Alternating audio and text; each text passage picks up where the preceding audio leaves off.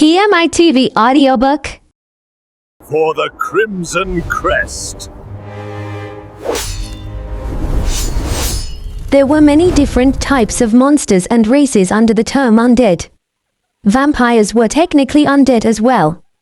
However, vampires weren't treated as monsters because they had intelligence and reason. Instead, they were considered a race or high-ranking nobles belonging to the undead. And the biggest reason why vampires were considered a race was because most undead possessed no threat to vampires. As such, whenever undead monsters were discovered in a place, vampires often took care of the issue instead of humans, orcs, or elves. When faced with the same enemy, other races might suffer a damage of 10, while vampires would only take 1 or 2 damage to wipe out the undead monsters. However, it was a different story if the enemy was a Like or a Death Knight. Likies and Death Knights differed from regular undead. They were born from an artificial power of magic containing evil energy, while regular undead was usually born from naturally formed deposits of death energy due to wars or diseases. As such, vampires didn't possess a natural advantage against ghouls or skeletons, which were created by a Death Knight. Vampires had no choice but to deal with them with their strength alone. In the case of ghouls, they possessed physical power and abilities rivaling vampires, although they were without reason. "What should we do?" Clay asked. She was flustered. Although she had lived for decades as a vampire, she had never faced undead like ghouls or skeletons. "What do you mean?" "Put your sword away." "You won't need it," Eugene responded. "What?" she mumbled, dumbfounded. Her hands were tightly gripping the pommel of her sword. Galfredic looked at her with pathetic eyes and asked, "Your sword? Does it have silver?" Clay responded, "No, I can't use silver weapons." One needed to be a lord at the minimum to even touch silver coins, and they wouldn't feel much intimidated by silver weapons unless they were stabbed or cut. On the other hand, lower-ranking vampires, which made up the majority, would shrink in mind and body by simply looking at silver, unless it was at night. TSK. This wench is even more useless than Selena. But I'm also a tiny bit afraid of ghosts, so Sionora. Key, the spirit clicked her tongue before diving into her pocket with a strange wail. Eugene and Galfredic ignored her words. If anything, the spirit could be considered the most useless of them all right now. It doesn't have silver, so what are you planning to do with it? Do you have a mace? Galfredic spoke. I do, Clay answered before quickly sheathing her longsword and pulling out a small shield and mace from her back. As a vampire knight, she was capable of handling various weapons like her human counterparts. Don't think about killing them. Think about smashing them apart instead. It will be best to crush their limbs, but you can also aim right here. If you blow away their heads, they won't be able to move for a while. Galfredic continued while also taking out 2 large steel maces from his back. Clay's eyes quivered when she saw the hideous weapons, which were several times larger than her own and riddled with dozens of blunt bumps. Will Sir Eugene use something similar as well? Her gaze turned toward Eugene. Help! Clay gasped when she saw Wolf's slaughter glimmering with a sharp light in the dark. Silver weapons would have similar effects on vampires as regular weapons had on humans. In addition, silver weapons would inflict enormous pain and would weaken a vampire's regenerative abilities. A critical injury from silver weapons could easily kill a vampire, and even lighter blows wouldn't heal so easily. Her vampiric instincts were warning her as soon as Clay saw Wolf's slaughter. The sword wasn't just a simple silver weapon. It was something else. And as if to prove it, she felt suffocatingly dizzy and stiff just by looking at the weapon. However, it appeared both Eugene and Galfredic were unaffected. "Excuse me. Sir Galfredic, are you feeling fine?" Clay asked. Galfredic responded, "I'm fine, but I did notice that inferior vampires get stiff just by looking at it." I see. Clay wasn't even surprised anymore. Moreover, she felt courage and pride blooming within her heart. she was accompanied by true great figures who had surpassed the intrinsic limits of their race. However, her newly found emotions disappeared only a few minutes later. Giwiwiwiwu. The damp winds of the seals carried a strange cry towards them. Twop! Twop! Twop! The deep, dirty water reached their ankles, and the rhythmic, yet chaotic sounds of splashing slowly neared them. Clay's anxiety peaked. She tightened her grip on her mace.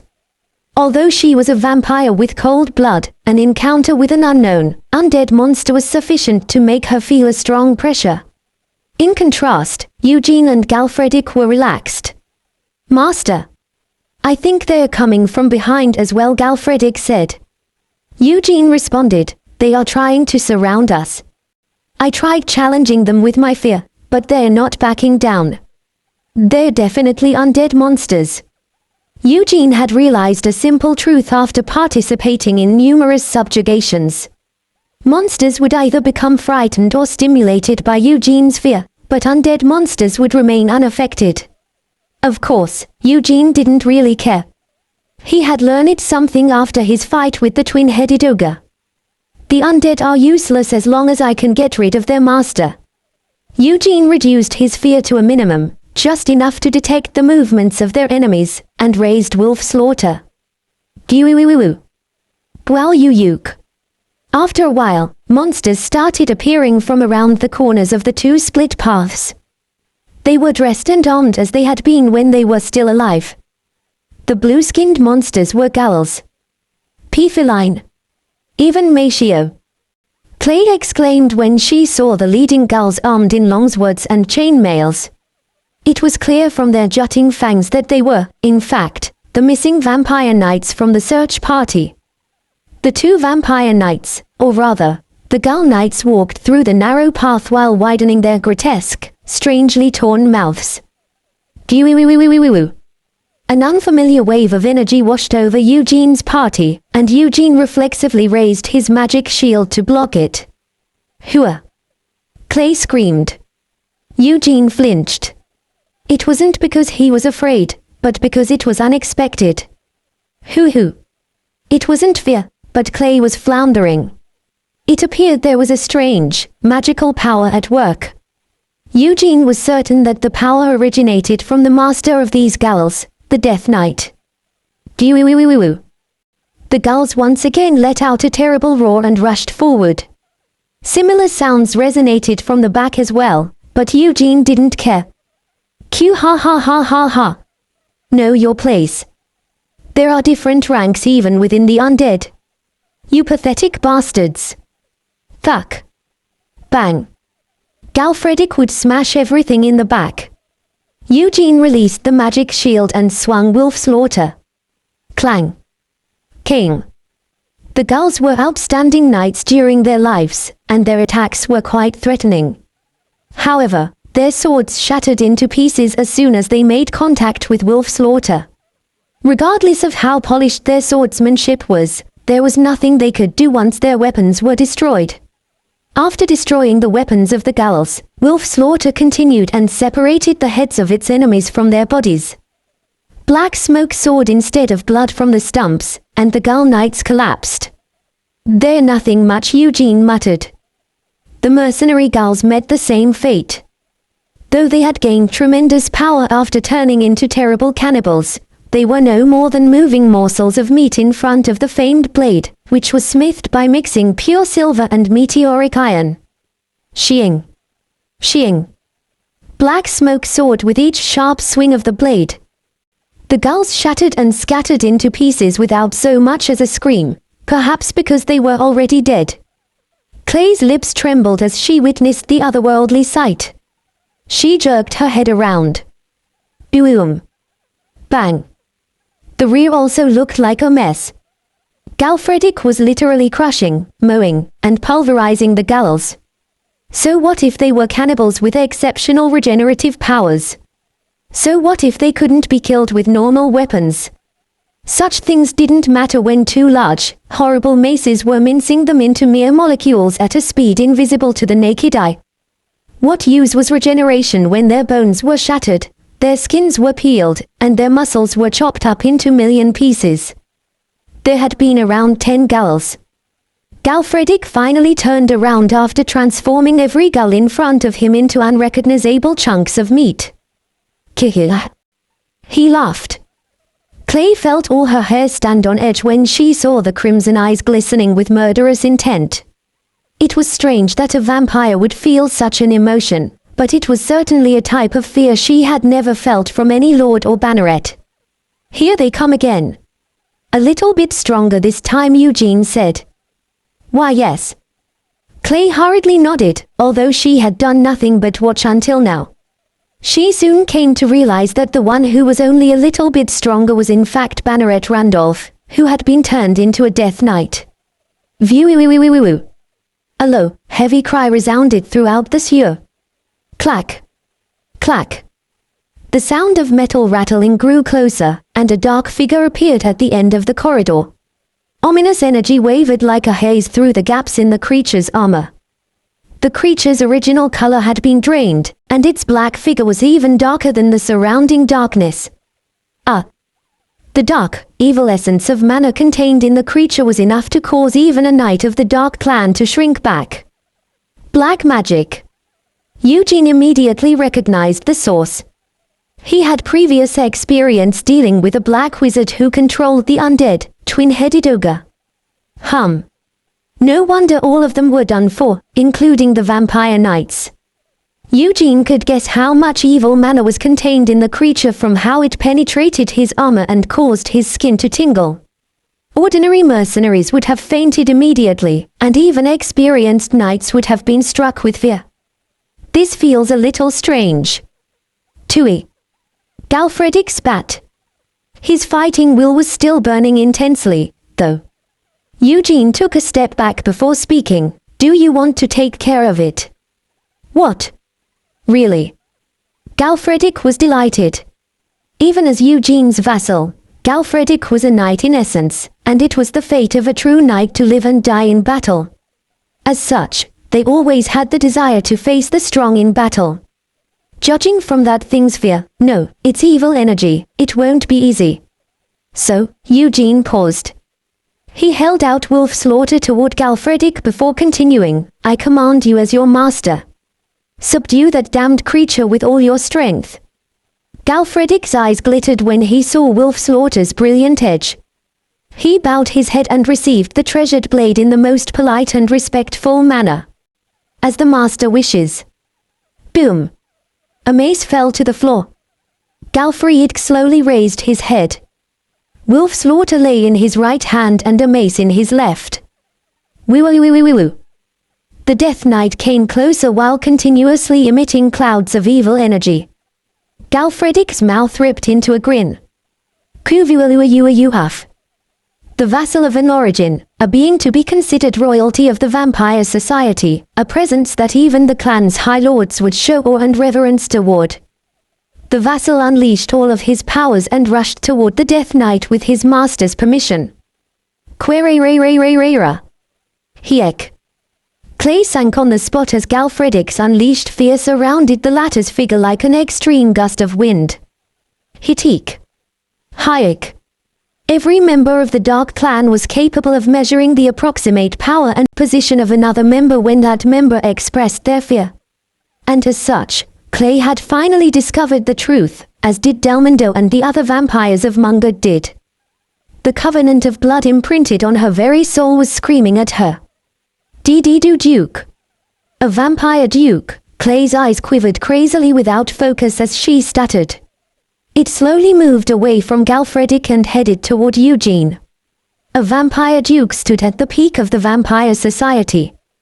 There was only one class of vampires capable of commanding a duke. They stood at the apex. They were the beginning and the end of the Dark Clan. They were monarchs capable of ruling all of the Dark Clan under their feet. A great origin. Clay's cry was filled with indescribable emotion and awe. It overlapped with the roar of the vampire duke. Rumble. As the vassal's fear collided with the evil energy, a thunderous roar occupied the narrow corridor. As the obsidian energy and the crimson ore emerged and scattered in the darkness, a thin light tore through it. Clay was dumbfounded by the sight of the spectacular swordwork cutting and separating the evil energy. Vampires were called the tribe of the darkness, and she never imagined that a creature belonging to the night could tear apart the darkness with such a cold, beautiful light. On the other hand, Eugene's gaze penetrated through the darkness and keenly observed Galfredic's swordsmanship. Amazing. He has improved even further. Eugene had first acquired Galfredic's swordsmanship when he took the burly knight as his vassal. However, Galfredic's current skills had vastly improved compared to their initial meeting. The Death Knight's evil aura was capable of affecting not only living creatures but the spirit of vampires as well. However, Galfredic was easily cutting through the evil energy with a single sword.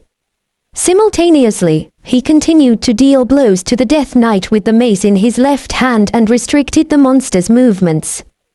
The enemy would have screamed with pain and faltered if they were capable of sensation. However, the Death Knight didn't back down or collapse even though it was being continuously pummeled and stabbed. Amazing. Eugene was amazed at the Death Knight, but he wasn't worried about Galfredic at all, neither did he think Galfredic would lose. His vassal was currently enjoying a confrontation with a rare, skilled knight who was also a Death Knight. It was evident by the fact that Galfredic didn't take several opportunities to cut the Death Knight's head and end the battle outright. But it seemed Galfredic became bored quite quickly. After a while, he thrust Wolf Slaughter under the Death Knight's helmet while blocking the monster's attack with his mace. Gyu! Black smoke started to spew from the stab wound along with a terrible cry. Galfredic pulled out the sword and then drew it horizontally from the left side. Slice. The Death Knight's head, which had been half severed and dangling, fell to the floor rather pathetically. Is it over? Home. Keraf. Both Eugene and Galfredic paused. It had seemed as if the Death Knight would collapse after being decapitated. However, the monster staggered for a moment before suddenly bending down and picking up its lost head. Eugene was at a loss for words after witnessing the horrible, bizarre, yet comical sight. Galfredic seemed to be just as dumbfounded. He simply stared as the monster picked up its fallen head. After scrounging around, the Death Knight successfully picked up its head, placed it on the stump of his neck, then spun his head a few times as if reassembling it. Then, the Death Knight was made whole once again. It roared vigorously. View. It was quite dispiriting. Crest. Master, do I have to keep fighting this thing? Galfredic asked.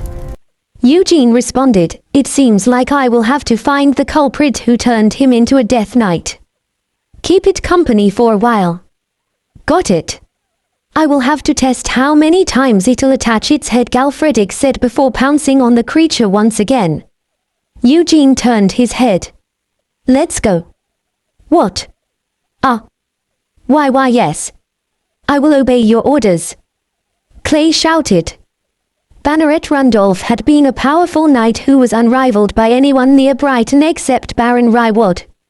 In addition, his power had been elevated significantly after turning into a Death Knight. However, Galfredic was regarding him as mere practice. Clay felt shocked as she hurriedly followed behind Eugene. Shuik. Slice. Clang. She had only taken a few steps when Clay heard the sound of the monster's head falling to the ground along with its helmet. Then, it sounded as if the Death Knight was fumbling around. View. How strange. Will you put your arms or legs back together if I cut them as well? Shuak. Slice. Thuck. Hew. Wow. Then, what about your dick? Kugh. Banneret Randolph. Please wait a little longer. I'm sorry. Clay felt hugely apologetic and sympathetic. The Banneret had met an unfortunate fate and had now become the plaything of a vampire duke. Asterisk. After traveling for about 30 minutes, Eugene and Clay arrived at an empty chamber about 10 meters high and 5 to 6 times as wide.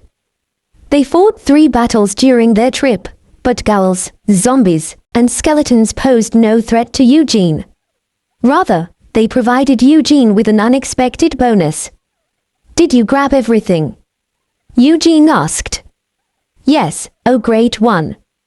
Clay bowed with a polite reply. She had been degraded to a mere porter before she realized it. She was carrying a large bag, which had belonged to a certain ghoul. It was filled with treasures and coins. "I didn't expect anyone to have used this place as an escape route," Eugene stated. "And neither did I. I never imagined anyone would have entered this place after the map was lost," Clay responded. The members of the search party for Banneret Randolph weren't the only transformed undead roaming the sewer and underground waterways of Brighton. Judging by their conditions and clothes, it appeared there were quite a few who had been wealthy nobles and their servants. It was presumed that they had escaped underground during wars and conflicts. Each of them possessed quite a bit of coin and wealth on their bodies, and as such, Eugene made an unexpected income. I might be able to recover some more if I roam around a little bit more," Eugene muttered. "Key. I'm scared, but if that's what you want." "And no. Ghosts are scary after all." "No. Money comes first. We have to scrape together more money, even if it's a single coin." "Key Helic. My inner money dragon is about to awaken." Sir, stop me." "Key Eek." The spirit eventually lost her mind and fell into a deranged state as greed and fear tugged at her heart from either side. Eugene shoved her into the leather pocket. His gaze happened to meet with Clay's. Eugene felt the slightest bit of guilt when he saw her expression, which was a mixture of fear, awe, and anxiety. "We can take care of the rest later," Eugene said. "Why, your humble servant will simply obey the will of the great monarch," Clay responded. Even though she had served Banneret Randolph for decades, he couldn't be compared to someone who stood at the apex of their race. "I wouldn't forego my promise. It just so happens that there is a culmination of evil energy on the other side. The person or object responsible for cursing your master should be located over there," Eugene said. "I am truly grateful." And indeed, Clay was thrilled. He was so merciful. He was truly a great man who looked after all the members of their race. There was a round, dome-shaped sinkhole located in the middle of the chamber, which was closed by a large stone gate. It appeared as if it was a dam to collect river water or rainwater. Eugene started to cross its center before suddenly coming to a stop and whispering, "Hugh, get down immediately. I obey your orders."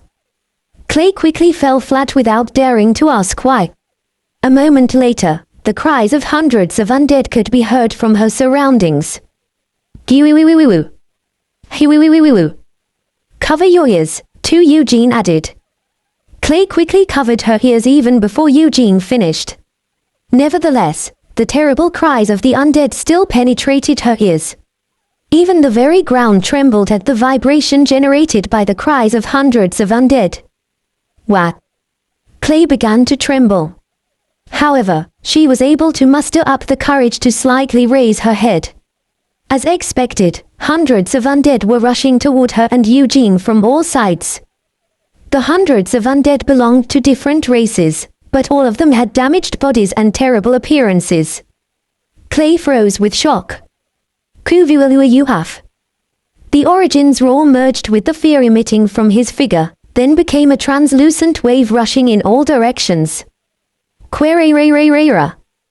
The waves spread in a hemispherical shape around Eugene and washed over the waves of undead like a tsunami. Phew phew phew phew phew phew phew. Clay could not believe her eyes. Every undead swept by the translucent waves of crimson subsequently burst in place. Most of the monsters exploded above their knees, leaving behind only dark gray grains, but the fresher ones erupted into red mists as their bodies exploded.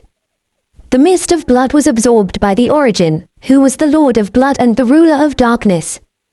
Giwiwiwiwiwiwu.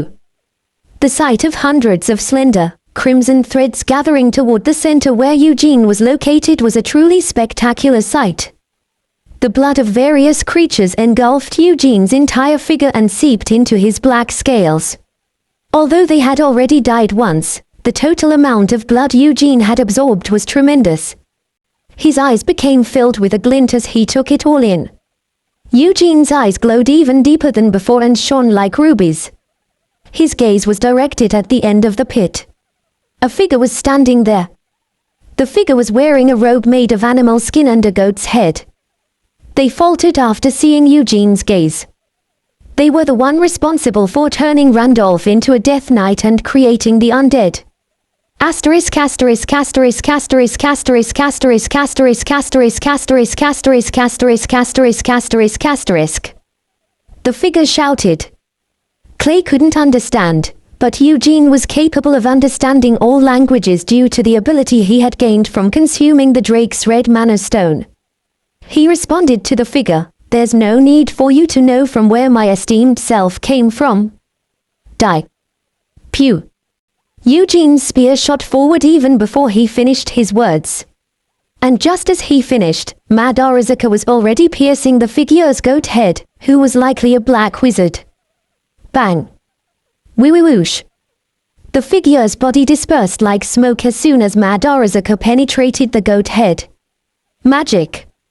Eugene instinctively recognized it as magic. A long, murderous flame filled with magic shot toward him from the left. Biwiwum.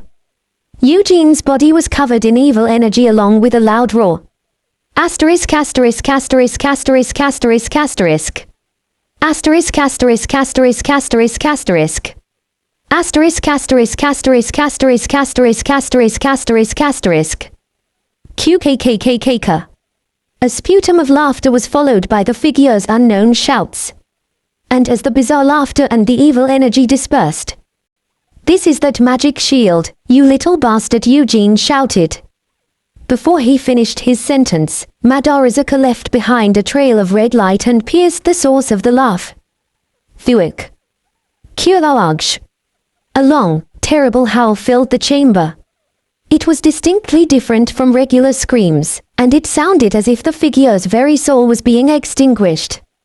Fwee-wee-wee-whoosh. Asterisk asterisk asterisk. Asterisk asterisk asterisk asterisk asterisk. Asterisk asterisk asterisk asterisk asterisk asterisk. Even as their body was engulfed in flames, the mysterious figure uttered a few more words before falling flat on the spot. Then, they disappeared completely with a crimson smoke, leaving behind only their clothes and belongings. Phew, Eugene took a breath before turning his head. Clay was still shivering, sprawled on the floor. "It's over. Get up," he said. "Yes. Yes." Clay jumped to her feet. However, she staggered, unable to overcome the remnants of Eugene's massive fear and the evil energy. "Everything good?" Eugene asked. Clay checked all over her body before shouting in a touched voice, I am fine." "Yup. Yup. The backpack is fine. The money, jewelry, everything is fine." Kihekihihila. Clay and Myrian answered almost simultaneously. "That's a relief," Eugene said. Kaihihila. Hooray. Ah. The spirit of desire was happy that their treasures were safe, and the vampire knight was touched that Eugene was worried for her. Although the vampire knight was gravely mistaken, both her and the spirit of desire were filled with joy. Asterisk asterisk asterisk. Clay. Banneret Randolph. Clay exclaimed in joy. Randolph had recovered to his former state as a vampire. "I'm so glad. I'm so glad."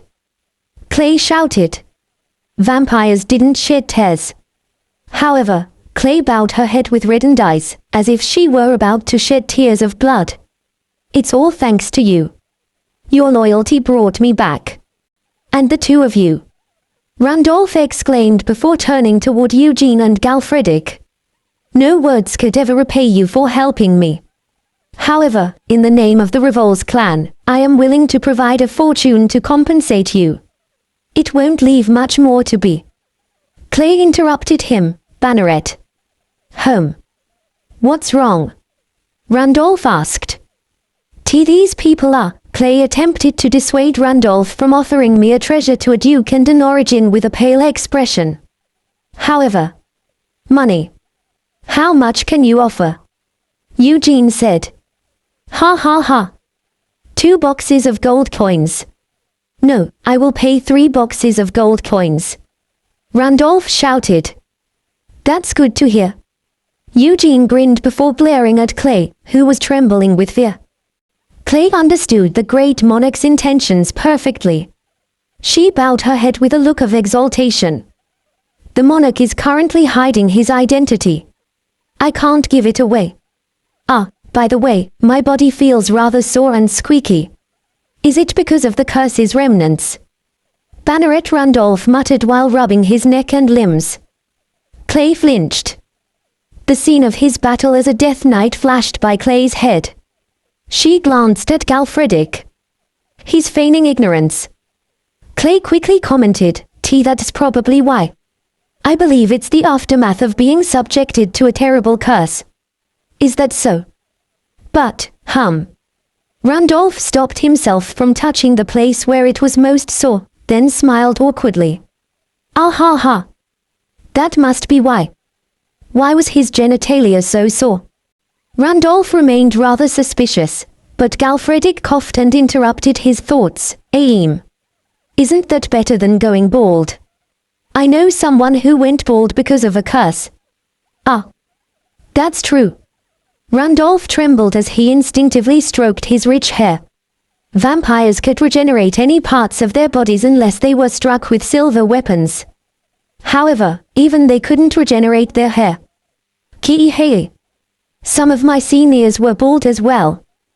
They would always get teased. Even magic can't fix baldness. Eugene thought that perhaps, among all kinds of magic and the mysterious, the curse of baldness might be the scariest of them all. I can't believe he took care of it so quickly. And we have no choice but to believe it. The leaders of Brighton were struck with a massive headache.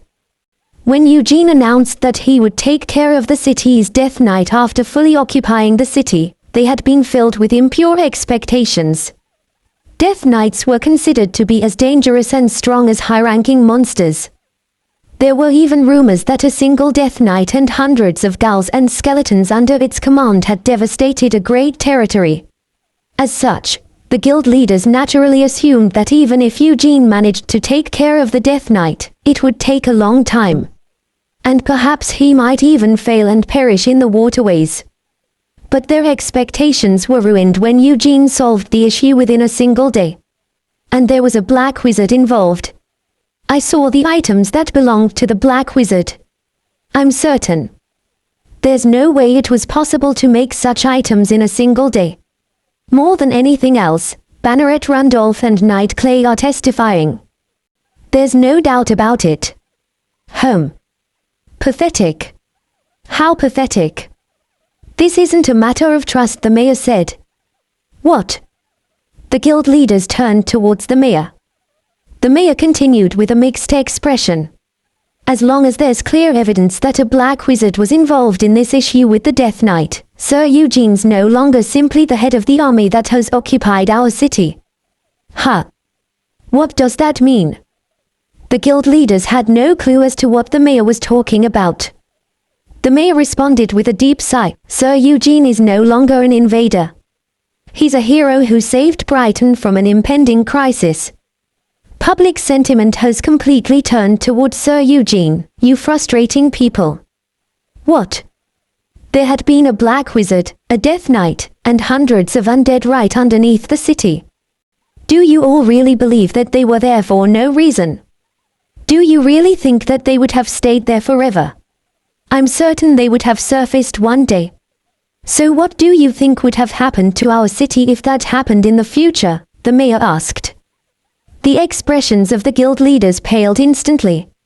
A terrible fate would have befallen Brighton. Do you all understand now? Sir Eugene has prevented such a future. TSK, the mayor said, clicking his tongue. But the citizens don't know that yet, do they? One of the guild leaders asked. Ha ha. The mayor laughed vainly, then stood up before opening the window. He continued. Look outside. Those people over there. What could they be talking about? The guild leaders got up from their seats and approached the window. There were hundreds of citizens gathered in the square located just outside the city hall. A person wearing chainmail and covering their face with a black hood was shouting at the crowd. Sir, did. And so, defeated the guild leaders couldn't make out exactly what the figure was saying, but the crowd was responding to their shouts with cheers and loud claps. Huh. Mr. Mayor, who is that person? Are they inciting the crowd? The guild leaders asked. The mayor responded, incitement my ass. That's Night Clay. She is testifying to the people about what happened in the city's underground. By tomorrow, everyone in the city will know what happened in the underground waterways. So now, the mayor was helpless. He looked around at the guild leaders with stiff expressions and continued bitterly. It's all over. We're now part of the Cruel Marine County. There's nothing to do except to prepare ourselves for change. The guild leaders finally came to recognize it at the mayor's words. The city of Brighton had existed as a free city due to the long chaos and war, but after today, its fate had turned in another direction. Asterisk asterisk asterisk. Please forgive my insolence. Banneret Randolph spoke in the most cordial voice possible while kneeling on one knee. When he met them initially, right after he was freed from his curse, Randolph had assumed that both Eugene and Galfredic were similar or slightly above him in status. However, he retracted his judgment immediately after hearing Clay's careful words and seeing the two figures walk around in broad daylight. They were clearly above a High Lord in status based on the fact that they could walk around in daylight. Moreover, the two of them were his benefactors and saviors of the city. As such, as a member of the Dark Clan and a knight, it was only appropriate for him to show unconditional respect and worship. Don't worry about it. It wasn't intentional anyway. You were quite formidable when you had been a Death Knight, and it seems like you are an honorable man as well, Eugene said. I'm flattered, Randolph responded with a humble bow. Clay was right by his side, acting with utmost politeness and modesty. They're quite all right. Eugene felt satisfied with the two. They gave off better impressions than Delmondo and the vampires of Mungard. Moreover, they were quick-witted and polite. Of course, there was something else as well. Ki. Gold. Kai. Sir. They're quite good folks, aren't they? They're so nice. WHO. Woo. Kikikikikekik. Myrian shouted while cackling to herself. Seeing the spirit joyfully swimming in a box filled with gold coins brought a smile to Eugene's face. Good. It was only natural to give after receiving. As such, Eugene decided to give Randolph and Clay a chance. So, Randolph, I assume you've heard a bit from Clay? Eugene asked. Yes. I have heard that Sir Eugene occupied the city of Brighton and had it incorporated into the Cruel Marine County, Randolph responded. Well, the city's leadership will be maintained for the time being. However, sooner or later, there will be changes, Eugene said. Rightly said, sir. I've heard before that there is a saying in the Roman Empire. New wine must be contained in a new oak barrel. Since you had taken over Brighton as your own with Count Cruel Marine, Sir Eugene, the ones to lead the city should be the ones you propose, Randolph said. Well said. Eugene nodded satisfactorily. Afterward, he asked in a nonchalant way. But we can't switch them out immediately. Why do you think that is? Don't feel pressured and be honest with me. Randolph contemplated for a moment before answering. Although I am lacking, I will offer you a meager piece of insight. I dare to assume that you have made that decision because you know that drastic changes can lead to confusion and discontent among the citizens of the city. So, it is my humble opinion that you will maintain the current leadership for the time being and bring about changes after you achieve whatever it is that you are aiming for. That's what I think. Great. Eugene was a little surprised. Randolph's words were almost in line with the plan Eugene had come up with Pythagoras. I thought you were only skilled as a knight since you are a banneret, but it seems you have a good head as well. Eugene praised Randolph. Not at all. I am naught but dust to pale in your brilliance, sir. Not anyone can capture a direct descendant and the knights belonging to the Frensil family, Randolph responded. Now that he mentioned it, Eugene had forgotten about Lorraine and the other captives. But he wasn't too worried. Lancelot and the Beowulf warriors should be keeping them safe. Eugene asked, do you know a lot about the Frensil family? Eugene had Pythagoras, but the druid's knowledge was mainly regarding the island's history. As such, he wasn't quite up to date with the current situation of Branchiar and the various forces trying to claim the throne. In addition, Lancelot had left Branchiar quite a long time ago. He was in the dark about the recent events and situations. He claims to be a duke, but I see him as a powerful warlord. He was only a powerful baron before the crusade. On the contrary, in terms of lineage, the late Lord Ryward would have a better claim to the throne compared to him. The Frensil family, Randolph explained everything he knew about the Frensil family. He's definitely quite useful. Good. Eugene came to this decision after hearing Randolph's explanation. Banneret Randolph, he called out. Yes, please speak, Randolph responded. Do you want to be the mayor of Brighton? Eugene asked. What? Randolph's eyes grew wide with shock. Eugene smiled. Not right now, but within a year at the latest. And it doesn't mean that you have to become a vassal of the Crawl Marine family. Of course, you won't need to betray the Revol's clan either. That means, Randolph muttered. You will become a loyal servant of the king. Banneret of the Revol's clan and an honorable nobleman appointed by the king of Branchiar. How about it? Eugene asked. Randolph was stunned. A banneret could only be considered a nobleman in the vampire world. He could not be considered a nobleman in the entirety of Branchiar. The only true nobles were families, regardless of race, that survived the generations after being bestowed a title by a king. As such, there were only a few among the members of the Dark Clan in Branchiar who could be considered true nobles. But now, Randolph had a chance to become a real noble. A noble from a clan with a higher status than that of a High Lord was personally offering him a chance. There was no need to contemplate it. I will follow you, sir. Randolph shouted in a voice filled with joy. Key. Subordinate number 3. Hey, you punk. My esteemed self knew Sir Eugene even before Gal. Home. So, make sure you send tributes of gold coins every month, and a gold castle should also be in order. Boom. Key. The spirit was boxed in with her favorite gold coins. Asterisk asterisk asterisk. If anyone comes from the Frensil family, tell them to come to Castle Ryward.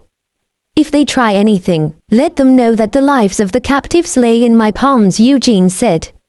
As you wish, the city's mayor responded politely. Eugene left Brighton after placing the flag of the Black Dragon on the city hall and the city's gates.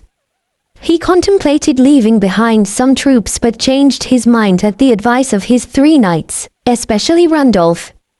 You have already occupied the city once, so you can enter Brighton whenever you want. The mayor of Brighton is quite tactful and quick-witted as well. He will not cooperate with anyone unless they possess an army capable of overwhelming your esteemed self and your army. Moreover, Brighton has already seen and experienced your power and bravery. If anything happens, they will ask for your help. They will never betray you. Randolph said this to Eugene before the latter left Brighton. Eugene was glad to have taken in Randolph. It was a little disappointing that the banneret couldn't walk around during the day with his skin exposed, but he could simply wear his armor. Moreover, it wasn't that much of an issue since vampires rarely felt the effects of extreme temperatures. Moreover, there were many more cloudy and rainy days than sunny days in Branchiar. There was a good reason why it was the second most populated country for vampires after the Roman Empire. But what can we do? Please give us your orders, Randolph said. Eugene looked at Randolph and Clay before responding. I thought it might be a little difficult for Lancelot to manage all the mercenaries by himself. Since you are a banneret, you know a bit of tactics and strategies, right? Naturally. I was a knight before I was taken in by my father, Randolph said, nodding. Good. Split the troops with Lancelot and take command. Eugene ordered. Ha ha. I'll be much relieved from now on. Please take good care of me, Sir Randolph, Lancelot said with a chuckle. I'm honored. Please guide me well, sir. I have always deeply admired the Knight of the Lake, Sir Randolph responded. He had shown awe and respect for Lancelot immediately after hearing the knight's surname. Of course, it didn't hurt that Lancelot played a similar position to Galfredic in Eugene's army. Then, I will go and meet with the mercenary captains, Randolph said. As you'd like. Randolph and Clay turned their horses toward the mercenaries. Lancelot spoke with a grin while observing the two people. They are quick-witted and it seems that they are quite useful as well. And at least in Branchia, no mercenary would complain about being under the command of a vampire banneret. It meant that a banneret could be considered an equivalent of the most outstanding knight in a prestigious family of nobles in the Kyler Kingdom, such as the Archivald or the Wincelan family. It was why Brighton's mayor and leaders formed a search party when Randolph fell under a curse and transformed into a Death Knight. A vampire banneret could be considered both the strongest knight and the most capable commander in any city of Branchia. By the way, Sir Eugene. The High Lord that he serves. Ah. Well, I guess it doesn't matter. Lancelot paused and scratched his head. It was a needless worry. Even a vampire High Lord would have no choice but to obey Eugene's orders and words. We can thank him later for lending us the banneret. A little flattery and compliments. If he complains, I'll just fix him up, Galfredic commented. Kihihihi. I will lend you my hand as well, Myrian added with laughter. Yeah. Spit some phlegm into their eyes. Galfredic nodded. You know what it is, Gal. Tui. Tui. Pto Topto. He. I've never missed a single shot in my life. I call it perfect spitsmanship. Myrian exclaimed. Whoa. It sounds like a lethal move. Galfredic shouted in admiration. Myrian giggled. The two seemed rather close. Lancelot managed to hold back his laughter and drew closer to Eugene before speaking. By the way, sir. What did that black wizard say right before he died? I was just thinking about that. He seemed to know about the Battler Dutch's 3 armaments. He seemed shocked that I possessed 2 of them, Eugene responded. In fact, Eugene possessed 3 of the 4 armaments, but at the time, Galfredic had been holding Wolfslaughter. The Black Wizard had mistakenly assumed that Eugene only possessed 2 of the 4 armaments. However, the Black Wizard had been in disbelief, saying unbelievable in the strange language he knew before perishing. Eugene noticed something by then. It seems that someone had deliberately scattered the Battler Dutch's armaments, Eugene commented. Eugene speculated that the Black Wizard responsible for creating the twin-headed ogre and the one he had recently killed belonged to the same organization. I'm back, sir. Randolph shouted after returning with 40 Beowulf warriors and 2 units of 100 soldiers. He continued. There were about 40 bandits, and all of them were eliminated. 2 of our soldiers suffered minor injuries. And here. Randolph held out a pledge of loyalty printed with the signature of the village head from the village he had just occupied. Eugene responded, well done. This makes 7 so far. Yes, the population was rather small, but with this, we have completely stabilized the route leading from Brighton to the Ryward territory. Congratulations, sir. Randolph exclaimed. Yes. Eugene smiled with satisfaction as he wrapped up the pledge of loyalty. He had left the villages untouched before since he was heading to Brighton for war, but now that he had occupied the city, there was no longer any reason to leave them unoccupied. As such, Eugene sent troops to all villages in the vicinity to wipe out all the bandits and roamers in their surrounding areas to promote security, and he obtained pledges of loyalty from the village chiefs and landowners. The village chiefs wouldn't have expected such a thing, but this was simply the world they were living in. Someone else would have occupied the villages in the future even if it wasn't Eugene. Did they have any complaints? Eugene asked. They were initially as quiet as a mouse, but they appeared to be curious about the situation. As such, I followed your orders and hinted to the village leaders that a new king of Branchiar might appear shortly, someone who holds the right to the nation's legacy. They seemed to be happy when I mentioned that they could very well be promoted to administrators in the future, Randolph answered. His face was filled with awe. At first, he simply assumed that Eugene was trying to occupy the village to rob it or to plunder supplies. Asking for a pledge of loyalty was simply a formality. Most nobles and lords used it as an excuse to use the village's resources to maintain their armies. However, Randolph had been mistaken. Eugene offered a carrot to the village leaders and heads, that they might be able to live a life as loyal servants of Branchiar's future king. It was an offer that no one could resist. You might be promoted to serve under the new king, but perhaps someone more loyal would take that position from you. The words were quite ambiguous, implicit, subtle, and left a lot to the imagination. As a result, the village chiefs and landlords willingly offered up their wealth and supplies to Eugene's army. They were grateful, yet fearful toward Eugene and Count Cruel-Marine. But of course, they were also expectant and greedy. Good work. Distribute the goods you obtained from the bandits to the troops, Eugene said. Yes. Although the mercenaries had to fight for a year without any pay as a result of losing to Eugene, it was impossible for them to have rid themselves of greed and be truly loyal to Eugene. As such, Eugene distributed the loot gained from battles and a portion of wealth and supplies gained from the villages to the mercenaries. Although they would be getting less compared to officially signing an employment contract with Eugene, the troops were enamored by Eugene's grace and mercy. Even though they were technically prisoners, Eugene was treating them so well. Thanks to this, they started to have high expectations for their futures.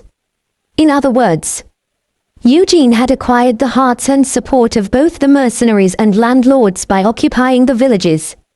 You may go and rest, Eugene said. Yes, sir. Randolph bowed politely before turning and walking toward Clay. He whispered, "Isn't he amazing? I wouldn't be exaggerating to call him a master of craftiness." Yes, Banneret. Clay nodded in agreement. She wanted to tell him that it was only natural since Eugene was an origin, but she knew that she couldn't do such a thing, so she only nodded. There was a reason why the Sage of Mount Optimo aligned himself with Sir Eugene. If it's Sir Eugene, I'm certain he will be able to unite Branchiar. Randolph continued. And you will become the mayor of Brighton, Banneret Clay remarked. Ha ha. Then, you will be a knight of Brighton. The captain of the guards. No, what about being the mercenary guild leader and the city's recruiter? Randolph exclaimed. It's an honor. Clay responded excitedly, then turned her head before whispering. By the way, Banneret Randolph. How do you think the Frensil family will react? She asked.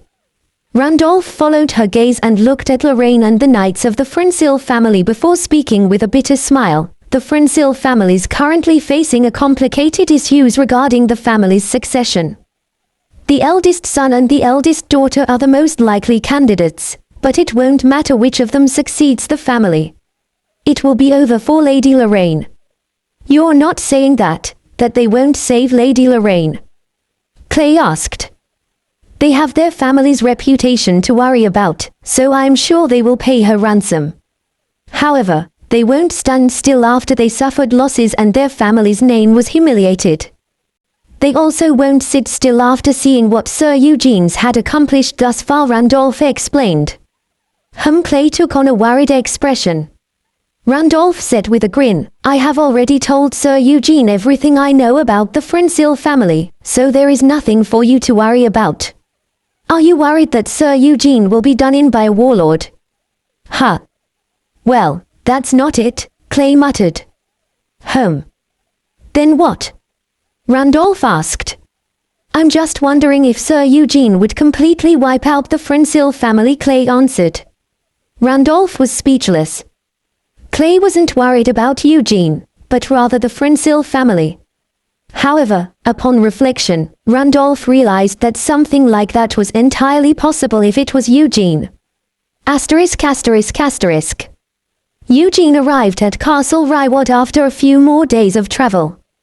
His return was expected, thanks to the scouting Beowulfs, and Luke personally greeted Eugene with his troops. Master, we sincerely welcome your safe return. Luke shouted. He didn't simply greet Eugene either. As soon as the young count saw his master, he dismounted his horse, knelt on one knee, and bowed his head. Some people were shocked upon seeing such a scene. Although they heard the stories, they had been skeptical about them. But it appeared that Count Crawlmarine was indeed extremely devoted to Eugene. It was real. In particular, Lorraine and the knights of the Frensil family were extremely shocked. But the surprise hadn't ended just yet. Naturally, Luke fulfilled his duties as Eugene's aide. After dismounting his horse, kneeling, and bowing, Luke personally took Cillian's reins and guided the horse. What a surprise, one of the Frensil family's knights muttered with an incredulous look. He then whispered to Lorraine in a very grim voice, My lady. It's not just a cooperative relationship or a slightly favored relationship. It's a true relationship between a lord and his vassal, a master, and his servant. I can see that. But why did Sir Eugene incorporate Brighton into the Crawlmarine County? Lorraine asked. I'm curious about that as well. Not being greedy is one thing, but anyone can see that Sir Eugene is far superior in terms of authority and power, Bonma muttered while looking at the backs of the two in question. The young count also appeared to be a remarkable talent, but he was no match for Eugene. Bonma was also certain that the two of them were well aware of that fact as well, but the two, as well as all the people around them, didn't seem to think that it was weird for Crawlmarine to become the new master of Brighton and the surrounding areas. On the contrary, they were looking at the two with satisfaction and... Lady Lorraine. Bonma called out. Yes. Yes. Lorraine jumped up in surprise. She had been staring someplace with dim, hazy eyes. What's wrong? She asked. Her cheeks were dyed red. Lorraine was extremely scared of Eugene. She couldn't even make eye contact with the latter, and whenever Eugene called her out, she would become soaked in cold sweat and tremble. It was impossible for her to have fallen for Eugene. So why was she suddenly acting like this? Don't tell me. Count Crawlmarine. Bonma felt his heart sink. A certain spirit was closely observing the two figures with only her head sticking out from her leather pocket. Key. So something interesting is about to happen, Tilda. I can feel it in the air. That's right. If I do well, maybe I'll have an excuse to rip off aid number 2. Kee-hoo. The spirit's eyes twinkled as she looked alternatingly at Lorraine and Luke. She had always been faithful to her own desires. Myrian began to make a plan as insidious and evil as her own greed without considering the opinions of the two involved figures. *****. Aim. Occupation, of course, was expected, but you succeeded so quickly. You have performed way beyond my expectations, Pythagoras said. Not only that, but he occupied and cleaned up all the villages and hamlets on his way. As expected from my master. Luke shrugged while bragging to Pythagoras. Pythagoras responded with a mysterious smile, you will become even busier from now on. I will. Luke asked. Sir Eugene will have to go to war, right? Who will rule in his stead? No one else but you, a count and his aide, is more suitable for that role, Pythagoras answered. Ah. Is that so? Luke said while cautiously turning his gaze toward Eugene. It was clear that Luke wanted to serve Eugene by fighting by his side. Eugene contemplated. He had workers and slaves taking care of him, but he felt a little uncomfortable. First of all, Luke would do everything without being told to, but the workers and slaves were too conscious. Above all else, they had never encountered a plate armor. He didn't like how they polished and took care of his armor. But it's not like I can have a count doing chores. Eugene fell into deep thought. Luke suddenly spoke as if he had remembered something. Ah. Master, regarding the orders you gave before leaving for Brighton. What was it? Eugene asked. About the prisoners from the continent who Lord Ryward captured during the crusade, Luke said. Oh, that's right. Did you pick them out? Eugene asked. Befitting his reputation, Baron Ryward had defeated many knights from the continent during the crusade and captured them and their troops as prisoners. Soldiers and mercenaries were either enslaved or sold, but the knights and nobles had been taken prisoner and kept in the dungeon. Eugene had instructed Luke to interview the prisoners one by one before leaving for Brighton. He could return them to their respective families for generous rewards, and if they proved useful, he could put them to work under him. I couldn't make an accurate judgment since I'm ignorant regarding the politics and families belonging to other kingdoms. But one thing is for sure, most of them are middle and low-class nobles, Luke said. Eugene responded, is that so? Good work finding that out. Luke's expression brightened after receiving Eugene's compliment. He continued to explain, it's nothing. I followed Master Pythagoras' advice and served them food and alcohol. They started to spill the beans on their own after receiving good treatment. Moreover, as Lancelot had explained earlier, knights and nobles who had advanced further into Branchia during the crusade were mostly without connections and of lower status. They were brave and innocent challengers who crossed the sea with their own goals for success rather than faith in the Central Church's cause. However, their courage was broken and their faith in the Church was lost during their long captivity. They had been left with only persistence and despair, but the appearance of a young count who was fluent in the Kyler Kingdom's language was enough to plant small seeds of hope in the midst of their doubts. Moreover, Luke had also faithfully followed Eugene's instructions and Pythagoras' advice to treat them with great hospitality, which contrasted sharply against the cruel, fierce treatment from Baron Ryward. There had been some who even sobbed with sorrow and gratitude. Did you talk about me? Eugene asked. Luke responded, yes. I told them all about how I returned to Branchia and succeeded the cruel Marine County. Their reaction? Eugene asked. Luke responded with a big smile, even those who were initially reluctant after hearing your identity as a member of the Dark Clan were moved after hearing my story. They paid their respects to Master, saying that you are a true knight. Even the holy knights of the Kyler Kingdom thought the same. What? There's a holy knight from the Kyler Kingdom among them? Eugene asked. Yes. Do you remember the armor that Baron Ryward wore? They said that it was made by crafting different parts from the armor belonging to that holy knight. He said he would swear his loyalty if the armor was returned to him, Luke said. Aim. The Count's words are true. I confronted him myself, and there was no lie.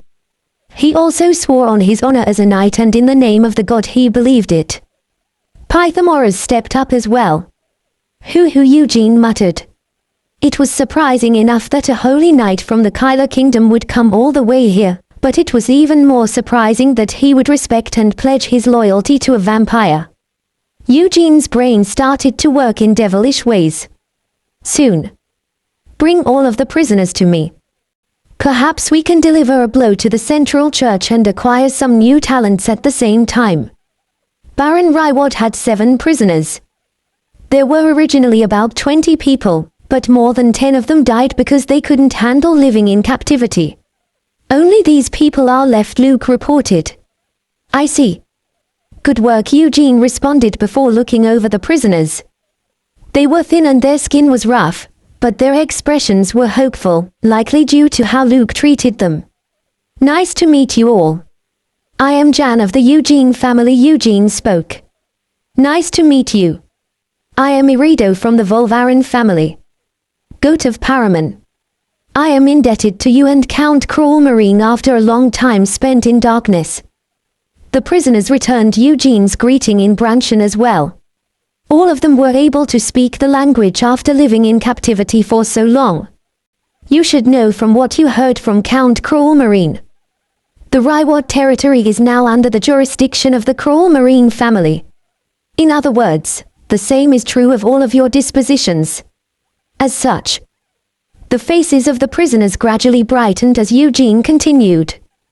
With those relationships, the ships from the continent will soon arrive in Mungard. Perhaps they have already arrived. Both Marin and Moffern are strong supporters of mine, Eugene concluded. Is that true? A knight from the Volvarin family, which Eugene had never heard of, asked. Luke stepped out with a hardened expression. Sir Volvarin, I warn you. Do not doubt my master's words again. I apologize, Your Excellency. I made a mistake.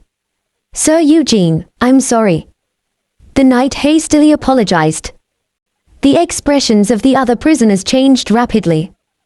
They had been dubious even after hearing about the relationship between Luke and Eugene, but now, they could see it clearly. Eugene had full authority. In this place, his words were both the law and order. What do I stand to gain from lying to you, sirs? And to be honest. Eugene's voice lowered and became cold. The prisoners became rather nervous upon noticing this change. Eugene continued. From my point of view, I will be better off without you, sirs. What if you spread strange stories about me after I send you back to your families? The prisoners became wide-eyed at the subtle threat. Are you saying that you're going to kill us all? Please contact my family. I'm certain they will pay sufficient ransom. Sir Eugene. The prisoners shouted urgently. Eugene continued in a low voice. However, there is another way. What? Mungard, the Cruel Marine County, the Ryward territory, the city of Brighton. All came to serve me and Count Cruel Marine. What the members of the crusade never managed to achieve, I achieved. And my ultimate goal is all of Branchia. Eugene continued. The prisoners were made speechless. Eugene uttered a single word, consumables. He continued. The church and the leaders of the expeditionary force, even your families. All of them treated you as mere consumables. Even though you were brave and honorable knights. KUGH. The prisoners clenched their fists and teeth after hearing the uncomfortable truth. But this was something they already knew. Eugene's voice resonated once again. However, I saved you, sirs, without expecting anything. Also, I have no intention of treating you as consumables. The prisoners raised their heads. Eugene's voice was no longer cold, but instead quiet and powerful. Sirs, although defeated, all of you were brave and valiant enough to challenge Branchiar's sword master. Those who cannot respect that do not deserve to be called nobles. So, sirs, why don't you come to me? Eugene said. Yes, sir. The shoulders of the prisoners quivered as they looked at Eugene with shock. Despite the lack of expression, Eugene's eyes shone with a captivating light. Both his appearance and voice instilled a sense of deep trust in the prisoners. I swear on my honor, and in the name of Count Cruel Marine. Sirs, I will grant you life as vassals of Branchiar's king. Naturally, without pay for the time being. Just as my master says. I swear it on my name. Luke solemnly declared. The prisoners shared gazes as if they were possessed. If they accepted this proposal, they could perhaps live lives as vassals of Branchiar's king. At the least, they would be vassals of a lord possessing a large portion of Branchiar. On the other hand, what would happen to them when they returned to their hometown? Would they ever get another opportunity like this? In the first place, why did they even cross the sea? There wasn't even a need to contemplate. We will follow your wishes. The prisoners kneeled simultaneously. They had lost hope long ago, but now, a miracle had occurred. Good. I look forward to working with you all, Eugene said with a grin. Using appropriate threats and sweet suggestions, he had successfully acquired 7 unpaid, highly skilled workers. Baron Ryward had truly been stupid. Eugene couldn't believe that he had stuffed so many skilled workers inside of a cell instead of using them for his benefit. Then all of you will have to work starting tomorrow. Oh, for the time being, you will be taking orders from Master Pythagoras. He is a druid who is highly respected in the area. For now, you all should go and get some rest. Come and take care of these, sirs. Eugene gestured, and slaves immediately headed to the prisoners' sides. The slaves were Branchian, and they had been thoroughly educated by Pythagoras. They would be monitoring and reporting the prisoners' every move out of their fear for the druid. However, the prisoners knew nothing about it. They were simply grateful that Eugene was taking good care of them, even though they were prisoners before. Then, gentlemen, follow me, Luke said. Yes, yes. Even Luke, the Count, was personally guiding them. Their suspicions finally disappeared. Ah, Sir Edmund, right. Stay behind for a while, Eugene said. Ah, yes. A young man with a sturdy build stopped at Eugene's word. Mosin Edmund. He was the holy knight from the Kyler kingdom who had crossed the sea during the crusade. Asterisk asterisk asterisk. Sir, first, take that, Eugene said. What? Ah, this is, Edmund's eyes widened. He had initially been nervous about being separated from the others. 2 slaves carefully carried over a plate mail armor. It was originally yours, right? It's probably a little different from what you used to wear, but it should have been reinforced since Baron Ryward had it worked on. Try it on. Hey, help him out, Eugene said. The slaves immediately assisted Edmund with the armor. Soon, a proud knight stood in his place. Edmund knelt on one knee. He was deeply moved. How can I ever repay you for the boundless you have shown me? Eugene responded, do you really want to pay me back? Of course. I'm not an ungrateful beast who doesn't know grace, Edmund spoke confidently. Eugene asked with a curious expression, as you know, I am a vampire, and you are a holy knight. And yet, you are going to repay me. Edmund flinched, then spoke with a sigh, that's right. I am a holy knight of the Kyler kingdom. But before that, I was an aide to a knight of the Roman Empire. Hoo-hoo. Eugene was surprised by Edmund's unexpected story. The knight continued. Mosin Edmund had been captured after participating in a border dispute as an aide to the Roman Empire's knight. Usually, knights never betrayed their aides, but his master left him behind and ran away. As a result, his loyalty toward his previous master completely disappeared. I defected in order to survive. Fortunately, my sword skills were quite useful, and my family name was well known. I was given the opportunity to serve as a knight of the kingdom or become a holy knight. Edmund continued. Defected descendants of foreign nobles were highly valuable in many ways. Edmund had decided to become a holy knight to fulfill his grand ambitions. I was educated as a holy knight at a late age. At first, I intended to work hard. However, the priest who taught me faith and the master who trained me as a knight. Even the other holy knights had no trust in me, Edmund said. Ki. A loner. Sir, he was a loner. Myrian flew over and whispered in Eugene's ear. She had been plopped down as if she was bored. Edmund kept talking in a grave voice, unaware that a spirit was talking about him. In the end, joining the expeditionary force as a holy knight was the only option left for me as a defector. Edmund dropped his head, and Eugene silently observed him. Edmund's heart rate was normal, and he wasn't displaying any typical signs of lying in humans. There was a good chance that he was telling the truth. A defector. How can I use him? Eugene agonized since Edmund's identity was completely different from what he initially expected. Most importantly, it was still too early to completely trust the Holy Knight. What should I do? It would be a waste to just kill him. While Eugene contemplated, Luke returned and walked through the door. Master. Please excuse me. A message came from Mungard and Mare, and Luke said, "Is that so?" Eugene responded. He was pleased since he had been a little concerned that nothing had arrived until now. There were 2 letters.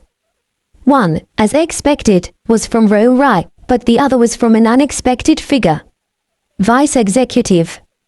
Eugene said curiously as he opened the letter from Priscilla. He narrowed his eyes as he read the letter. Priscilla's letter was riddled with all sorts of apologies, and its content was quite serious and unexpected. Then, Eugene opened Rai's letter and read it. If Priscilla's letter could be summarized as "I've committed a grave sin," then this was. "Please save me." What? What is? Right. Eugene agonized while rubbing his chin, then suddenly raised his head. "Sir Edmund. I would like to offer you a chance," he said. "What?" "Whatever the case, you are a holy knight of the Kyler Kingdom. That won't change, wouldn't you say?" Eugene asked. "That's true," Edmund answered. "And a holy knight is a figure who gives trust to knights and mercenaries from the Kyler Kingdom. Wouldn't you agree?" Eugene continued. "That's also true," Edmund said. "Then I must ask you to immediately head to Mungard." Sir Galfredic will accompany you," Eugene stated. "What?" Edmund said with a puzzled expression. Eugene gave a meaningful smile. "It looks like uninvited guests have crossed the sea. Take care of it with Sir Galfredic. How you are treated in the future will change depending on how well you resolve this matter. ****. This is driving me nuts. Aren't there any good solutions?"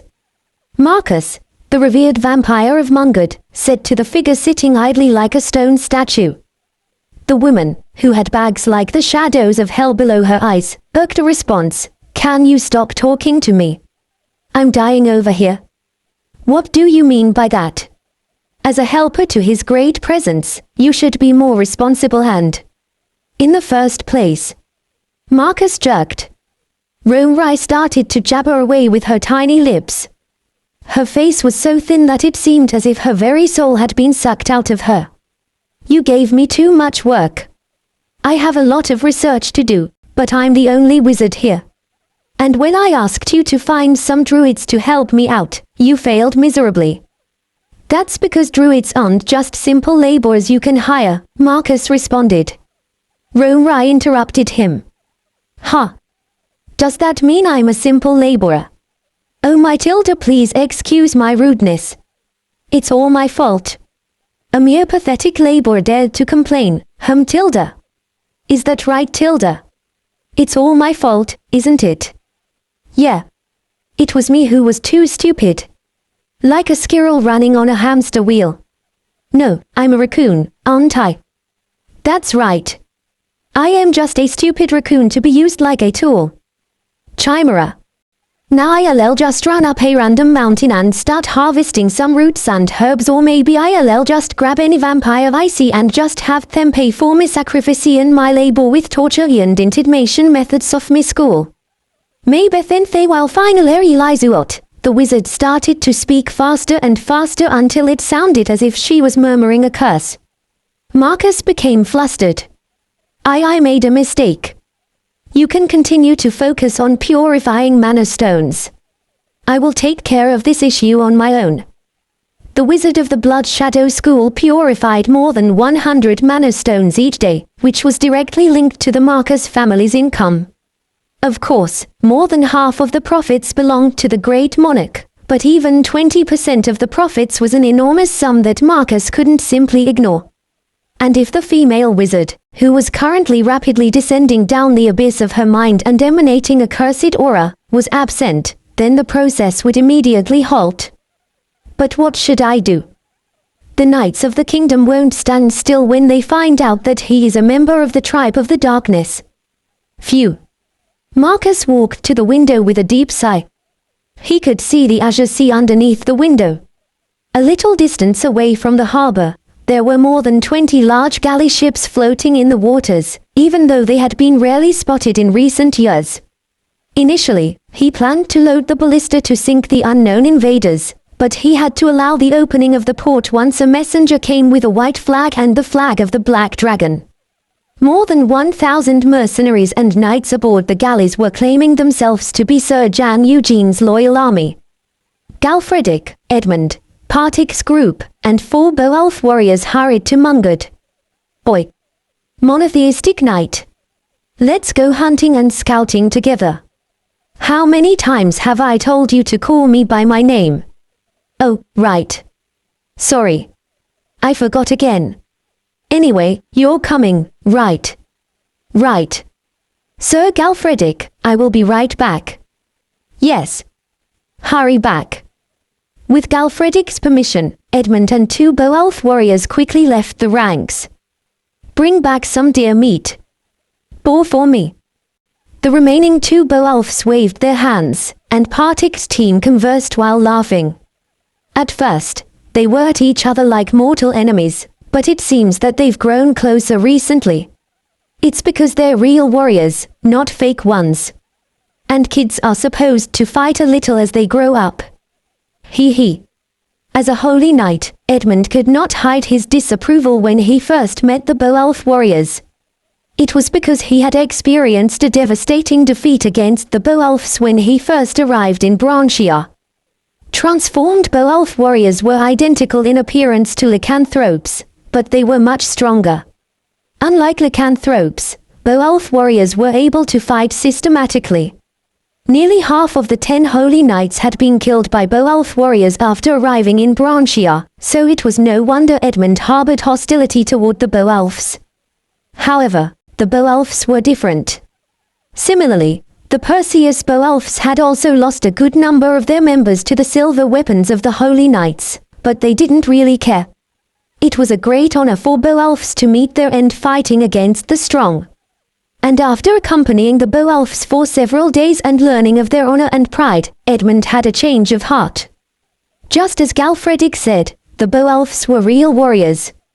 Anyway, I hope the new arrivals didn't cause any trouble in Mungard. It won't happen unless they're eager to meet their deaths. And supposedly there are quite a few knights from Kyle's Baggins, so they'll keep everyone under control. They've already experienced how my master can be. Galfredic responded and grinned. That's certainly true. Partik's team agreed. A good portion of the 1,000 or so troops from Moffern and Merin were said to have been previously employed by Asandra and Eugene on the Kyle's Baggins Peninsula. And among the knights, many of them had been mercilessly beaten up by Eugene in duels. Since they were claiming themselves to be Eugene's army, they shouldn't do anything to tarnish his name. But why do you think they came over? And it's not like there's just 1 or 2 of them, but over 1,000, Lavin asked with a curious expression. Although he could now be considered a fairly experienced mercenary, he was somewhat ignorant of people's intentions. Glade clicked his tongue and responded with scorn, "Oh, you punk. Are you really a mercenary? What do you mean why? They're here to score big. To score big. But there are quite a few evil lands in the Kyle's Baggins Peninsula and in Merin's vicinity. Why would they?" Lavin responded. Partik interrupted him. "Do you know how much we earned in expeditions before we came under Sir Eugene? It was 10 or 15 silver coins at most. Besides, it's not like there's an evil land expedition happening every second day. It was usually only a couple of times a month. Was it like that? Lavin asked. Partik replied, it was almost impossible to earn more than 50 silver coins even on the luckiest of days. But how much did you make in a single battle? After we started following Sir Eugene, how much have you been earning every month? Lavin came to a realization. Partik nodded. That's right. At least double, and as much as triple or quadruple compared to what we were making before. Moreover, Marin and Morfern must have recruited troops in Sir Eugene's name. All the Kyles and Joes from every cranny of the country must have applied, Lavin said. Most likely, Partik said. Galfredic stepped in. I don't think so. They would have screened the applicants quite thoroughly. What? Marin and Morfern know exactly how hot-tempered my master is, don't they? They wouldn't risk being cursed out after sending any random dog they picked off the street. He. And you know what? I don't know about Marin, but those guys from Morfern shouldn't be those who responded to the recruitment, Galfredic said. Even Partik, who was a veteran with a plethora of experience, smacked his lips as if he were lost. Galfredic continued with a grin. Hundreds of mercenaries departed Kyle's Baggins for Branchiar at the same time. It doesn't really make sense unless it's part of someone's plan. And there's only one person on the Kyle's Baggins Peninsula capable of such a thing, right? Perhaps. Are you referring to Lady Essandra? Partik asked. Her Excellency Archivold would be a more suitable term now. She must have sent the mercenaries as a gift to the master after cleaning up the entirety of the peninsula. Well, I guess you could say that she was ridding herself of a problem as well, Galfredic explained. Ridding herself of a problem. Partik muttered with a frown, then shouted as if he had come to a realization. Her Excellency Archivold must have been almost done with clearing up the disputes in the Kyle's Baggins Peninsula. Which means, she wouldn't have needed the hired mercenaries any longer. That's right. She sent the mercenaries to Master quickly before someone took the liberty of hiring them with exterior motives. Since they are a bunch of experienced veterans, they would serve as a valuable power for us even though they would be a potential headache on the peninsula, Galfredic explained. Oh. What an amazing person. Phew. That's right. As expected, not just anyone can become a marquise or a margrave. Partik's team was truly impressed. They had mistakenly assumed that the newcomers were nobodies trying to leech off of Eugene's achievements and reputation. Then Sir Eugene sent Sir Galfredic and Sir Edmund to Mungard because... Partik said. As a leader, he was quite intelligent, and it appeared that he had come to a realization. Galfredic nodded. They've been fighting exciting battles until they crossed the sea, and we don't know yet if they are shit or cheese. Who else could keep them under control, knowing that they'll probably abuse Master's name and cause a ruckus in Mungard? Partik and his men nodded in understanding. Galfredic's reputation for having a bad temper was above Eugene's, and he was also a well-known, strong knight in his own right. In addition, anyone from the Kyler Kingdom would show respect to a holy knight.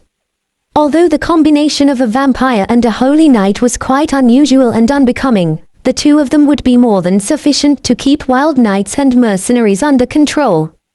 Naturally, knowing Galfredic's personality, he would most likely be using physical force as a means of control than honor or status. He. My master is so sneaky and gracious, and I'm not saying this just because he's my master. I wonder how he knew that I am the perfect fit for the job.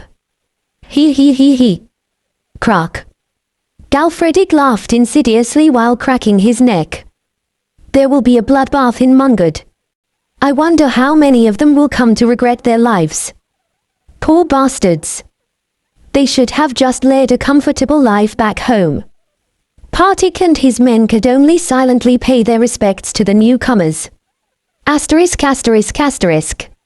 Sir Galfredic is here. Greetings, sir. The guards of Mungud saluted and greeted Galfredic and the rest of the group as soon as they saw the document with Eugene's stamp. They appeared quite nervous. It seemed that the group's arrival had been expected since, upon their arrival, they were immediately guided to the largest building in the port, the Sailor Guild's headquarters. The mayor of Mungud, several of the city's guild leaders, and Marcus rushed in about half an hour later. Welcome back, Sir Galfredic. It has been a long time. Although Galfredic's appearance had improved after becoming Eugene's vassal, he still left a rough and threatening impression. Furthermore, it was commonly known that he was Eugene's right-hand man. The mayor could not hide his anxiety while politely greeting Galfredic. On the other hand, Marcus had directly witnessed Galfredic crushing a vampire family. He knelt down in front of Galfredic and shouted as if he were receiving an apostle of God, "Oh, great, exalted one!" The cold, noble blood of... Galfredic interrupted him. "That's enough. Just tell me what's been going on." "Yes." Marcus bowed immediately and explained, 10 days ago, a group of troops carrying a document bearing the seals of the Archivold Marquisate and the mayors of Meran and Moffern. "Not that. Tell me what's going on with the guys on board," Galfredic asked. "Yes. At first, they attempted to land all at once, but Miss Rowe dissuaded them. They have been sending 200 men to the port at a time. There weren't any problems for the first few days, but since then..." According to Marcus, the mercenaries remained relatively quiet for the first few days. But they began to show their true colors little by little as they became bored of sightseeing and drinking. Frustration caused by the language barrier led to various fights, and the cultural difference regarding the acceptance of other races even caused some to unsheathe their weapons. Fortunately, the knights had apologized and provided compensation due to Rory's presence. However, the knights also started to lose their patience after having to wait without any updates, and they began to cause accidents as well. As a result, the relationship between Mungud's residents and the self-proclaimed Sir Eugene's loyal army began to deteriorate rapidly. Now, they were walking on thin ice. They really are eager to see hell. Did those bastards lose their minds after shoving antimano stones up their asses? Galfredic spoke while grinding his fangs. His red eyes were filled with fierce energy. "Tell all those night bastards to get over here right now," Galfredic said. "All of them?" "That's right." "Well, there's quite a few of them." "How many?" "A little over 50. Galfredic was slightly surprised. Knights lived and died by their pride and honor. For so many of them to have crossed the sea meant that Eugene's reputation in the Kyler Kingdom had become even greater than before. I'm wondering if it might be a better idea to have 5 or 6 of them come in as representatives," Marcus carefully suggested. However, Galfredic shook his head while grinning. "No, bring them all. Little brats, babies, gusty little munts. I'll take care of the whole lot all at once." Galfredic gripped hideous maces in his hands while speaking in a low, raw voice. Asterisk asterisk asterisk. Less than an hour later, boats from the large galleys arrived at the port. A group of knights armed with chainmail and plate mail rushed up to the pier and flocked over to Galfredic, who had been waiting for their arrival. "Oh, Sir Galfredic. Ha ha ha. Long time no see. Have you been well? I can't believe that we've been reunited in a faraway, foreign land." Some of the knights shouted excitedly. They were the ones who fought with Galfredic on the Carlsbaggins Peninsula or knew Galfredic when the latter was still residing near Meran. "I've been well. Unfortunately, however, I've been hearing that the people of the port haven't been doing very great," Galfredic responded. Galfredic gestured, and the knights turned their gazes to the leaders of Mungud. They took on awkward expressions. They were quick to realize what Galfredic was referring to. So, Galfredic placed the 2 maces on his shoulder in a cross, then continued with an extremely arrogant look. You dared to hang Sir Eugene's flag and claim to be his army, just to make a scene here. Those who knew Galfredic turned pale. Unfortunately, however, the majority of the knights didn't really know who Galfredic was. Sir, that's a little too much. Aren't minor conflicts to be expected when attempting to establish true chivalry in a pagan land like this? I never officially joined Sir Eugene's army. I came here only because I heard there was a good opportunity in Branchia. The same goes for me. Sirs, we have been patient for long enough, so isn't it time to let our ambitions loose? Oh, that's right. About 20 knights gathered together. Given their behavior, they had obviously already formed some kind of plan among themselves. And the rest of the knights, except for those who knew Galfredic, stood still as if to spectate. Ha! Look at these bastards. You never had any intentions to come under my master in the first place, did you? Galfredic shouted. HMPH. I might have considered it if Sir Eugene came to greet us personally. But how could we bow our heads in front of a knight like yourself? You simply fawned your way over to Sir Eugene's side. Oh. You have spoken my heart, sir. Hey, where is Sir Eugene? I want to talk to Sir Eugene in person. The knights were in high spirits. Galfredic was convinced. These bastards were here to take advantage of Eugene's reputation and fame. They weren't here because they were impressed and wanted to serve under him. SSSH. Galfredic slowly lowered his maces from his shoulders. The master is busy. He's on his way to take care of the Frinsil Duchy and become the Duke of Battler. He doesn't have time to play knight with babies like you. What? Clack. Galfredic spoke in a bloodthirsty voice before lowering his visor. He suddenly charged forward like a spring. So you can talk to me instead. Let's have a long conversation between men. A conversation with our steels. Q ha ha ha ha ha ha. Galfredic had always been a strong knight. Anyone who knew him was certain that he would have made a name for himself within 2 to 3 years in the Kyler Kingdom even if he hadn't met Eugene. And such a knight gained physical abilities surpassing normal humans after becoming an Origin's vassal. In addition, he was armed to the teeth with expensive equipment costing hundreds of silver coins. It was safe to assume that a good match for Galfredic would be a rare find. He was truly a monster-like knight. However, Eugene's troops didn't call Galfredic a monster knight simply because of his terrifying physical abilities and excellent equipment. It was all because Galfredic would always take the lead in battles and fought the fiercest among them all. In addition, he never skipped out on training. He was a talented monster who worked many times harder than others. The enormous, intensive training that Galfredic underwent was the decisive factor that separated him from others, and there was a simple reason as to why he was training so hard. If I fight as a vampire, people just get scared. But if I fight as a knight and win, they will be both scared and respectful. Shoo whack. Boom. Boom. A loud roar accompanied every swing of his maces. Heads were crushed along with helmets, and shoulders crumpled along with steel under the weight of Galfredic's strikes. Regardless of which location the maces struck, steel and bones were crushed, and the knights screamed in pain. In just 10 seconds, 6 people collapsed as minced meat. The knights were stunned into silence. The same was true of those who already knew Galfredic, and of those who were seeing him for the first time. It was a sight that could not be described as simply strong or excellent. What they had just witnessed was a force beyond human capabilities. Let's attack together. Awilhara. Although knights always blabbered about honor and chivalry, they didn't always live true to their words.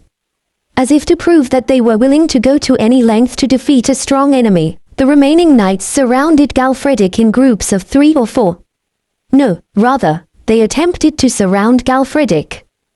Galfredic didn't miss their moment of shock and quickly seized the initiative which provided him with the most advantage, just as his experience and instincts dictated. He moved in a swift, predator-like fashion unbefitting his large size, and swung his maces while escaping the yet unformed blockade. Boom! Boom! Kula! Ugh!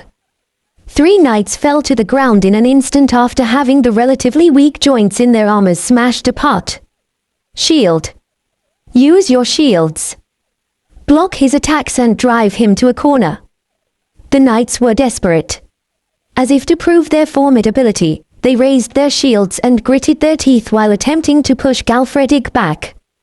3 knights armed with kite shields pressed Galfredig by swinging their thorny flails and maces. Die. Shitting.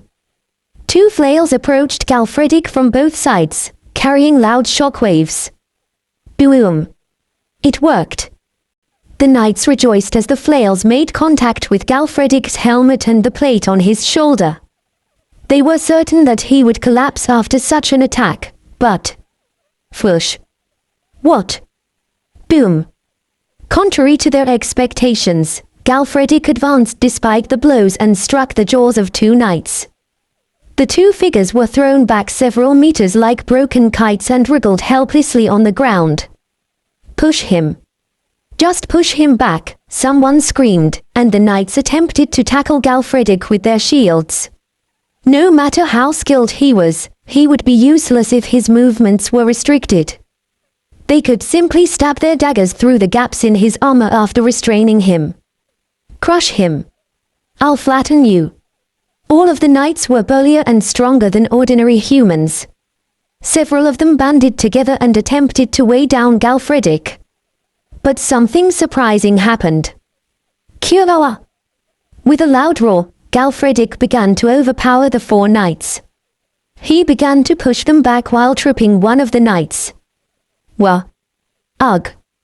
One of the knights initially fell down with a loud grunt, and their colleagues followed suit.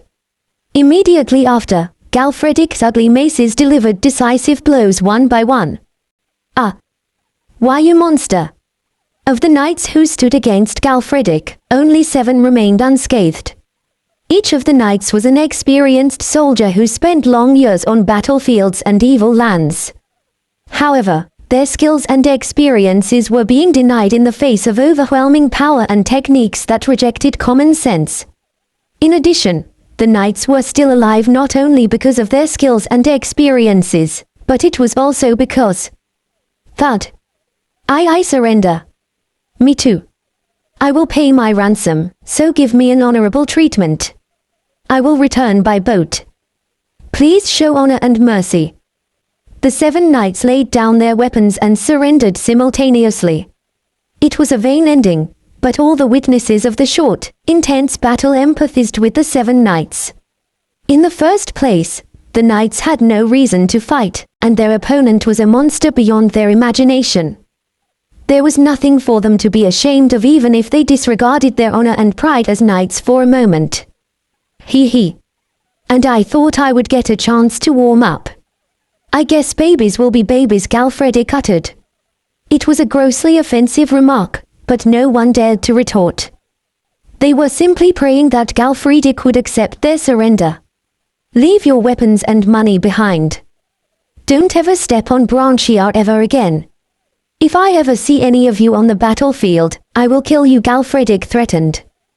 Thank you. I won't forget your mercy. The survivors left their weapons and money on the ground before slowly inching toward their boats. Galfredig turned his head. He spoke to the mercenaries, who had gathered to watch the fight. If any of you are having any other ideas, go back while you still have the chance. From this moment on, you better not expect mercy from me.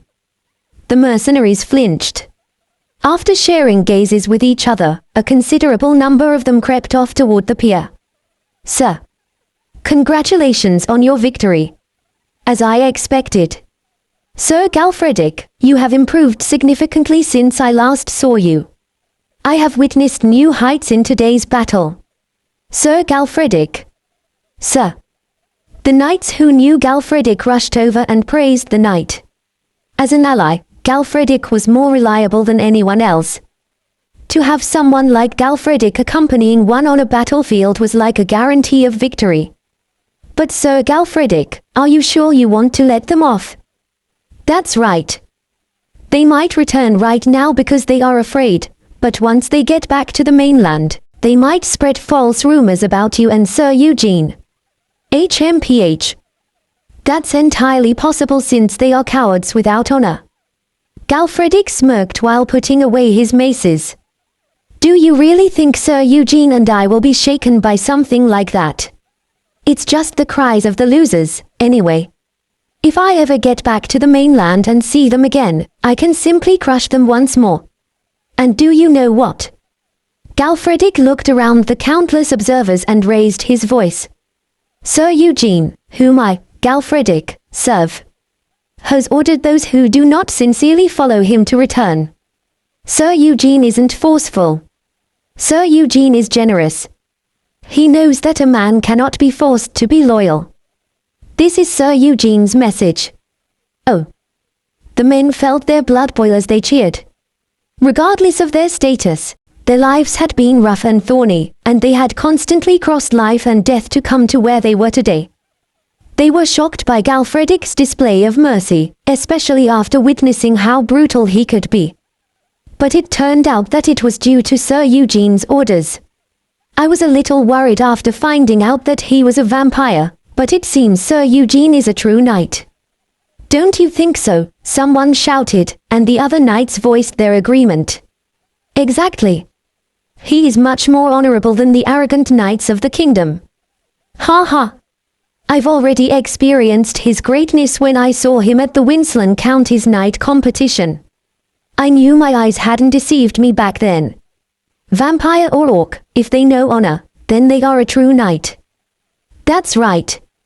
No wonder Her Excellency Archivold and His Excellency Winslow are supporting him. Quite a few people raised their voices, though it wasn't certain whether they meant their words or if they were simply going with the flow. Of course, not all of the supporters were actually from the mainland. The first to raise their voice was Partik, and Lavin, Glade, and the members of Marcus' family had shouted agreements in between. In any case, public opinion naturally leaned toward favoring Eugene, and countless people gathered at the pier busily praised Galfredic and Eugene. Galfredic watched the scene play out with satisfaction, then sneaked up on Marcus, who was looking at him with eyes filled with awe and respect. Marcus, Galfredic said. Yes, please give me your orders, Marcus replied with a slight bow. Prepare the fastest ship in this place, Galfredic ordered. I understand, Marcus answered without any questions. Galfredic felt satisfied with Marcus' response as he continued in a low, but quick voice. Send a messenger to the Rhodes Island. Tell the Lord Otto's Rhodes, that Sir Eugene gave his order.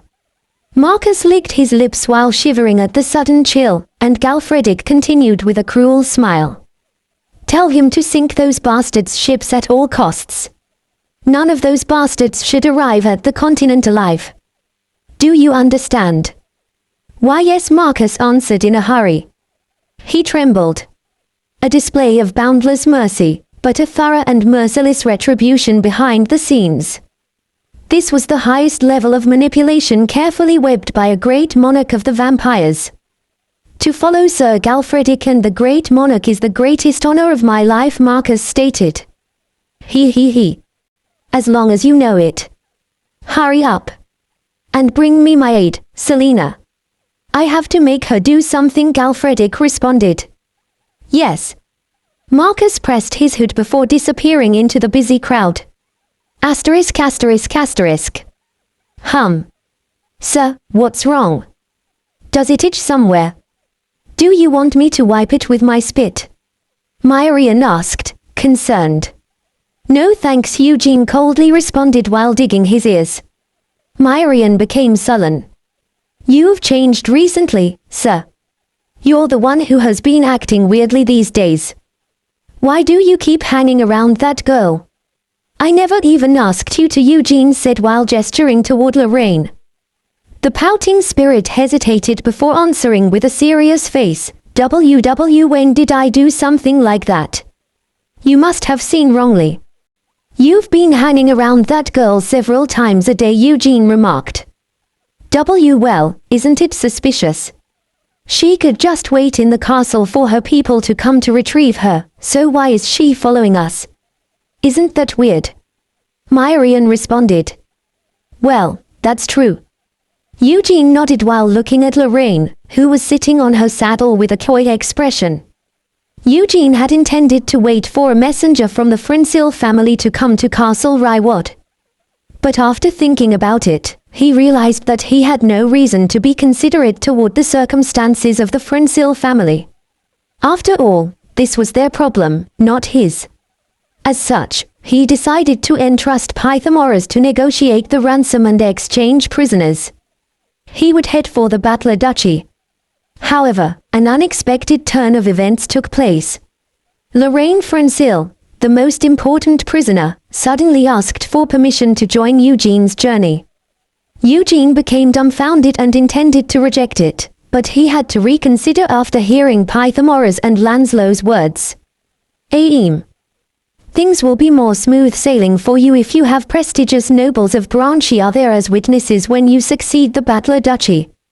If a direct descendant of the Frensil family plays the role, the effect will be even greater, Pythagoras said. That's true. In addition, if we leave Lady Lorraine in the castle, their emissary will come to know of our current situation. Lancelot chimed in. If they realize that our army is absent, they could mobilize their forces. But as long as we have Lady Lorraine with us, they won't be able to act hastily, Lancelot added. Their army. Then should I leave you behind, Lancelot?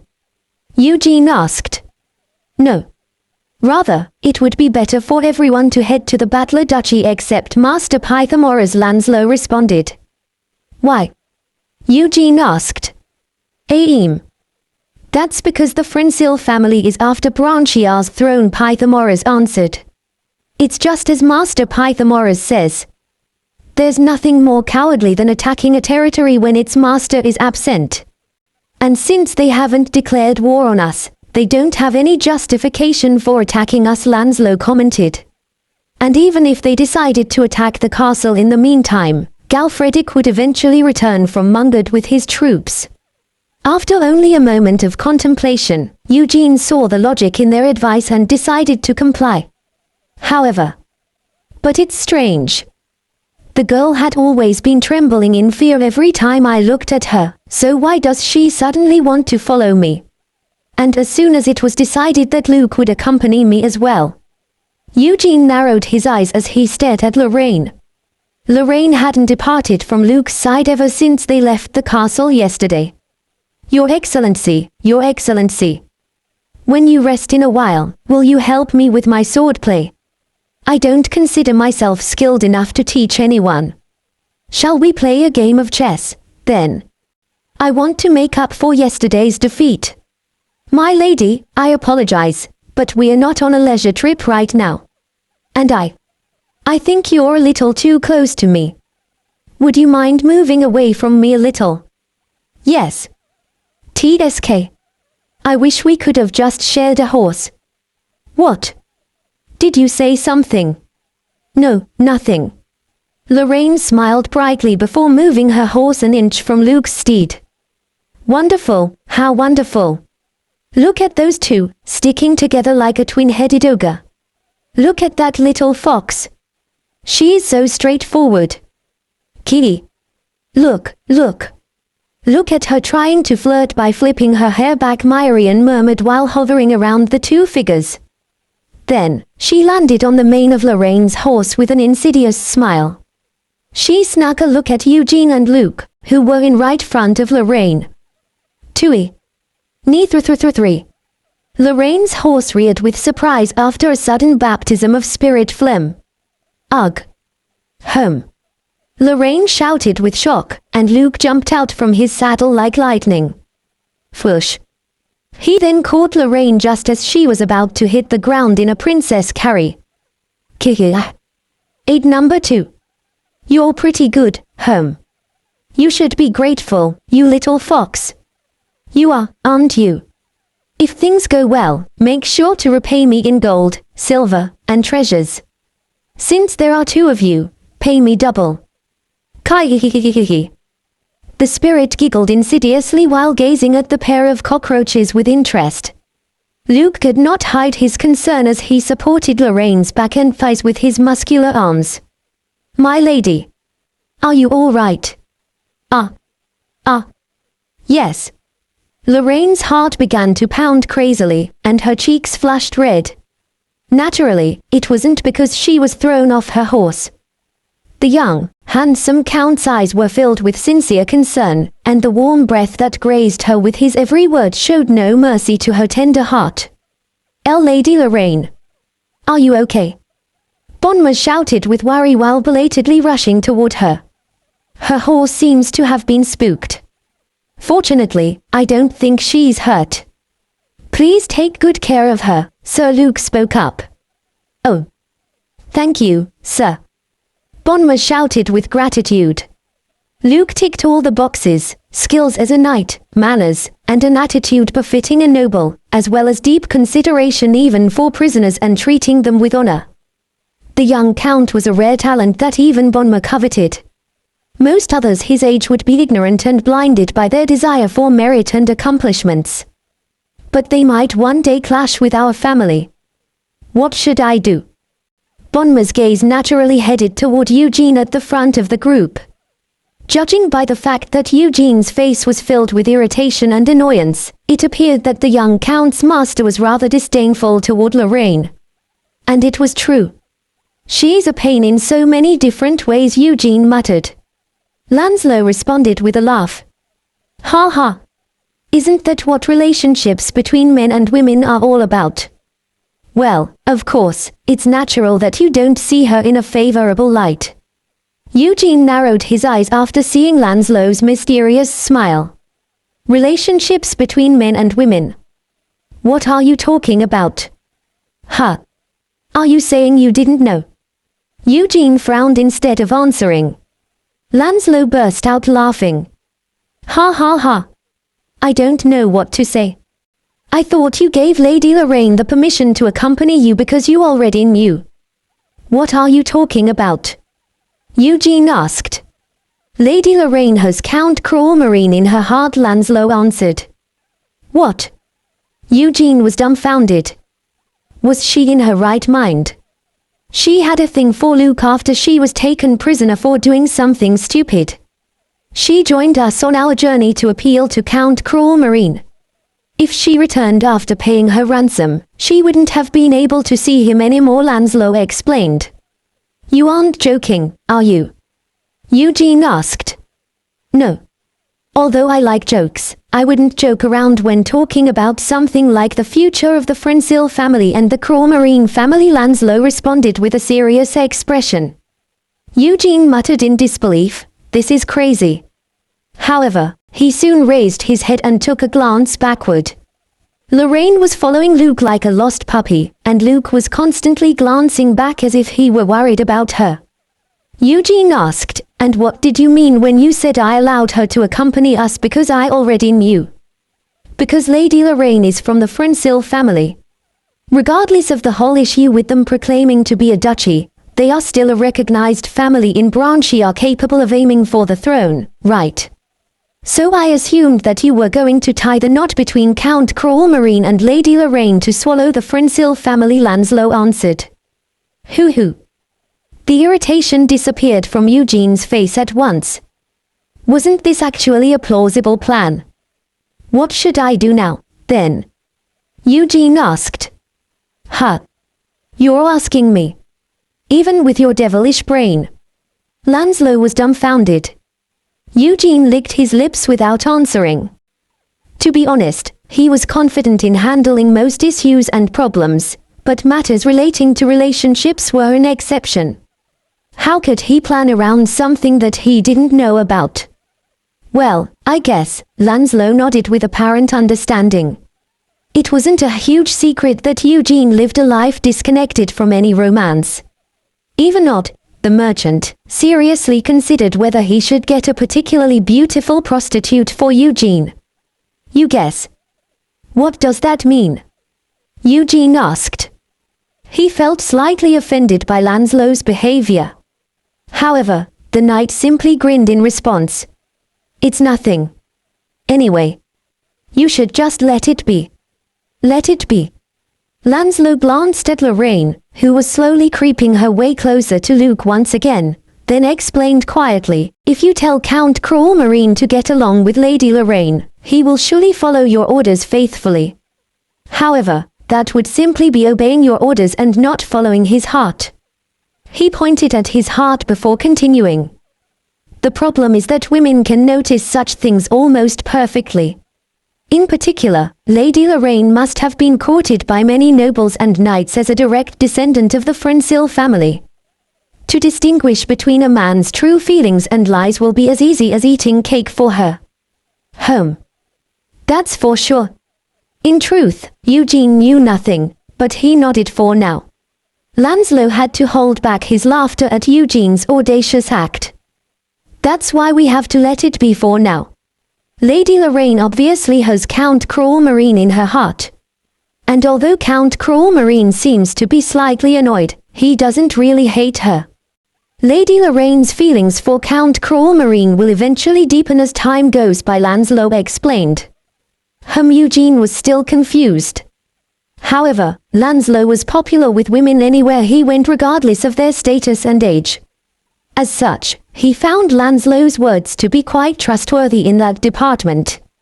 Anyway, if everything goes well between those twin-headed ogres, then the Frensil family. That will do, Eugene muttered. Although he was completely oblivious to matters between men and women, he was extraordinarily sly when it came to other issues. He had a rough idea about how to take care of the Frensil family once Luke and Lorraine paired up with each other. Did you come up with any good ideas? Lancelot asked with expectation. Eugene nodded. I'm planning to use the good night, bad night once more. Key. Sir Eugene may be no good when it comes to dating, but for other things, his Kiwu. PFFFT. The spirit was immediately flattened after her attempt to attack Eugene with the truth, which made Lancelot immediately burst out into laughter. Asterisk asterisk asterisk. Master Raymer. Messengers have returned from the Ryward family. Come on in. A well-dressed aristocrat and a knight entered the large, luxurious military barracks. The structure's floor was covered with many rugs, and it resembled a luxury inn. How did it go? How much does Count Cruel Marine want for ransom? Well, there have been some issues. Issues? What is it? Raymer, the eldest son of Viort Frensil, asked with a frown. Were they perhaps demanding an impossible amount of money as ransom? Lady Lorraine isn't in Castle Ryward. What did you say? Don't he tell me, Raymer stuttered. His expression became fierce as the thought of execution came into mind. The noble quickly shook his head. No. It's not what you think it is. Then what is going on? Why are you saying there are issues? Raymer asked. The druid who is staying in the castle, the noble briefly conveyed what he heard from Pythagoras. So, you are saying that Lorraine voluntarily followed that vampire noble, is that right? Raymer asked. According to what I've heard. I don't think it's a lie, since the druid said so personally, the noble responded. Horror. And Sir Stein says Sir Bonmer accompanied Lady Lorraine to take care of her. The noble continued. I don't care if that man dies or lives. No, rather, it might be better if he dies. Then we will be able to hold that vampire, Eugene, accountable. It would be better for that girl to do one more favor for the family before she goes, Raymer said. It was a cruel thing to say to a member of one's family, but the nobles and knights gathered in the tent appeared unaffected. They all knew how much Raymer actually cared about Lorraine, although his words appeared to be cold and ruthless. He simply had difficulties expressing his love directly. His love for the youngest sibling was undeniable since he was personally participating in negotiations even as an heir to the Frensil family. I don't think you need to worry too much about her safety. Sir Jan Eugene, as well as Count Kralmarine, has accompanied her with troops. The noble pointed out. Is that so? Their castle must be quite empty, then Rayma answered.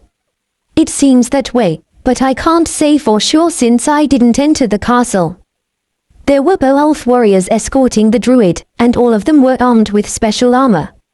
Master Rayma, I think the stories we heard in Brighton are true, the noble said. They had hidden their identities and stopped by the city of Brighton to gather information after arriving in this place. They were initially surprised by the fact that Brighton was incorporated into the Kralmarine County, and they were once again surprised that the Kralmarine County possessed an army much stronger and more numerous than they expected. In particular, it was extremely difficult to believe that 2 vampire knights had supposedly wiped out a Death Knight, ghouls, and other monsters from the city's underground. Anyhow, where did this Knight Eugene and Count Kralmarine go? Have they gone to occupy another territory? Rayma asked. Well, apparently, they went to the Battler Duchy. He wants to succeed the duchy, the noble answered. What? Everyone's eyes widened. The Battler Duchy was one of the most famous families in Branchia, along with the Drac family, which was known as the family of the Knights of the Lake. A member of the tribe of the Darkness inheriting the Battler Duchy. How does that make any sense? Rayma muttered as if finding it absurd. The nobles responded cautiously, it's not entirely impossible. Hundreds of years have passed, and who knows where the blood of the first duke might have gone. There's already an elf duke, so there's no law that a vampire can't be a duke. If he can prove his legitimacy, the duchy might acknowledge Sir Jan Eugene as the duke. Sir Lapras was the most likely candidate, but he has gone missing after embarking on his quest to knighthood, right? That's right. I've heard that the duchy's heirloom was lost alongside his disappearance. It might be possible if Sir Eugene has located it. Rayma tapped his finger against the round table with a serious expression, then suddenly raised his head. Perhaps.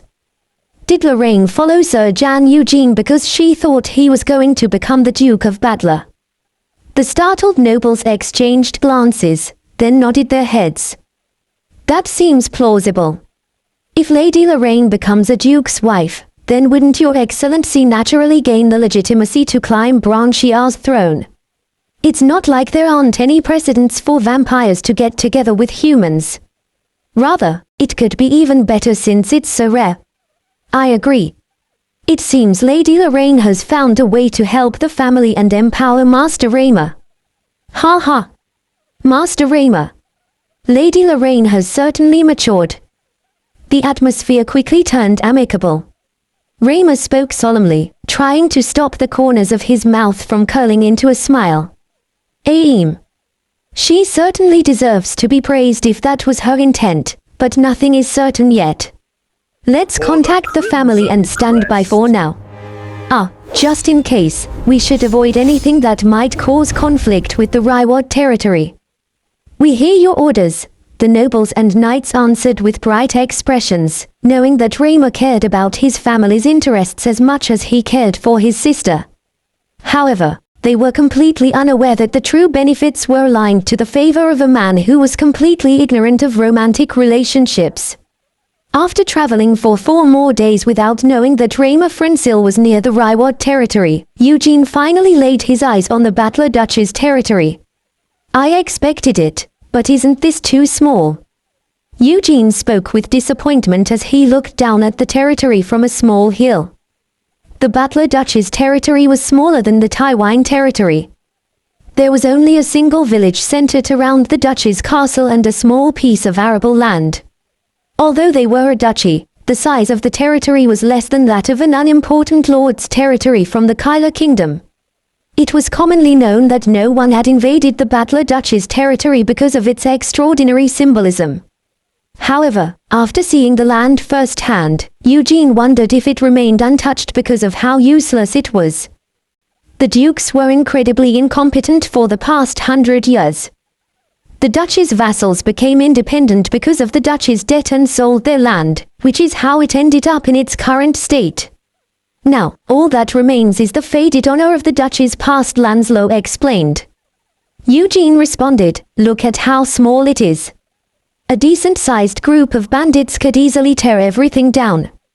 Ha ha. Bandits wouldn't attack the duchy even if they were out of their minds, since the families seeking Branchiar's throne would immediately come to the duchy's aid, Lancelot said. Really? Because it looks like there's a group of such crazy bastards right over there, Eugene said while pointing in a direction. What? Lancelot was startled and hurriedly turned his head. Ha! A group of horsemen and foot soldiers could be seen at the edge of the duchy's arable land, which bordered a forest. They were approaching the duchy's village, and there appeared to be around 200 to 300 of them. Eugene used his excellent vision to closely examine the group of soldiers. There's no flag, and about 10 of them are on horseback. Fewer than 10 of them are wearing chainmail. It's not a formal army, and I don't think they have good intentions. That's for sure. What will you do, sir? Lancelot asked. Eugene turned around with a cold smile and replied, "What will I do? Sooner or later, I'll be the Duke of Battler, won't I?" On his journey thus far, he had taken possession of 8 villages and dispatched 2 lords without losing even 10 of his men. His valiant, strong army was awaiting orders from him. They were burning with fervor. Eugene gave his orders. "Wolfgang, the Beowulf warriors will take the lead along my side. Lancelot, take charge of the infantry and cut off the enemy's tail. Don't let a single one get away. Got it? Please leave it to me." "Sir Bonma," Eugene called out. "Yes, Sir," Eugene the knight answered. "Stay here with Lady Lorraine and the depot. If the enemy approaches you, take care of them," Eugene said. "Oh. All right, sir. Thank you." Bonma was both surprised and moved. Even though the two of them had become quite familiar with each other, Bonma was still technically a prisoner. As such, he couldn't believe that Eugene would entrust him with such a task.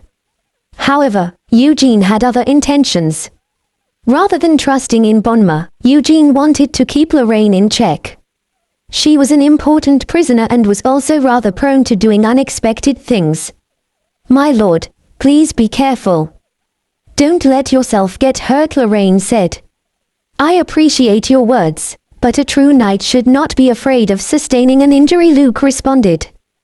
"But please stay here and take care of yourself.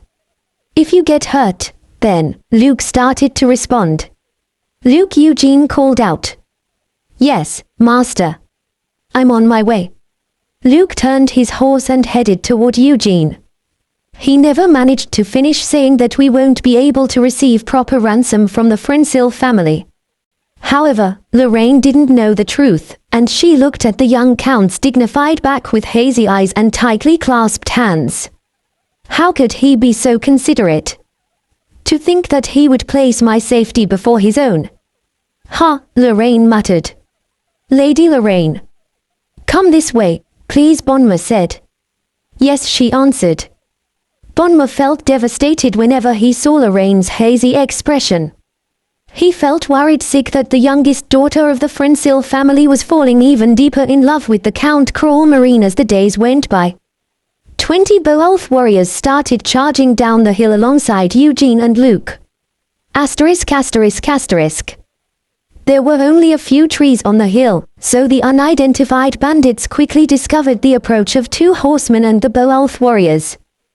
The confused bandits hurriedly changed their targets and started toward Eugene and the Beowulf warriors. "Ha! They're not just bandits. Yeah. It looks like they received proper training." The Beowulf warriors started whispering while jogging to keep pace with Cillian. Eugene was also slightly surprised as well. The bandits had reacted to their presence by raising their wooden shields and organizing themselves into a relatively plausible formation. And that wasn't the end of it. Eugene could see one of the horsemen giving orders, which caused the soldiers in the rear to raise their longbows and crossbows. Shiyu whack.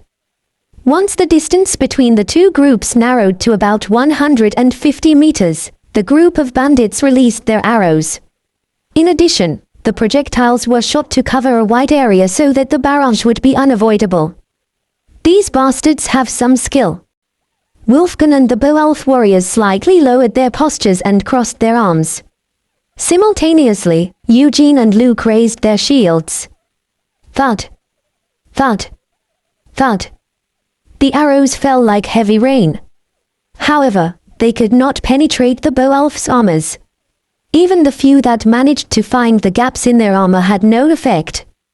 The Beowulf simply ripped them out of their bodies while continuing their charge. Straight ahead. Charge. Q-woo-woo-woo. Once the distance narrowed to about 100 meters, the Beowulf started to accelerate. Cillian also sped up as well. Choo-choo-choo-choo-choo-choo-choo. The distance was narrowed to 50 meters in an instant. In the meantime, additional arrows rained down from the sky, but the Beowulf warriors ignored the projectiles while continuing forward. Soon, the line of shields was only a few seconds away. Ha! Ki-li! Let's go! Cillian began to gallop at full speed as Eugene and Myrian shouted. Kuvualua you have! The fear of an origin and Beowulf's harmonized with the strong roar, and the invisible wave washed over the enemies. It was a force that could not be overcome by ordinary humans. Gaps appeared in various places along the line of shields, which immediately invalidated the formation. At that moment, the giant hedgehogs of Beowulfs crashed into the line of shields. Boom! Boom! Boom!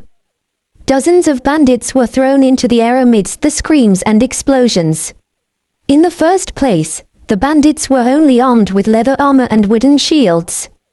It was impossible for them to withstand the charge of the Beowulf warriors, who boasted more power than even heavy cavalry. Kuvuuuu. Kuvuha. Oh.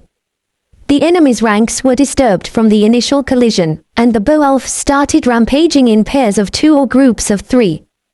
They were as fast as predators and as strong as trolls, and were even armed to the teeth with sturdy armor. They were an unstoppable force.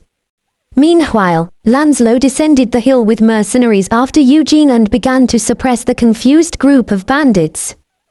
The mercenaries possessed the advantage in terms of numbers and equipment. As such, they easily disposed of the bandits. And instead of fighting recklessly like before, the mercenaries grouped into formations of 40 to 50 before engaging with the enemy. They were now no different from a well-organized, well-trained group of soldiers. Luther. Take care of the ones fleeing to the left. Cruel. Step back and join with Boma's unit to surround the enemy. In addition, Lancelot made timely judgments and made his way around the battlefield while giving instructions. The mercenaries became more effective at wiping out the enemies. Lancelot's commanding abilities were excellent and lived up to the reputation of his family name. While the Beowulf warriors and the mercenaries wreaked havoc, Eugene and Luke pierced through the enemy ranks. Their target was those who were on horseback and chainmail. Shuik. Eugene threw Mad Orizaka before immediately unsheathing Wolf Slaughter. The spear pierced the chest of one of the enemy knights and penetrated the throat of another standing behind. 2 knights had collapsed with a single attack, and their troops were getting absolutely slaughtered. The majority of the survivors began to promptly flee. Where do you think you're going? Luke pulled out his longbow while on horseback. Having enjoyed hunting in marine forest since childhood, he was quite skilled with the bow. Ping.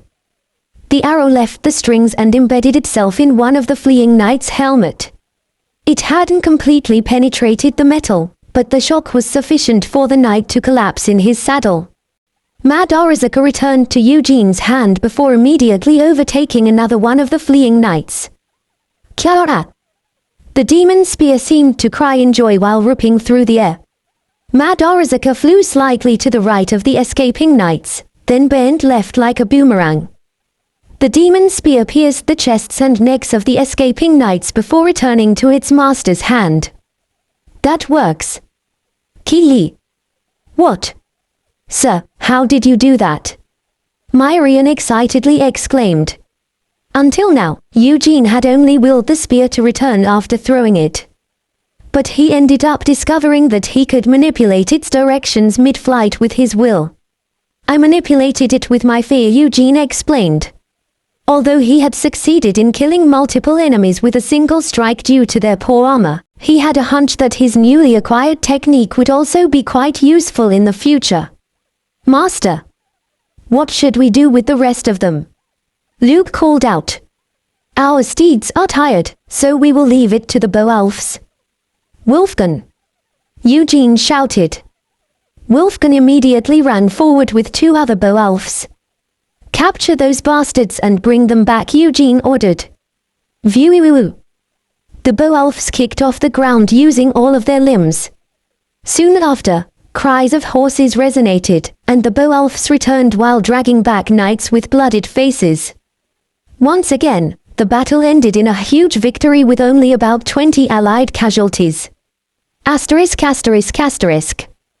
The Duchy's knights and soldiers witnessed the bloody battle. They immediately opened their gates and warmly welcomed Eugene and his army. Even so, it doesn't make sense that they are opening their doors so unhesitatingly for someone they are seeing for the first time, does it? Eugene couldn't help but mutter. However, his curiosity was resolved when he met Sir Viort, a knight of the Duchy and the captain of the guards. Thank you very much, sir. You have helped us defeat the bandits who were constantly after the Duchy.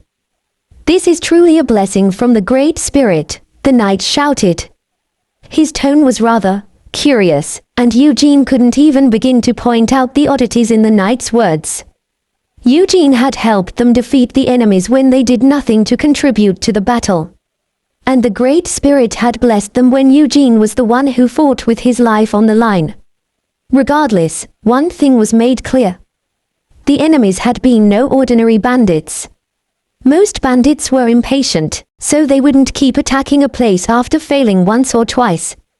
Luke suddenly burst into a rage. Sir, keep your words and actions straight. How dare a mere aide? Viort glared at Luke as if he were dumbfounded. He had clearly seen Luke assisting Eugene out of Cillian. Lancelot, who was smiling next to him, stepped out. Sir Viort, was it? This young fellow is indeed Sir Eugene's aide, but he is also the Count of Cruel Marine. You should speak and act properly. Ah! Viort exclaimed. Luke spoke while expressing his displeasure. Luke Cruel Marine. And this is Sir Jan Eugene, a nobleman of the Dark Clan and my master. I apologize. I dared to not recognize the honorable nobles and made a big mistake. Viort shouted with a quick change in attitude. It appeared that he possessed some common sense. Thanks to your heroic performance, we were able to eradicate the vicious group who dared to target the Battler Duchy. I will report this to the Duchy's elders, so please come inside. Viort shouted. Eugene ordered Odd to clean up the battlefield and entered the castle alongside Luke and Lancelot, following after Viort and the guards. Lorraine whined about wanting to accompany them, but she was instantly silenced by Eugene's gaze. Kee. I'm disappointed. I was looking forward to seeing a Duchy's castle, but what is this? Myrian muttered. Eugene strongly agreed with her words. The castle wasn't tiny, but it was too small to be called a Duchy's stronghold. Still, it gave off a very antique and quiet atmosphere. The historic nature of an ancient family could be felt from the castle's walls. To be honest, Eugene felt the fondest of the Battler Duchy's castle compared to any other castles he had visited until now, although he couldn't say why. That was until the old men elders of the Duchy crawled out of their holes and ruined his mood. Sir Eugene, right. I know of the Cruel Marine County, but I've never heard of the Eugene family before. It must be a lowly family of vampires from the continent. Thank you for helping the Great Duchy of Balta. However, I'm certain that your accomplishments in helping our family will allow your honor to reach new heights. I believe you won't be seeking any other compensation. I should commend you for being righteous and valiant, unbefitting your identity as a member of the Dark Clan. But I would appreciate it if you understood the Dutch's current state and be on your way. Ki-yeek. What are those crazy, old, bald men talking about? We should confiscate all of their wigs and fake teeth for a month. The spirit of desire burst into a rage as soon as the elders were done speaking. Although the old men were using all sorts of rhetoric, their message was simple. They were telling Eugene to get lost. Eugene stared at the elders without any expression, and Lancelot quickly whispered, "As I said before, the Battler Duchy holds a very special place in Branchia. The elders are acting like that because they are afraid that you will ask for their cooperation in taking Branchia's throne." Still, they were being too shameless. Eugene looked at the elders with a cold gaze before speaking. "I've heard that you become brazen once you grow older, and it seems there's no exception even within the Battler Duchy." "What did you say?" one of the elders shouted. "You don't even have a grasp on reality. My army is just outside the walls. What do you think will happen if I give my orders?" Eugene asked. The expression of the elders underwent a rapid change after hearing a direct threat. "Yes, sir. Are you going to betray your sense of honor? Such a devious tactic is unbefitting a true knight." Viort hurriedly stepped out. Eugene turned his head and interrupted him in an arrogant voice. "Sir, before I am a knight, I am a member of the tribe of the darkness. Don't you know how our kind usually are? And don't call it devious. Calculating sounds more dignified." "What?" Viorb said, dumbfounded. One of the elders screamed, "What are you all doing? Capture that crazy man right this instant. How dare you threaten the great Duchy of Battler?" Troops swarmed at the elders' shout. They weren't just armed with weapons either. Quite a few of them were holding shields in the form of a mirror made of silver and copper. It was a so-called anti-vampire weapon. Shing. Luke and Lancelot unsheathed their respective weapons in response. HMPH. What do you plan on doing with just the three of you? Apologize immediately if you don't want to lose your lives. The elders and their troops were in high spirits. Even though Eugene was a vampire nobleman, his entire figure was covered with his armor. In addition, his back was against the sun, and his visor was up. Of course, it was only coincidental, but it was enough for the elders to assume that Eugene was a vampire vulnerable to the sun. Apologize right this instant. If you apologize and pay reasonable compensation, we will let you leave peacefully. What a completely insane bunch of bastards, Eugene responded. The enraged elders started to shout once more, but Eugene raised his left arm. Woo! Clack! His gauntlet transformed into the magical shield. Oh my god! Paracletus! The Dragon Guardian! Everyone was stunned at the shield's appearance, including the elders, the soldiers, and all those who had come to see what the commotion was about. They couldn't easily come to their senses. The family heirloom had gone missing along with Laplace's disappearance, but now it was suddenly in front of their eyes. You. No, sir, how could you be in possession of the Dragon Guardian? Paracletus is a precious heirloom of the Battler Duchy. Hand it over immediately. Did you kill him? You dared to kill Sir Laplace. It appeared that the elders still hadn't regained their grip on reality.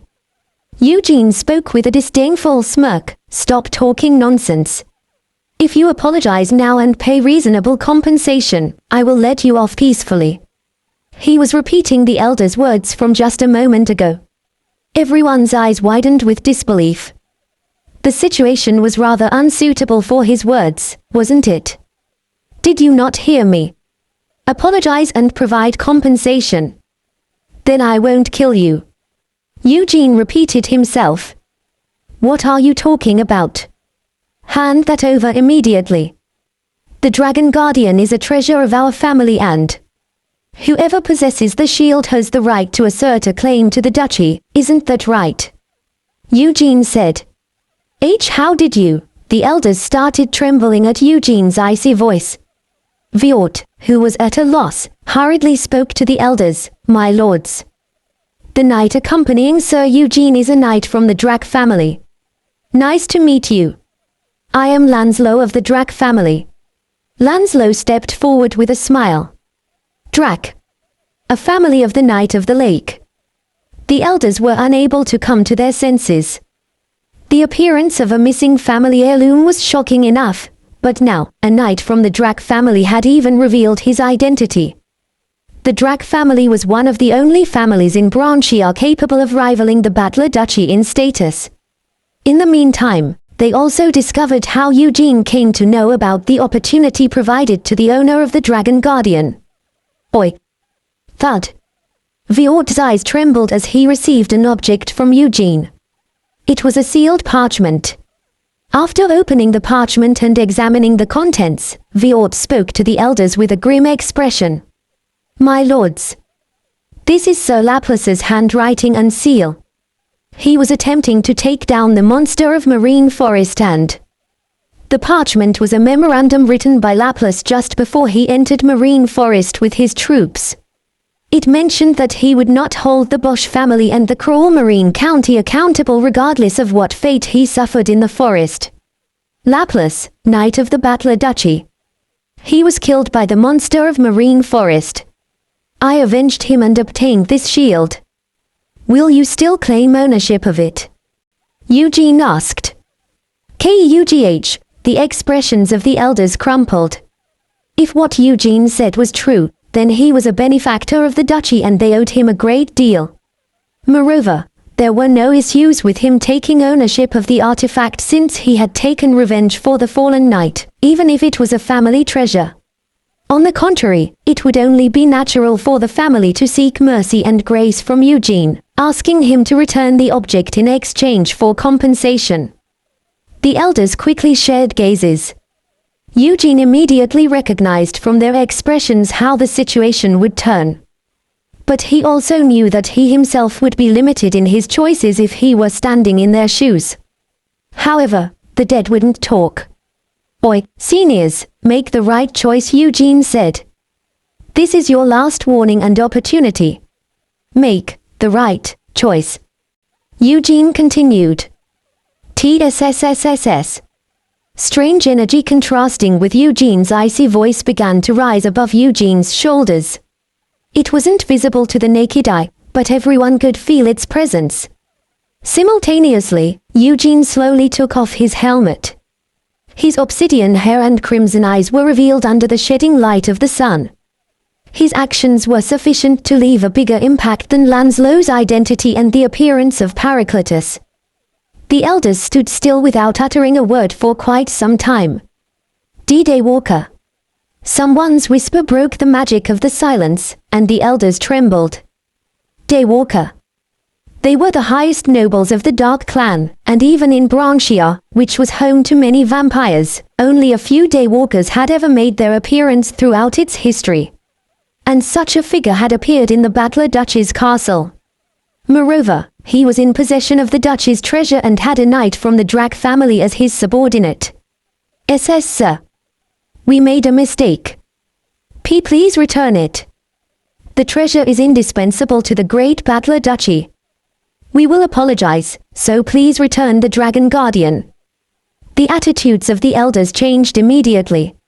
Vampires tended to be stationary creatures because they couldn't enter spaces uninvited. As such, villages and castles were safe from vampire attacks as long as vampires weren't explicitly invited inside. And even if they were invited, there was no difficulty dealing with vampires as long as there were mirrors to reflect sunlight and silver weapons. However, such facts were only viable under the assumption that the opponent was a regular vampire. It was a completely different story if the opponent was one of the noblest vampires, a Daywalker. It would be impossible to retaliate or fight the instant that such an existence set foot inside. Sir. Please. Please show mercy. The attitudes of the elders had dampened considerably. However, it was still far from what Eugene desired. You're begging me, right? But is this how you treat all your guests? Eugene asked. What are you? One of the elders muttered. My neck is hurting. You've got a precious guest like myself, yet you continue to look down on me. Is that how the great Battler Duchy operates? Eugene continued. Ah. The elders flinched before slowly coming down the stairs. Although they were well dressed, they were still small, frail seniors in front of Eugene. The 5 of them stood in front of Eugene and were forced to look slightly up at Eugene. Click. Eugene willed the magic shield, Paracletus, to turn back into a gauntlet as he looked down at the elders and spoke. I will ask you. The master of this shield can challenge the duchy. Is that correct? That. Yes, that's right. The elders urgently nodded their heads. They could think of no more ways to deceive or control the vampire, especially when they had no means of dealing with him either. If you want, sir, I will formally declare that you are challenging the duchy. We will prepare the quest, one of the elders said. The Dragon Guardian will. What happens if I have to? Eugene asked. The elders seemed confused by the seemingly random question. Eugene spoke once again. The Battler family's treasures. This isn't the only one, is it? How did you know? It's none of your business. Anyway, what happens if I have to? Eugene asked. Well, that's... The elders seemed hesitant. They exchanged a quick glance before answering. You can skip the quest and exercise your authority as the duchy's representative. A representative? Eugene asked. The elders became frightened by Eugene's question and hurriedly added. Naturally, they would possess the same authority as the official duke. That's right. And although this is not well known to the public, the last 3 generations of dukes were actually just representatives. Anyway, first of all, Paracletus. Xing. Hayek. SSS sir. What are you doing? The elders shouted with horror and took several steps back when Eugene unsheathed his sword. Viort and his troops raised their weapons in response, although they knew they were no match for him. Look closely, Eugene said before slowly waving Wolfslaughter. The sword emitted a brilliant, mysterious aura under the sunlight. There's 2, so from this moment on, I'm the duchy's representative. Is that right? Eugene asked. What? Wolfslaughter. How do you possess the... The questions kept coming. How could he possess 2 of the treasures? How could a vampire hold a sword made from silver and meteoric iron, etc.? However, some of their questions were quickly made self-evident. A daywalker wasn't afraid of the sun. As such, he could utilize weapons that were deadly against monsters and undead. So what do you say? Am I, Jan Eugene, the representative of the Battler Duchy now? The eyes of the elders quivered relentlessly. They couldn't deny it now. They had already said too many things. If they denied it here, they would be ripping the family's honor to shreds. Although they were arrogant and somewhat brazen, the elders of the Battler Duchy weren't so inflexible as to deny their family's honor. That's correct. As elders, we declare that. Will. A sudden resonance disrupted their words and everyone's gaze turned to its origin. Will. The demon spear rose into the air while crying with joy, then drew a circle before settling in Eugene's hand like a living creature. The elders stiffened like stone statues. An impossible sight was displayed before them. Eugene's voice cut through their shock. I have Madarazaka as well. That's 3 in total. Am I still just the representative? Madarazaka. The Orc Slayer as well. Paracletus, Wolfslaughter, and Madarazaka. It was an unprecedented sight where 3 of the Battler family's 4 treasures were gathered in one place. The elders were in sheer disbelief. The Dragon Guardian and Wolfslaughter were family heirlooms that were rather well known to the elders. However, Madarazaka had gone missing more than 50 years ago, and the youngest of the elders was seeing the spear for the first time. Whoever gathers all the heirlooms by his own might is the monarch of Badler, the greatest knight, and the guardian of glory. The departing words of the first duke resonated in the heads of the elders. Ah! Great gods, spirits of Badler! The 5 elders gawked at the 3 artifacts with awe, then slowly began to fold their old, squeaky knees. Then, they shouted in a unified, emotional voice, "We greet the new duke of the great family of Badler." Their words and actions were akin to a signal. Everyone in the duchy followed suit and bowed their heads, kneeling on one knee toward their new monarch. "We greet Your Excellency the Duke." "Your Excellency."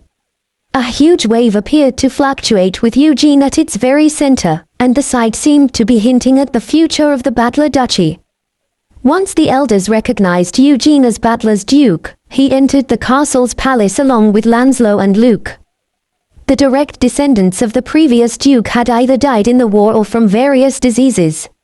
Helpless, the last remaining heir, had also been killed by the lycanthrope king. The elders were left to handle the internal and external matters of the duchy, and Eugene's succession was completed in a swift manner. However, the succession ceremony proved to be a bit of a headache. The succession of a true duke simply couldn't be performed behind closed doors. "Please, call in all the nobles and lords in the duchy's vicinity." Once upon a time, they were all loyal vassals of the duchy. "You must summon them here and show them that you have become the master of the duchy. You must let them know that the great duchy of Badler still stands strong and tall." The elders shared their opinions. They had been acting proper and thoroughly treating Eugene as the duke immediately after recognizing him as the duke. They were respectful. However, they appeared a little too determined when it came to matters relating to the succession, and Eugene quickly realized the reason behind their attitudes. The nobles near the duchy. They must have been acting ill-mannered recently, Eugene asked. Yes. Yes, that's right. The elders were taken aback by Eugene's straightforwardness. They responded with awkward expressions. However, some of the nobles gathered in the hall looked cheerful.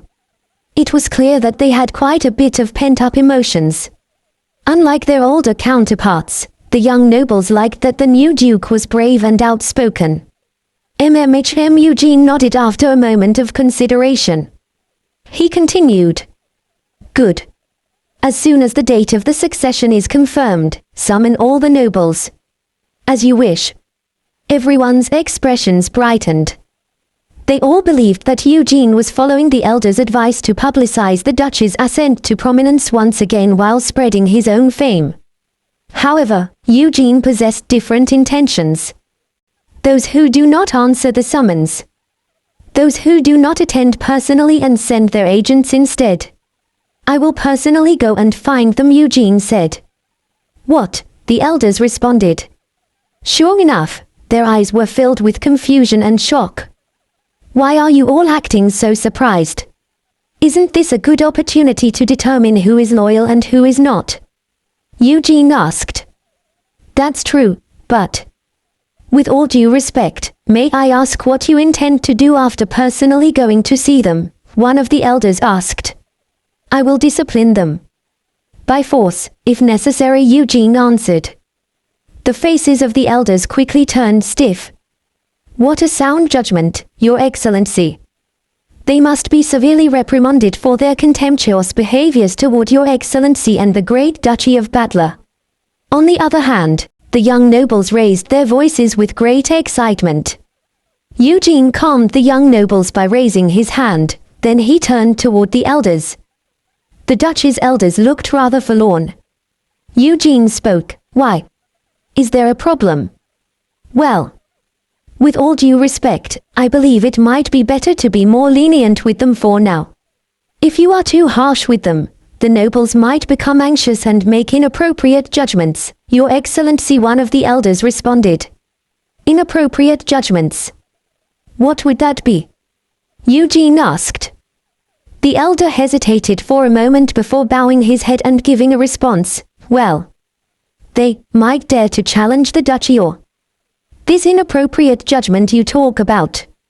I think it has already been made, Eugene responded. What do you mean by that? The nobles started whispering among themselves. Eugene turned his eyes toward Luke. Bring the prisoners we captured earlier. Their equipment as well. Eugene commanded. Luke responded, Yes, master. Soon, the mercenaries and Beowulf warriors brought the prisoners they captured in the earlier battle into the Great Hall. Kugh. Some grunted when they were thrown to the floor like luggage. These prisoners were those who had been wearing chainmail during the battle. Eugene was convinced that they weren't ordinary bandits. He descended from the throne and stood before the prisoners while the people of the duchy silently observed. The prisoners trembled with fear and turned their heads away as soon as they met Eugene's gaze. It seemed that the memory of their crushing defeat was still fresh in their minds. You all. Are you mercenaries? Eugene asked. The majority of the prisoners flinched at Eugene's question. However, one remained steadfast and answered Eugene's question with a determined expression. That's right. I see. Where did you get that armor? Eugene asked. I looted it by winning a battle against a nameless knight, the man answered. When? Eugene asked. It has been about a month, the man answered in a confident manner. However, Eugene noticed that his gaze and voice were quivering ever so slightly. 1 month, Eugene murmured softly before turning to Viort. Sir. These men. How many times have they attacked the duchy thus far? Eugene asked. What? 4 times, including today, Viort answered. 4 times.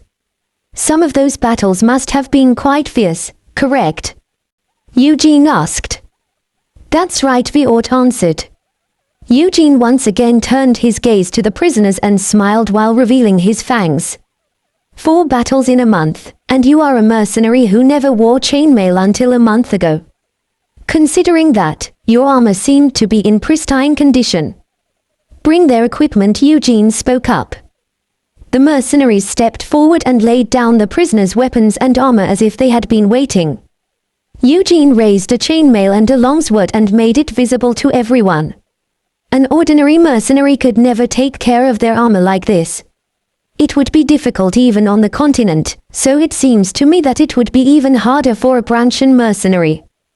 The condition of the armor seems irregular, especially considering that you have been wearing it continuously for a month's worth of battles, Eugene said.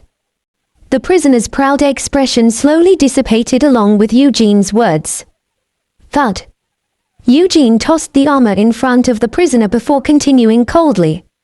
Answer me properly when I have given you the chance to receive a knight's treatment, sir. Who are you? Droplets started forming on the man's forehead and his eyes started to quiver noticeably. It was enough to confirm Eugene's suspicions in front of everyone else. The prisoners in front of them weren't mere bandits nor mercenaries. Aye, the prisoner stuttered with trembling eyes. Eugene spoke while slightly enabling his fear, on your honor, and on your family's name. Swear it first. Swear that you will only tell the truth. Or else. Kugh. The prisoner's expression distorted, and he bit his lips. Blood started to drip down his chin, and he finally bowed his head after tightly closing his eyes. I am Robbery, a knight of Baron Mondelero. Kugh. How could that be? Baron Mondelero. The nobles shouted with disbelief. Soon, however, their shock transformed into anger. How dare that man? I knew there was something going on. He was the only one to turn down the duchy's request for support during the last war, wasn't he? Regardless of how long it had been since they separated from the duchy, how could he forego the vows of our predecessors? The nobles shouted angrily with fierce eyes and condemned Baron Mondelero. Then, they turned their gazes onto the prisoners. You dishonorable bunch. He who knows no grace is no better than a mere beast. And you dare to call yourselves knight.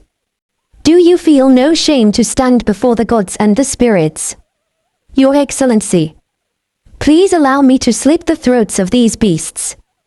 We must cut their heads and storm the Mondelero barony immediately. The justice and honor of the great battler duchy must be exercised. The prisoners could only drop their heads and quietly tremble in front of the enraged nobles. Boom. Quiet. The hall immediately fell into silence once Eugene stamped his foot. Eugene continued while looking around at the nobles, who were huffing and puffing with anger and impatience. We will send out invitations for the succession ceremony first. Send one to Baron Mondelero as well. With all due respect, Your Excellency, I wonder if it will be necessary to send an invitation to such a crooked, dishonorable man, one of the elders said with extreme anger. Eugene turned his gaze towards the elder and responded, "Let me ask you a question. Does the Mondelero barony stand tall?" "What?" the elder asked. "Are their forces strong? The land, is it large and plentiful?" Eugene continued. "No, not quite. There are only 2 villages and a few hamlets contained within the barony," the elder responded. It was as Eugene expected. The Mondelero barony was comparable to the Taiwan territory at best. Then, Baron Mondelero would possess, at most, 50 men. "Sir Viort, am I correct?" Eugene asked. Although it's hard to say for sure since we haven't had contact with them for a long time, there should be slightly more than that, including the serfs," Viort replied. "I see. However, the ones I defeated today weren't serfs. They were professional, skilled, and organized," Eugene pointed out. Are you saying that?" Viort shouted after a moment of contemplation. Eugene answered, "That's right. About 200 skilled mercenaries. Do you think Mondelero was capable of hiring and maintaining such a large force?" Viort came to a realization, and the other nobles followed suit. "I don't know who it is, but there's someone else standing behind Baron Mondelero. They either instigated the entire incident or provided the funds." Either way, Eugene confirmed their suspicions, then turned to robbery and the other prisoners before continuing. "Let's go ahead and identify them before the succession." Eugene's crimson eyes seemed to burn alone in the distant abyss. The prisoners felt a chill run down their backs as they met the vampire's gaze. "Qi Li. Sir, are you finished? Can I come out now?" "Oh, never mind." The spirit slowly poked her head out of her leather pocket before quickly returning inside. "That's right." A sudden idea came to Eugene's head as he looked down at the spirit with haughty eyes. Asterisk asterisk asterisk. The next day, messengers departed to previous vassals of the duchy and noble families with close ties to the Battler family. The messengers were accompanied by 1 Beowulf warrior each, and they carried Eugene's handwritten letter. 6 days later, they all returned to the duchy's castle. The messengers briefed Eugene on the reactions and the movements of the noble families. As expected, all of them seemed very surprised after hearing the news, and some reacted rather strangely. They were asking many questions about Your Excellency. They were persistent. Sir Nosvolta continued to ask questions regarding your army. He also asked how many Beowulf warriors were present. Was it Sithame? The one I met asked me about your status, Dark Lord. They asked me which clan you belonged to and where you stand among your kind. They didn't even give me any meat. The one I visited kicked me out. He accused me of lying. If it weren't for what you said, I would have totally bashed his head in. Oh, and he didn't even give me any meat. To sum up the words of the messengers and the Beowulfs, half of the nobles showed curiosity and favorability even though they were surprised, while the other half were overly enthusiastic, almost maniacal about obtaining information. Baron Mondelero stood out from the rest of them. Mondelero. That beast seemed to have been expecting someone from the duchy. Who? Is that so? Wolfgang, what did you think? Eugene asked. He had assigned one of the elders to relay his message to the Mondelero barony due to the situation, as well as the brightest and the quickest of the Beowulfs, Wolfgang. It's just as the old man says. He was acting very pompous in the beginning, but when he heard that you became Duke Battler, he seemed very surprised and flustered. It was very strange, Wolfgang responded. No, it's not strange. His reaction was expected. Eugene pointed out. How so? Everyone appeared rather curious. Suddenly, Myrian started to laugh insidiously from atop Eugene's shoulder. My precious self extracted some top-secret information from those prisoner bastards. Aim. Eugene smirked. However, Myrian was telling the truth. Initially, he thought about meeting with the prisoners one by one and using his charm ability to dig up information, but he came up with an easier, simpler method. He chose to lock the prisoners in a room without any guards and observers, except for one invisible spirit. As expected, the prisoners started to discuss things that they would never voluntarily reveal and came to decisions, which was relayed to Eugene by Myrian. Sir. Now, you know exactly how valuable I am, right? The raccoon or aide number 2, those busybodies don't know anything, do they? Vassal Gal is basically nothing without his strength. All brawn, no brain. I'm the best. I'm undoubtedly your right-hand spirit. Myrian exclaimed. Eugene had been about to compliment Myrian but stopped himself after hearing her egoistic holler. He was repulsed by the sight of the spirit arrogantly raising her head. As such, he simply ignored her and spoke to the nobles. I don't know who stands behind Baron Mondelero, and the prisoners do not know either. However, I have an idea as to why Baron Mondelero hired mercenaries to attack the duchy repeatedly. Oh. Is that true?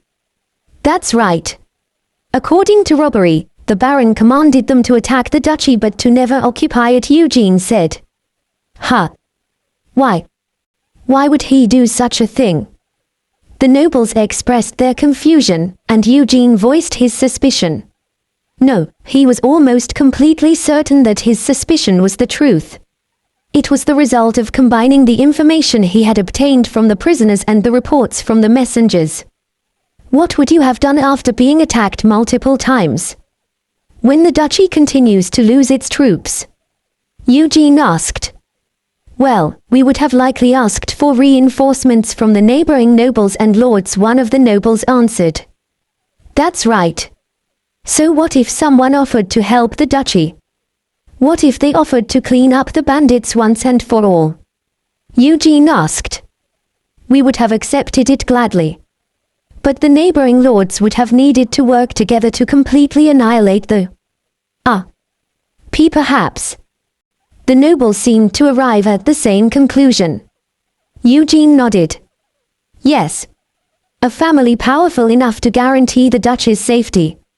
A family rich enough to provide Baron Mondelero with enough money to hire hundreds of mercenaries. A family that wants the cooperation of the duchy rather than its demise. As far as I know, there are few such noble families in Branchia. And all of them have one thing in common. Those who are after the throne. Finally, the answer came to light. Oh. Lord Nosvolta. What a coincidence. If it isn't Lord Sithame. It has been a long time. The two lords greeted each other warmly after meeting near the Battler Duchy.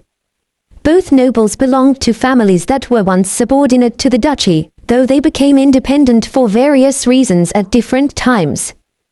The two nobles shared their respective greetings before sneaking a gaze at each other's entourage. Is that a slave? I'm guessing it must be a gift for the new duke. Well, it's nothing extravagant. I don't think he would like anything flashy since he's a member of the Dark Clan. He should be satisfied with 4 healthy slaves to feed off of. And you? Did you prepare anything?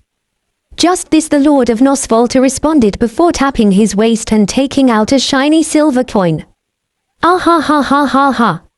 Sir, you're too mischievous. What if the new Duke stumbles and falls to the ground as soon as he opens it? Sithame responded.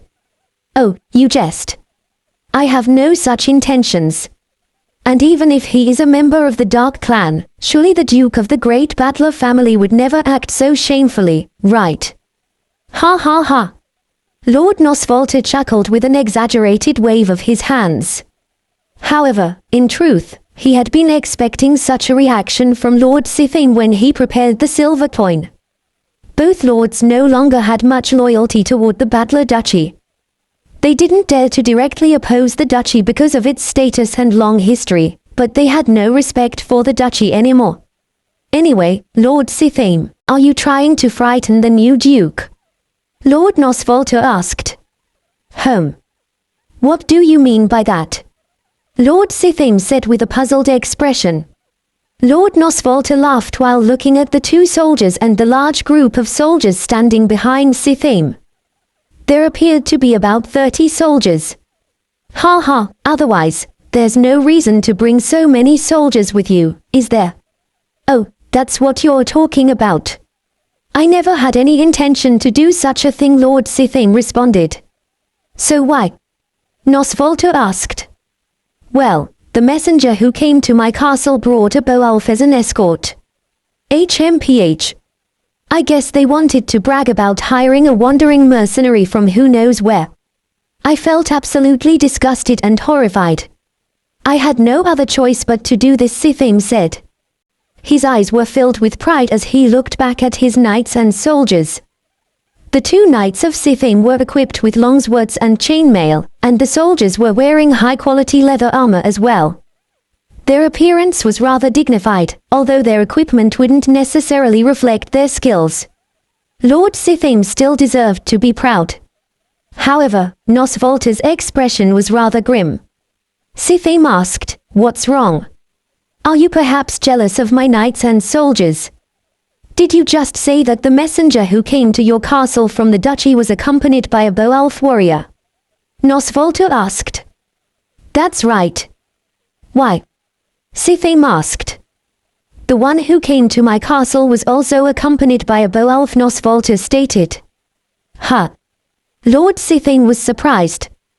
The Beowulfs were small in number and extremely expensive to hire. One could hire 2 free knights for the price of hiring a single Beowulf warrior. The two lords knew how poor the duchy was, so how could they have managed to hire 2 of such warriors? By chance, what tribe did the Beowulf say he belonged to? Was it Perseus? That's right. Lord Sithame's expression hardened. However, he soon shrugged and smirked. Well, the new Duke must have spent a fortune to save his face. Regardless, he'll be stunned speechless once he sees our troops. I'm certain he will ask us for help or for an agreement, so. Lord Sithame's eyes filled with shock as he turned the corner of the forest located near the duchy. Lord Nosvalter and the troops following the two lords also stopped at once with shocked expressions. What in the? Dozens of small and large tents stood erect inside a long wall of tall wooden fences, and countless people were busily moving about. Moreover, everyone, including those inside the wooden fences and those outside, was armed with spears and swords. Sir. Someone is coming. A knight holding a flag was approaching the two lords from the large camp along with a group of soldiers. The forces of the two lords instinctively surrounded their masters and placed their hands on their weapons, as if to protect their lords. Sithame and Nosvalter also felt very nervous, but they felt relieved after recognizing the flag that the approaching knight was holding. Ah! It's the crest of the Battler Duchy. Ha! The lords shouted with disbelief. Among the rapidly approaching group of soldiers, there were 4 figures visibly larger than the others. They were Beowulf warriors. Whoa. I am Cruel, a squad captain serving under Sir Eugene. No, His Excellency the Duke, Lord Eugene Battler. Who are you, sirs, and where are you from? The bearded man on horseback asked while looking at the group. Squad captain. He's not a knight. The lords were surprised. a knight would have introduced himself differently, by revealing his name and family. Aim. I am Filio of Nosvolta. My name is Dran, the Lord of Sithame. Aha! You must be here because of the succession. Cruel pointed out. The Beowulf warriors raised their helmets and frowned after hearing his words. He then said to the others, They aren't here to fight. Why did they bring so many soldiers, then? Probably because it's still not that safe around these parts. TSK. That's lame.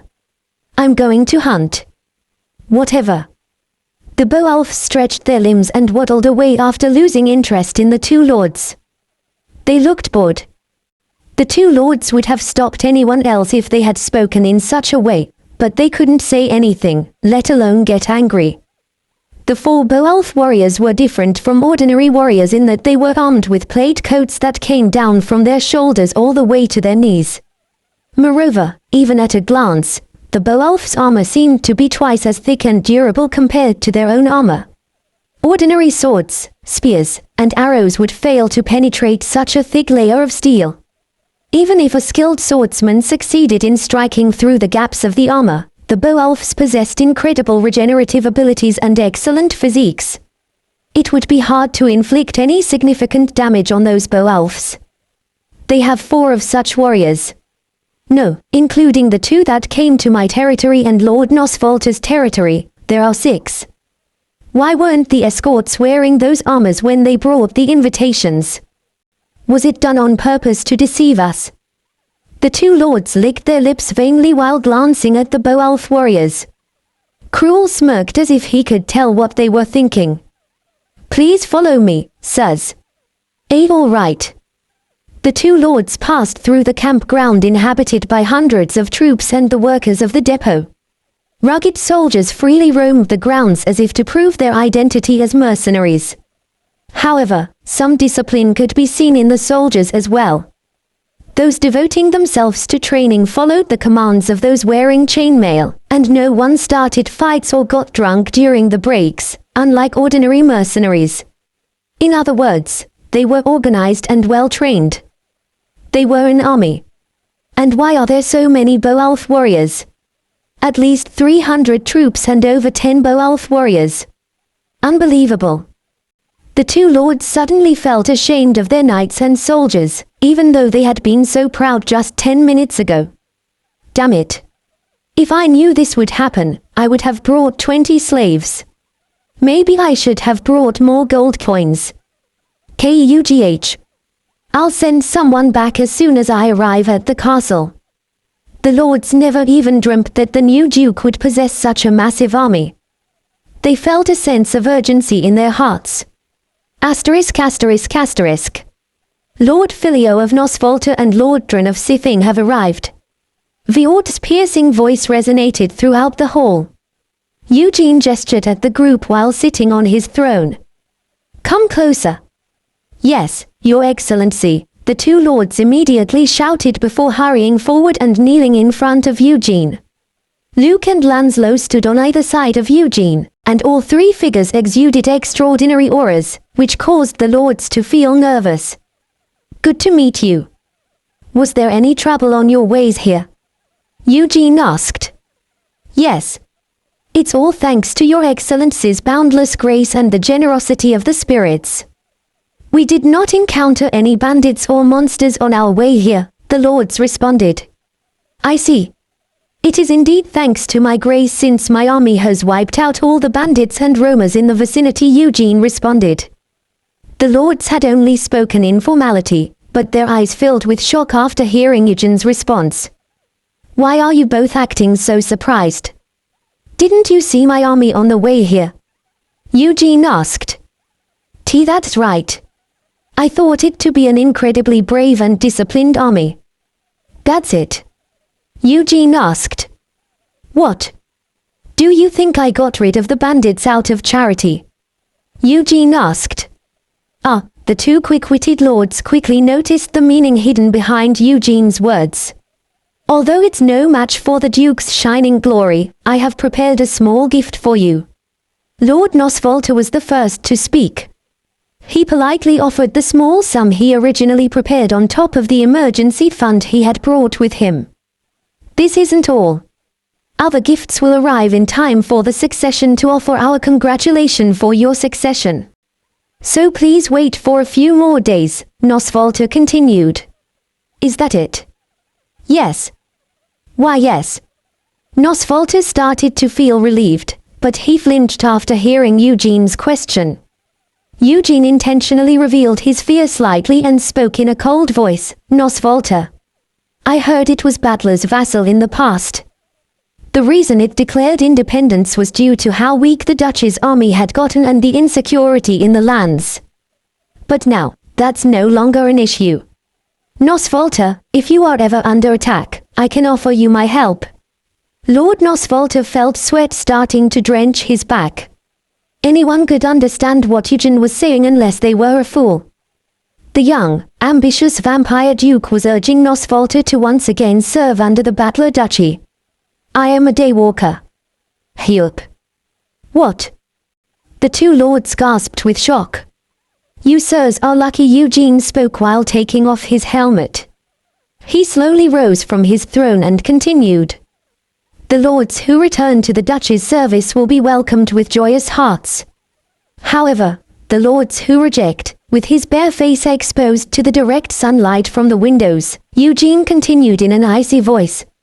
I, the Duke, and my army will go to them personally. I will discipline them, by force if necessary. So you sirs, the lucky ones, you should decide now. They were unlucky and weren't even given a choice. Eugene turned his head, and the gaze of the lords followed suit as if they were hypnotized. Eugene's presence was overwhelming, and the lords had been focused on him all this time. However, they finally noticed a group of pale-faced, trembling people after following Eugene's gaze. The two lords were familiar with most of them. Like themselves, they belonged to the previous vassals of the Battler Duchy. However, they were either the direct descendants of the lords or nobles with sufficient status to act as agents of the lords. It's over for the families that sent representatives instead. They're doomed. The two lords finally understood why Eugene called them lucky. I, Filio of Nosvalter, will accept your excellency's suggestion with great joy. Only the flag of the Great Battler Duchy will stand above the flag of Sithame. Their contemplation was short and their decision was quick. Asterisk asterisk asterisk. How many? 7, Your Excellency. The nobles of the castle could not hide their delight. It was only natural since all the nobles who came to attend the succession ceremony ended up swearing themselves as vassals of the duchy. The reason was simple. Eugene was a daywalker, and he possessed an army strong enough to easily occupy a medium-sized territory. Although the nobles smiled and laughed outwardly after swearing allegiance to Eugene, they were disheartened. Even so, there was one thing that they could all agree on. We were lucky. The army situated outside the castle walls alone could easily and thoroughly trample on their territories, but the young knight from the Drac family told the nobles a shocking truth. His Excellency's right-hand man is currently in Mungard. Soon, an army consisting of even greater numbers will be joining us. There will be knights and soldiers from the continent. And their first opponents will be those who didn't personally participate in the succession ceremony. The nobles felt truly sorry for those who didn't come in person. However, it could not be considered unfair treatment. The Duke had the justification, after all. The Battler Duchy was one of the greatest families in Branchia, and they were originally vassals of the duchy. It was justified for the Duke to become enraged at their lack of respect, and they had no right to complain even if their families were destroyed. Your Excellency. At this rate, all the invited nobles will come to serve you and the duchy once again. This can only be called the greatest of blessings. As expected, it's best to come and see the succession in person. This is all thanks to your Excellency's righteousness and honor. Ha ha ha. The nobles shouted with delight. Eugene smiled coldly. Is that so? But wouldn't you agree that it's better to experience it in person than to see it? The nobles became startled and instantly became quiet. The succession is tomorrow.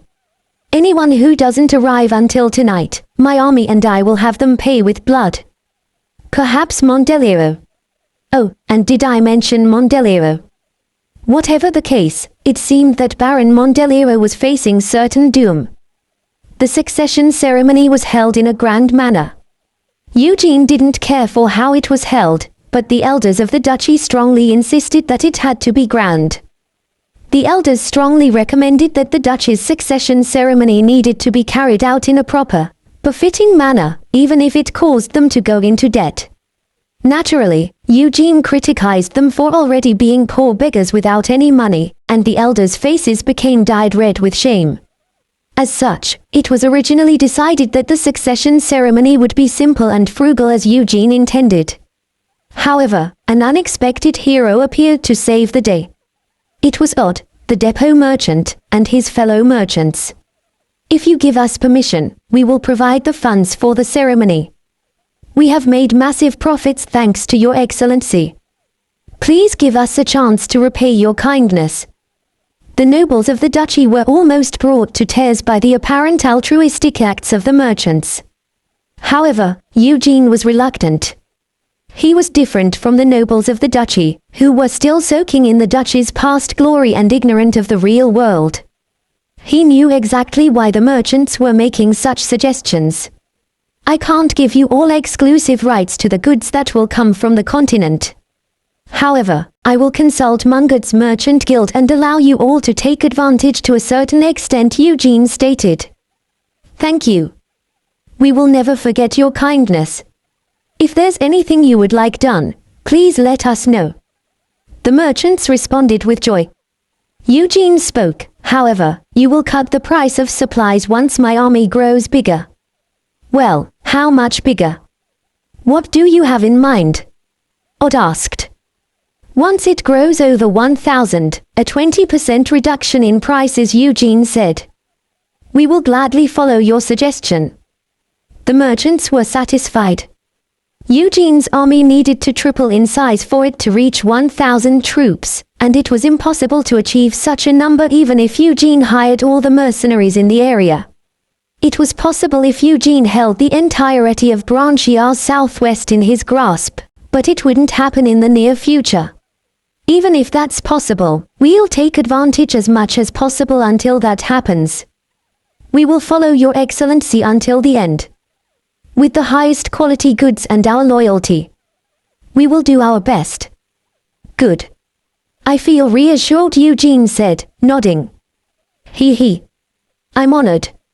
Odd and the merchants grinned after receiving Eugene's praise. However, their joy disappeared without a trace 3 days after the splendid, luxurious succession ceremony. Galfredic had returned to the duchy from Mungut with a whopping 800 troops. Whooped he, Odd's face turned deathly pale when he saw the large army. The army easily exceeded 1,000 troops in total. You promised, right? A 20% cut in prices. Eugene pointed out. Odd came to the unfortunate realization that there would always be a vampire ahead of you. Asterisk. This is amazing. Don't you think so, Sir Drac? That's right. I have never seen such a large army before. Luke and Lancelot couldn't hide their shock and admiration. Dozens of flags flapped against the wind, and more than 1,000 troops were lined up in an organized, awe-inspiring manner. It was truly an awesome sight. He. There are about 40 knights and 200 heavy infantrymen, Galfredic said while pointing. Really? Eugene responded before turning his head. The majority of knights were from Meran and the Carlsbaggens Peninsula. Eugene was acquainted with most of them. All of the knights have plate mail, and all the mercenaries from Meran either have chainmail or plate coats. It seems that the city of Meran and the vice-executive didn't spare anything. Priscilla and the Palin Association were investing a humongous sum of money to assist Eugene's expedition to Branchiar. The city of Meran was home to some of the best armament workshops in the Kyler Kingdom, and they had provided high-quality, durable armor for a cheap price to the knights and mercenaries departing on the Branchiar expedition. Even though they made such decisions hoping to benefit from Branchiar in the future, what they had done was still a great help. What did you do with the organization? Eugene asked. Galfredic responded, I took care of it on my way here. Were there any complaints? Eugene asked. Q-ha. All those disobedient bastards left long ago. The rest of them are head over heels with your reputation, master. Ah, of course, this guy has also been a big help. A holy knight really does live up to his name, Galfredic replied. You flatter me. You took care of it all, Sir Galfredic. Edmund smiled shyly and responded when Galfredic patted him on the shoulder. Still, Eugene was convinced that Edmund had been a big help just as he expected. No matter how famous Eugene was in Meran and the Carlsbaggins Peninsula, many people could turn their backs on him after discovering his true identity as a vampire. But it was different with the support of a brave, faithful holy knight, especially if he was someone who had participated in the crusade. There was no better assurance than him. Galfredic, Eugene called out in a low voice, and Galfredic moved in closer.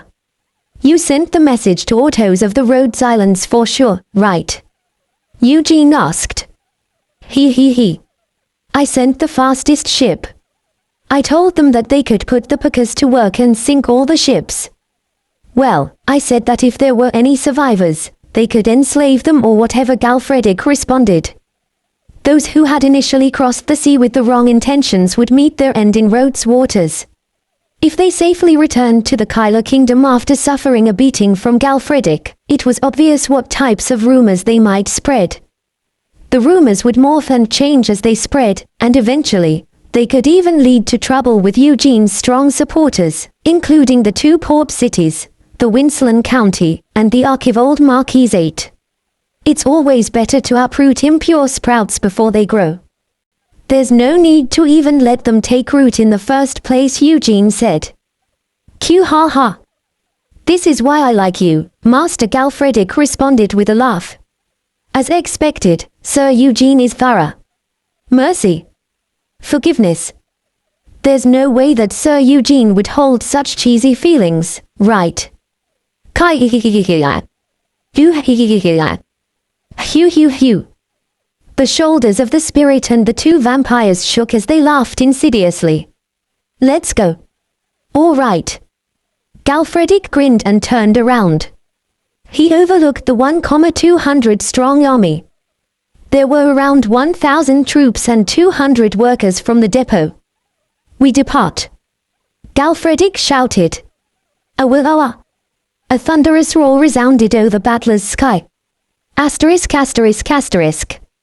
Excuse me, Lord Sithame. Home. Lord Nosvalter called out, and Lord Sithame turned his head. Nosvalter continued. We will be arriving at your territory soon, right? That's right. What is it? Sithame responded. Well, I'm just wondering how much you are going to prepare. Have you already decided on who to send? Nosvalter asked. Lord Sithame smacked his lips together. The nobles who had participated in the 4-day succession ceremony were accompanying the army of the new duke. And as was said, the duke visited the territories of each noble. Naturally, Eugene cracked down on those who didn't personally attend the ceremony and sent representatives instead. None of the families raised any objections nor attempted to resist. The Duke held the perfect justification, and there was no one who would act pridefully in front of a humongous army consisting of heavily armed knights and ferocious warriors.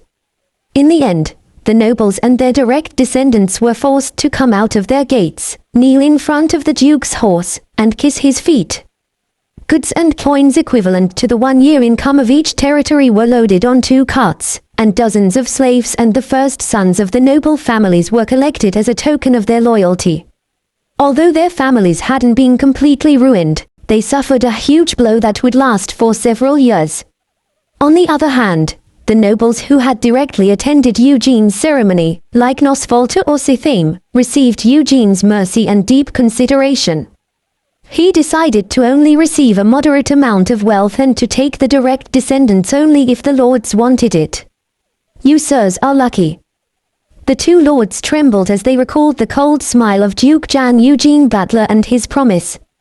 For now, I am planning to yield half a year's income of my territory, and my second son, Lord Sithame, answered. Your second son? Money is one thing, but your second son was chosen to become Sir Minrose's aide, wasn't he? Ha! Surely that's not the problem right now. It's Drac. Drac.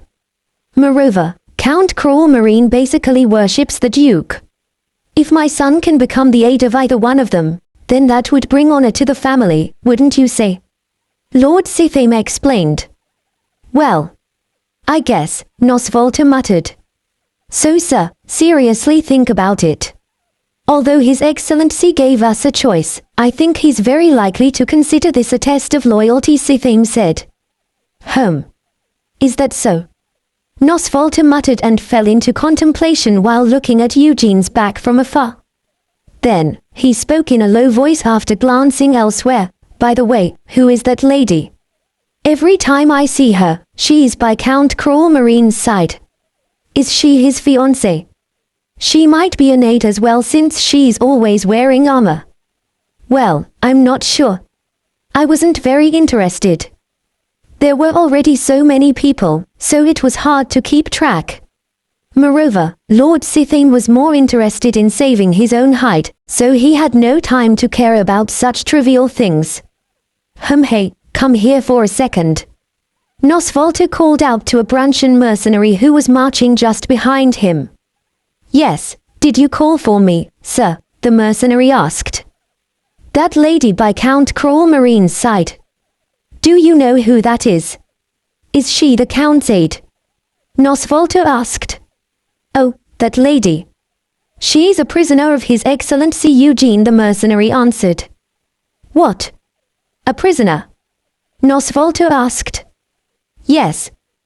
The knight next to her is also a prisoner, the mercenary said. Nosvalta looked at the knight with wide eyes, then spoke dumbfoundedly. How could a prisoner be left to be so free? And why is the count so close to the prisoner? Well, that's because she is a direct descendant of the Frensil family, the mercenary explained. Frensil? What? Monarch of the East. The family that faces the sun. Even Sithame interrupted the conversation with disbelief. The mercenary nodded.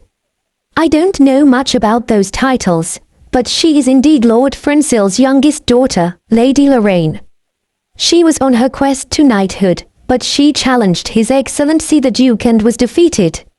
So, she became a prisoner and accompanied him all the way here. If you don't have any further questions, sirs, I will be on my way. Why yes, go ahead. The mercenary retreated with a bow, and the two vacantly stared at Luke and Lorraine with incredulous eyes. They had been half forced into swearing allegiance to the Duke. But it seemed their lord was a man beyond their imaginations. It was shocking enough that he possessed such a great army, but he had also captured a direct descendant of Frensil, one of the most powerful families challenging the Branchian throne. What more would they discover about this man? Ah! Lord Nosvalta gasped as if coming to a sudden realization. Then, he turned his head with a determined expression. Lord Sithame. I have come to a decision. About what? Sithame asked. I will send my second son and my youngest daughter to His Excellency. I will have my son become one of their aides, and my daughter as Count Cruel Marine's concubine, Nosvalta stated. What? Sir, do you mean it? Sithame asked. Yes. I'm dead serious, Nosvalta answered with burning determination. Sithame looked at Nosvalta with ridicule before eventually responding, your youngest daughter. She's 8 years old this year, right? Are you crazy? What does that have to do with anything? She will be at a suitable age to become engaged in 4 or 5 years, Nosvalta retorted. No, that's not how things work. Huh. Lord Sithame, you told me you were planning to send your second son, but are you actually going to send one of your daughters as well? Are you worried because my daughter is younger? You're worried that you might lose your spot? Nosvalter questioned. Have you truly gone mad? How can you even say that to me? Sithame shouted. Well, if that's not the case, then why? The two lords raised their voices and criticized each other, although they had a rather harmonious relationship until now. As the competition for loyalty began in earnest among the Duchess' vassals, Myrian excitedly buzzed over. She had been snooping around in search of anything interesting. Kaihihih. It's me tilde number 1 tilde Sir Eugene's most loyal servant is here tilde 10 gold coins tilde.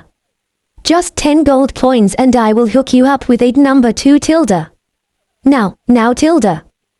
This isn't an everyday opportunity tilde 10 gold coins tilde. She was fully aware that they couldn't see or hear her. However, she continued to shout excitedly like a crazed merchant, drooling at the sight of their coin pouches. However. Ha. The two lords suddenly stopped arguing and looked around. Did you hear something just now? Ha. You as well. I did hear something. It sounded like a very wicked, insidious voice, the two lords muttered. Ki-yelik. Myrian screamed with shock. What is it? The lords jumped back with surprise, and the wicked, insidious spirit quickly flew away from above their heads. What's going on?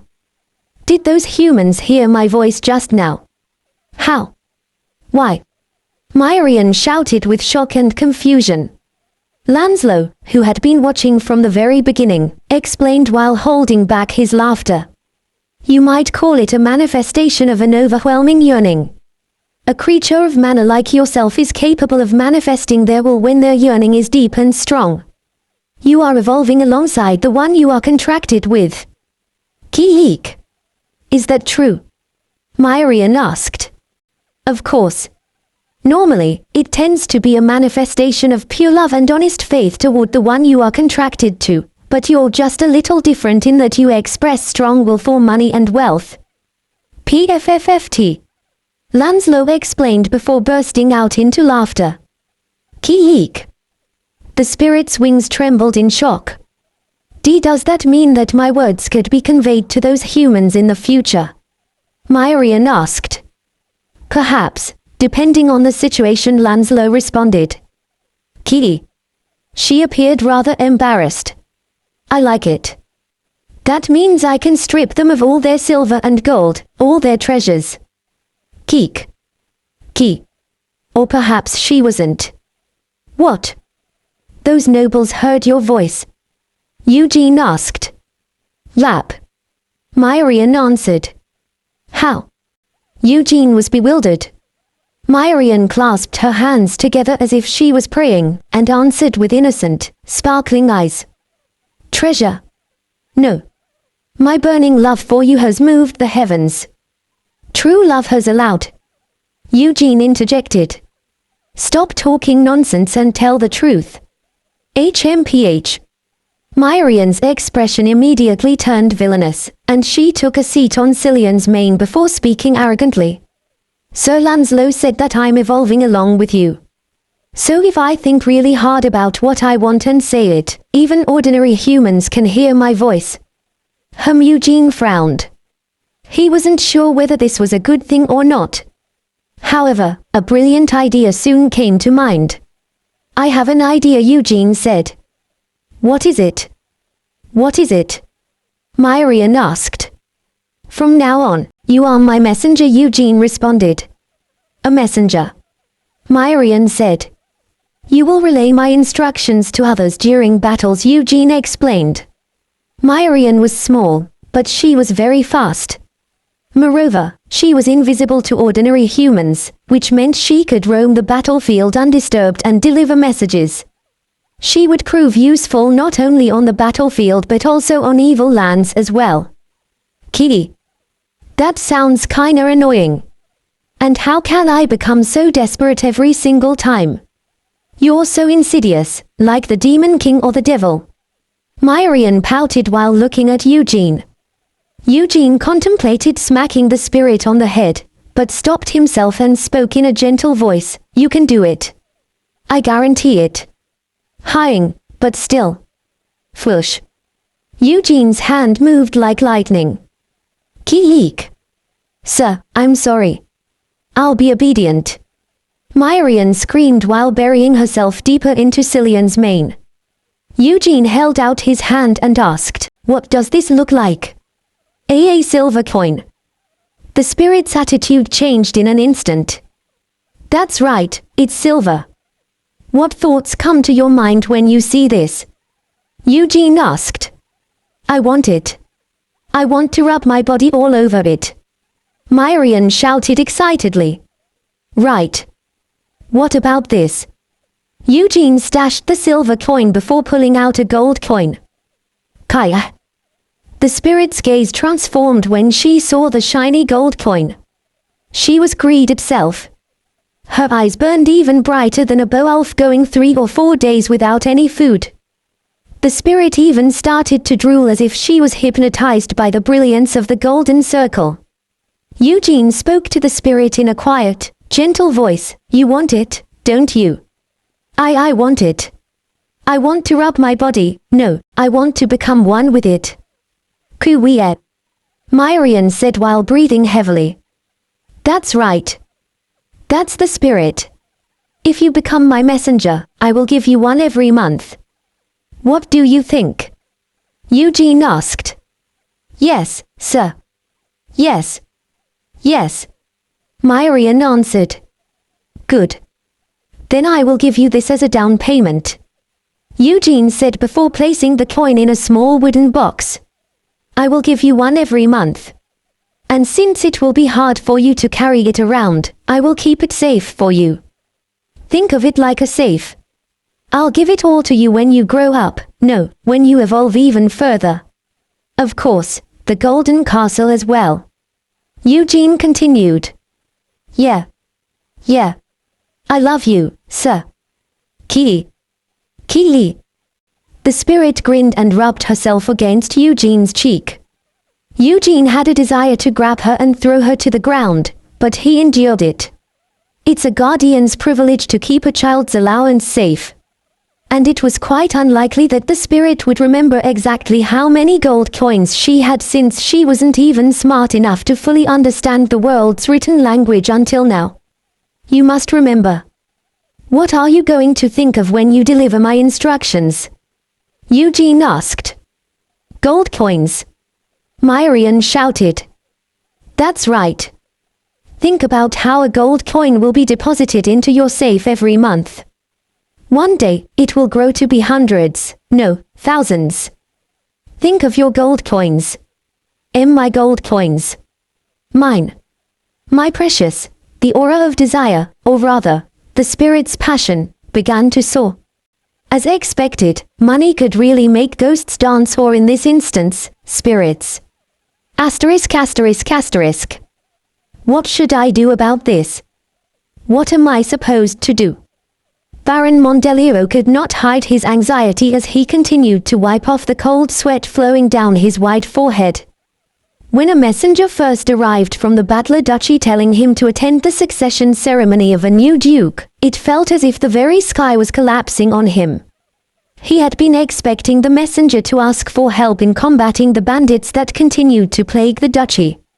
He would have accepted their request with pride before reporting back to the mastermind of all these.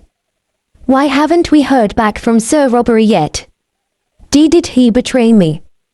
Did he turn himself over to the new duke? Is that it? Baron Mondeliro shouted. There's no way Sir Robbery would do that, my lord. Please regain your composure. Do you really think that's possible? The entire plan is about to collapse, so what could I possibly say to that man? Mondeliro burst into a rage, and the nobles gathered in the office were silent as they exchanged glances. After a moment, one of the nobles made a cautious suggestion. My lord, wouldn't it be best to be honest and ask for help? What did you say? Baron Mondelier raged.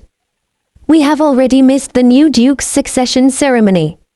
It might not be that difficult for now, but they will obviously criticize us later. It will be better for us to switch horses now than to make excuses later. The noble continued. Switch horses? Baron Mondelier asked. That's right. It's best to switch horses as soon as possible so that you all become accustomed to the steed. You can take your time to find out the horse's personality, what it likes, and how fast it can gallop. Besides, we have someone who's directly involved in our castle right now, right? The nobleman said. Baron Mondelier stroked his chin with a serious expression. Then, he raised his head. All right. Let's do that. He looked around the nobles with a brighter expression. I will follow Sir Borrow's advice. Hey, you there, bring the guest over, Baron Mondelier said, giving his orders. Yes, my lord, the butler answered before leaving the room. A few minutes later, he returned with a figure with him. The new arrival was a young, elven knight wearing chainmail and a white surcoat, even though they were indoors. Lord Mondelier. Were you looking for me? The elf asked. His beardless face was smooth, and he looked to be in his mid to late 20s. Sir Pranbo. Welcome. Baron Mondelier's attitude was polite. It was only natural since Pranbo was older than all the nobles gathered in the office. Moreover, he was a respected knight of high standing from where he originated. Is there something wrong? Everyone's expression seems rather sour, Pranbo asked while looking around the stiff-faced nobles. Baron Mondelier responded with a forced smile. Things went slightly awry, but it's not enough for you to be concerned about, sir. By the way, regarding the offer you proposed. Have you finally made up your mind? Pranbo asked. Yes. Your suggestion? No, I will accept the suggestion of His Excellency Rosemarin. Ha. You made the right choice. His Excellency will surely treat Lord Mondelier with respect and honor, Pranbo said. He had already been expecting such an answer when Baron Mondelier called for him. In the first place, it made no sense for Baron Mondelier to refuse the offer after not attending the succession ceremony of the Battler Duchy. I will entrust you with it, Sir Pranbo. I look forward to it, Baron Mondelier said with sincerity. He had already made his decision. Pranbo, the Archduke's cousin, was the only connection he had with Archduke Rosemarin, who sought the throne of Branchia. Ha. Of course, I will do my best. Then, I will contact my nation and ask them to send some troops. Would 500 be enough? Pranbo asked. 500 elite soldiers from the Northern Elf Kingdom would be very reassuring indeed, Baron Mondelier exclaimed as if he was touched, but he felt rather sour. The presence of other people's troops in his territory signified that he was becoming their subordinate. Even so, once the Northern Elf Kingdom unites Branchia, I can proudly stand as one of their vassals. He would be the first to subject himself to Archduke Rosemarin in Branchia. Archduke Rosemarin was the leader of the elves who ruled over the island of Eland, which was located north of Branchia, and he would certainly give appropriate treatment to his vassals.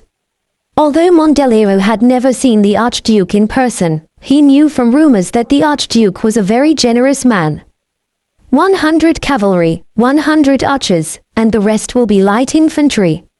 Of course, we will be covering all the expenses for the troops as well.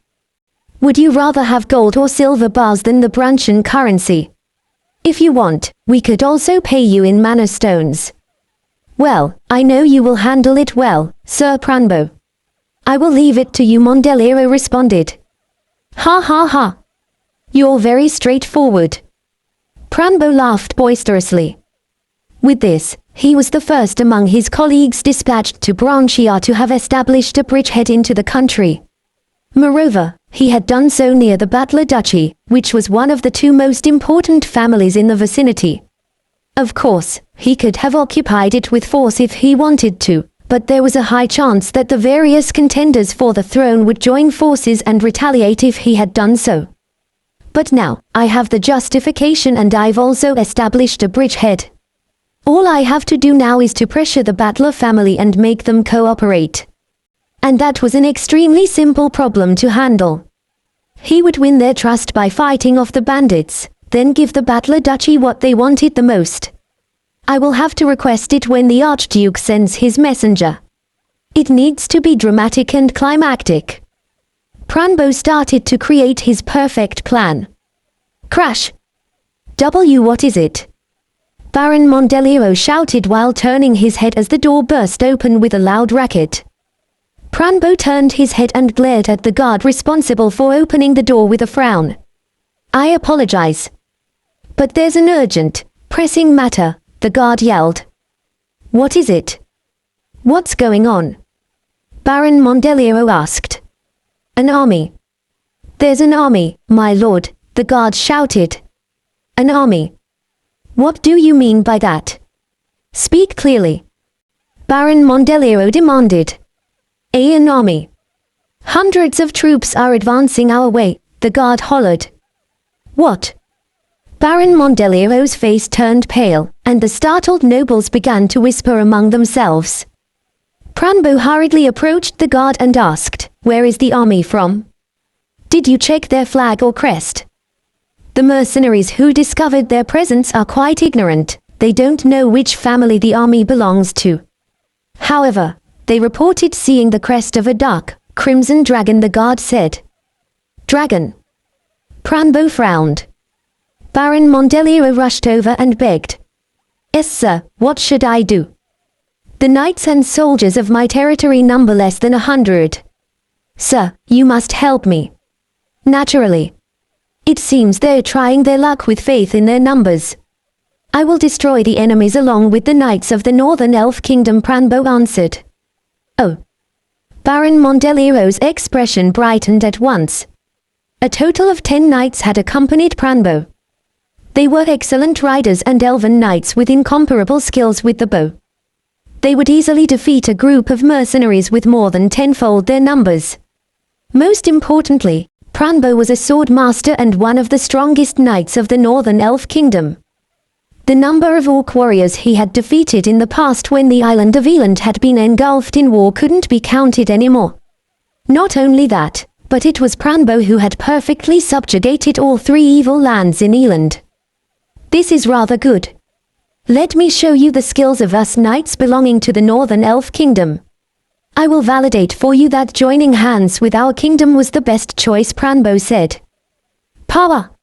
An aura engulfed Pranbo's figure.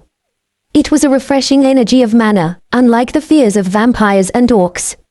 It was an elven knight's unique ability that protected them from evil energies and fear while improving their physical abilities. I trust you.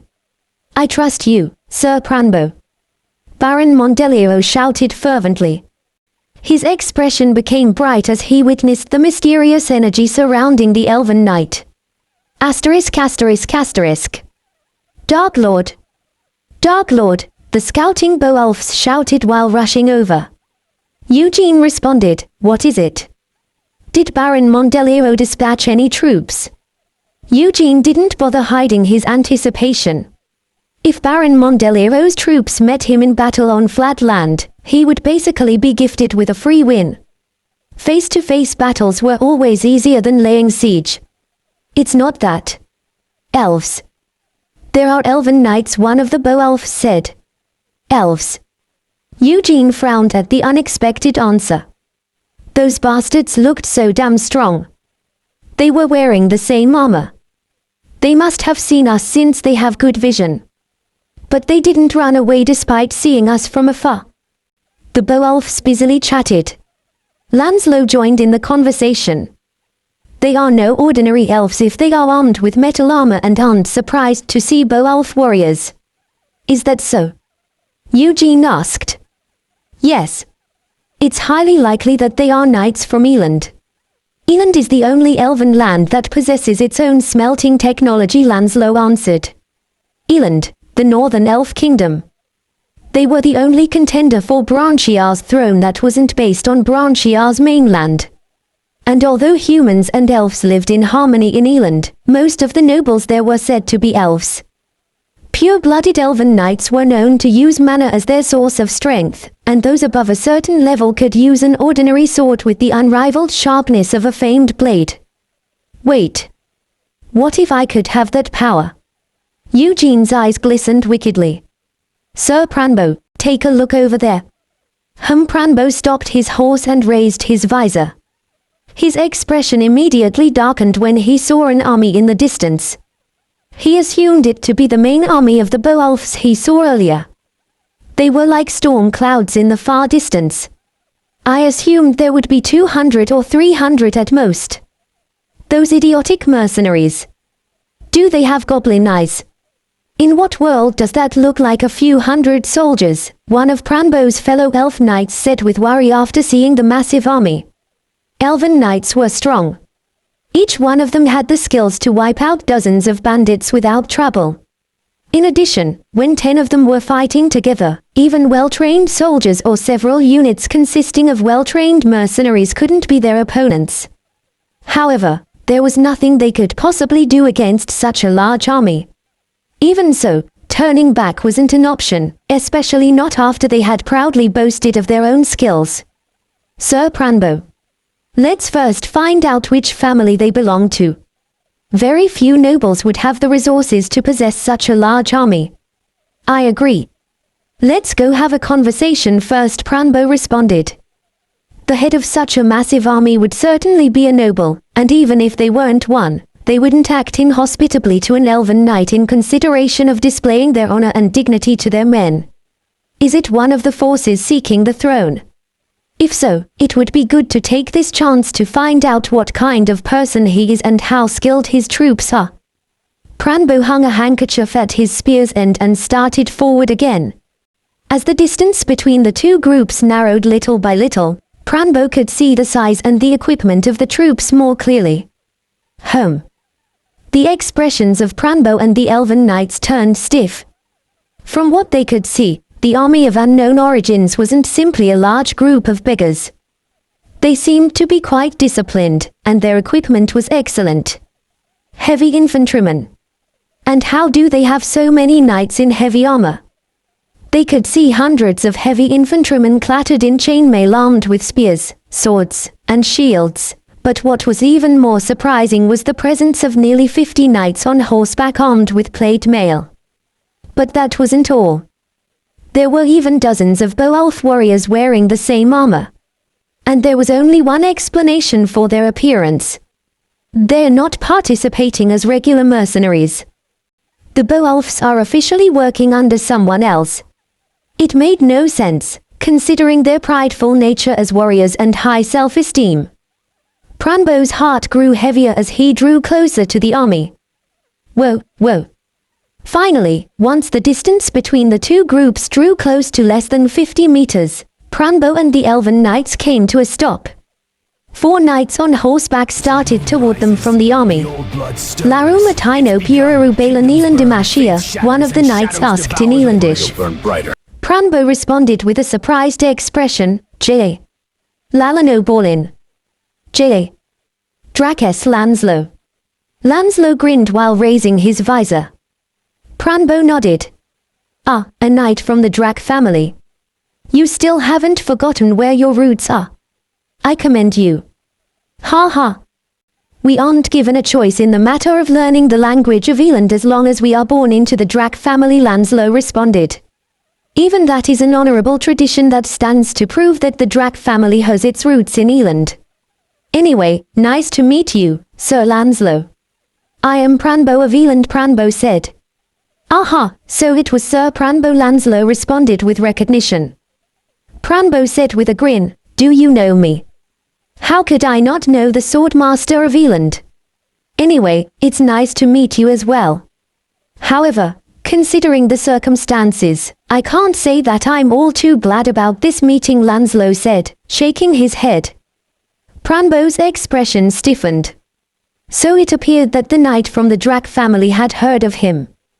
However, for the young knight to act like this meant that he was either confident in himself or in his army. But regardless of the reason, Pranbo was unfamiliar and uncomfortable with such a response. Of course, this also applied to Pranbo's fellow knights, who weren't as disciplined as Pranbo. Sir, where are your manners? Aren't you a knight of the Drak family? Don't you have the blood of elves flowing in your veins? The least you could do is to be respectful, even if you can't join our side. Have some manners. Knight of Drak.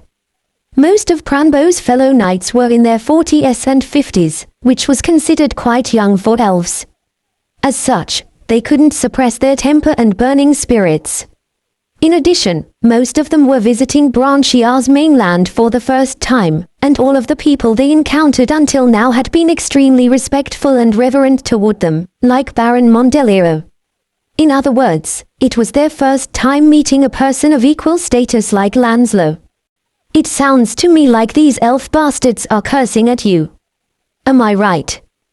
Galfredic asked. Lancelot responded with a shrug, not quite curses, but nothing nice either. Banneret Randolph said cautiously, they are pointing out Sir Drak's attitude and warning him to be polite. The knight who spoke with Sir Drak is a swordmaster of Eland, and he seems to be a noble of very high status. They're complaining of Sir Drak's attitude. Motherfuckers, these elf bastards are pulling shit out of their mouths. Lancelot, forget everything else. Ask that swordmaster if he's the one responsible for instigating Baron Mondelero. Galfredic cursed. Pranbo couldn't understand the language of the Kyler kingdom, but his eyes turned toward Galfredic due to the burly knight's aggressive tone and extraordinary aura. Pranbo recognized that Galfredic, Randolph, and Clay were vampires from their relatively pale faces and unusual auras. A knight of the Dark Clan. Are you the head of this army? Pranbo asked. He is asking if you are the commander of this army, Sir Galfredic. Randolph interpreted Pranbo's words. And what does that matter to you? Just tell him what I was saying before, Galfredic casually said. Yes. Randolph nodded before turning towards Pranbo. This is Sir Galfredic, an exalted noble of our clan and the knight commander of our forces. Sir Galfredic is asking if you are with Baron Mondelero. Pranbo managed to remain calm even after the sudden, sharp question. However, the other elven knights weren't as disciplined as Pranbo, and they couldn't hide their agitation after hearing Randolph's question. I'm right, aren't I? Bastards, I can tell just by looking at your faces. You scruffy elves are the ones behind Mondelero, Galfredic said with a grin. Pranbo couldn't understand his words, but he recognized Galfredic's comprehension from the smile. However, Pranbo remained proud. And what if we are? That's right, Sir Mondelero has decided to align his will with Eland. So listen carefully. As soon as you and your army decide to invade Lord Mondelero's territory, you will be declaring war on Eland. Eland's elite soldiers are protected by the Great Spirit. They will destroy and slaughter the troops of your army. So have your soldiers retreat and get out of this land this instant. Pranbo spoke before tapping on his long sword. It was a fine blade nestled inside an elaborate silver sheath. He wasn't afraid at all, even if he was facing a high-ranking noble of the Dark Clan. Pranbo's words were accurately interpreted over to Galfredic. Do ha ha ha ha ha ha ha. Galfredic burst into laughter, which caused the elves to become flustered. I was worried that you would cut the tail and run off. I never expected you to ask for a battle straight up, Galfredic remarked. Exactly. It hasn't been too long since they left Eland, so they must be ignorant of the world, Lancelot replied to Galfredic's words. Although they were talking in their own language, the elves felt offended by the attitude and the tone of the two knights. How dare you? Aren't you afraid of angering Eland? Apologize immediately and walk away. I won't tolerate any more disrespect. The elves shouted angrily. Lancelot gave a meaningful smile. Ah, come to think of you, you don't even know who we are yet. HMPH. The Drak family might be famous, But I have never even heard of the Galfredic family. I don't know which kingdom you are from, but if you show any more disrespect, after Eland unites Branchia, Pranbo shouted. I think there's a big misunderstanding here. Lanslow interrupted. He continued. Our army's master and supreme commander is over there. Pranbo and the elven knights turned their gazes toward where Lanslow was pointing. A knight clad in black armor was observing them from a distance under the fluttering flag of the Black Dragon. Pranbo narrowed his eyes. He could feel an extraordinary pressure emitting from the knight. Lanslow continued. If I may introduce him, His Excellency Duke Jan Eugene Battler. W. What? Pranbo shouted with shock while almost throwing reins. Lanslow spoke with a mysterious smile. So Lord Mondelero is with Eland. Good. We were on our way to ask that question anyway. Well, that's... Well. The Mondelero barony was a vassal of the Battler Duchy for a long time. Since the Battler Duchy bestowed the duchy its status, the Battler Duchy will be the one to revoke it, Lanslow stated. That's right. His Excellency Eugene Battler will incriminate Lord Mondelero for betraying the duchy. Well, since a swordmaster of Eland has testified that Baron Mondelero is with Eland, any further conversation will be meaningless, Lanslow added. Kugh. Pranbo bit his lips. He had made a mistake, a huge mistake. The right move would have been to continue the conversation after discovering the opponent's attitude, but he had been caught off guard by the opponent's disrespectful attitude.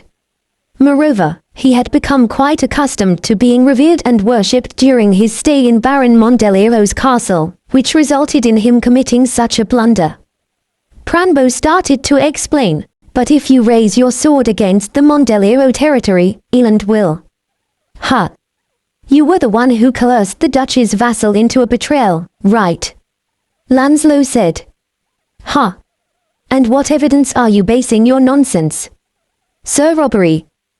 We captured one of Baron Mondelero's knights. He confessed that someone gave Lord Mondelero lots of silver coins to hire mercenaries and to have them pretend to be bandits, Lanslow casually said.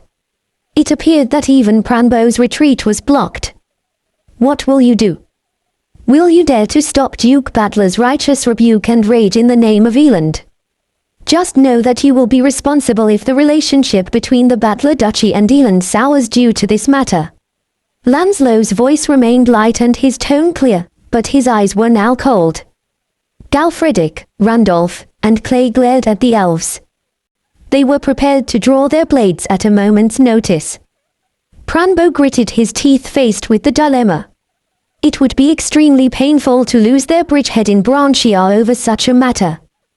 The opponents weren't afraid of Eland, and they held the political justification in condemning Baron Mondelero. Pranbo parted his lips with the intention of retreating. However, we are the Knights of Eland. The great land of Eland will not bow to anyone. The enraged elven knights shouted while unsheathing their weapons. You idiots! Pranbo attempted to dissuade the knights, but it was already too late. Great. Not too shabby for little elves.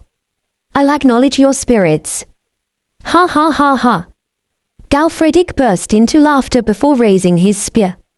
Lanslow and the two vampires raised their long swords as well. No.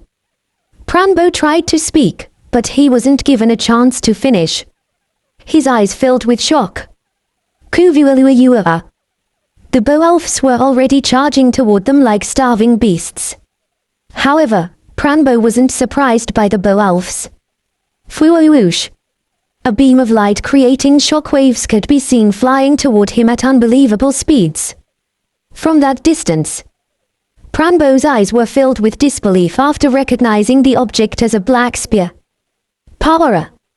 Pranbo reflexively ignited his own mana and coated his longsword with it. He predicted the spear's straight trajectory and struck down with all his might. Shhhhk. However, as his blade fell in a cascade of light, the spear turned sharply to the right as if it were alive. Pranbo couldn't hide his shock. The spear continued and pierced the shoulder of an elf knight standing behind him.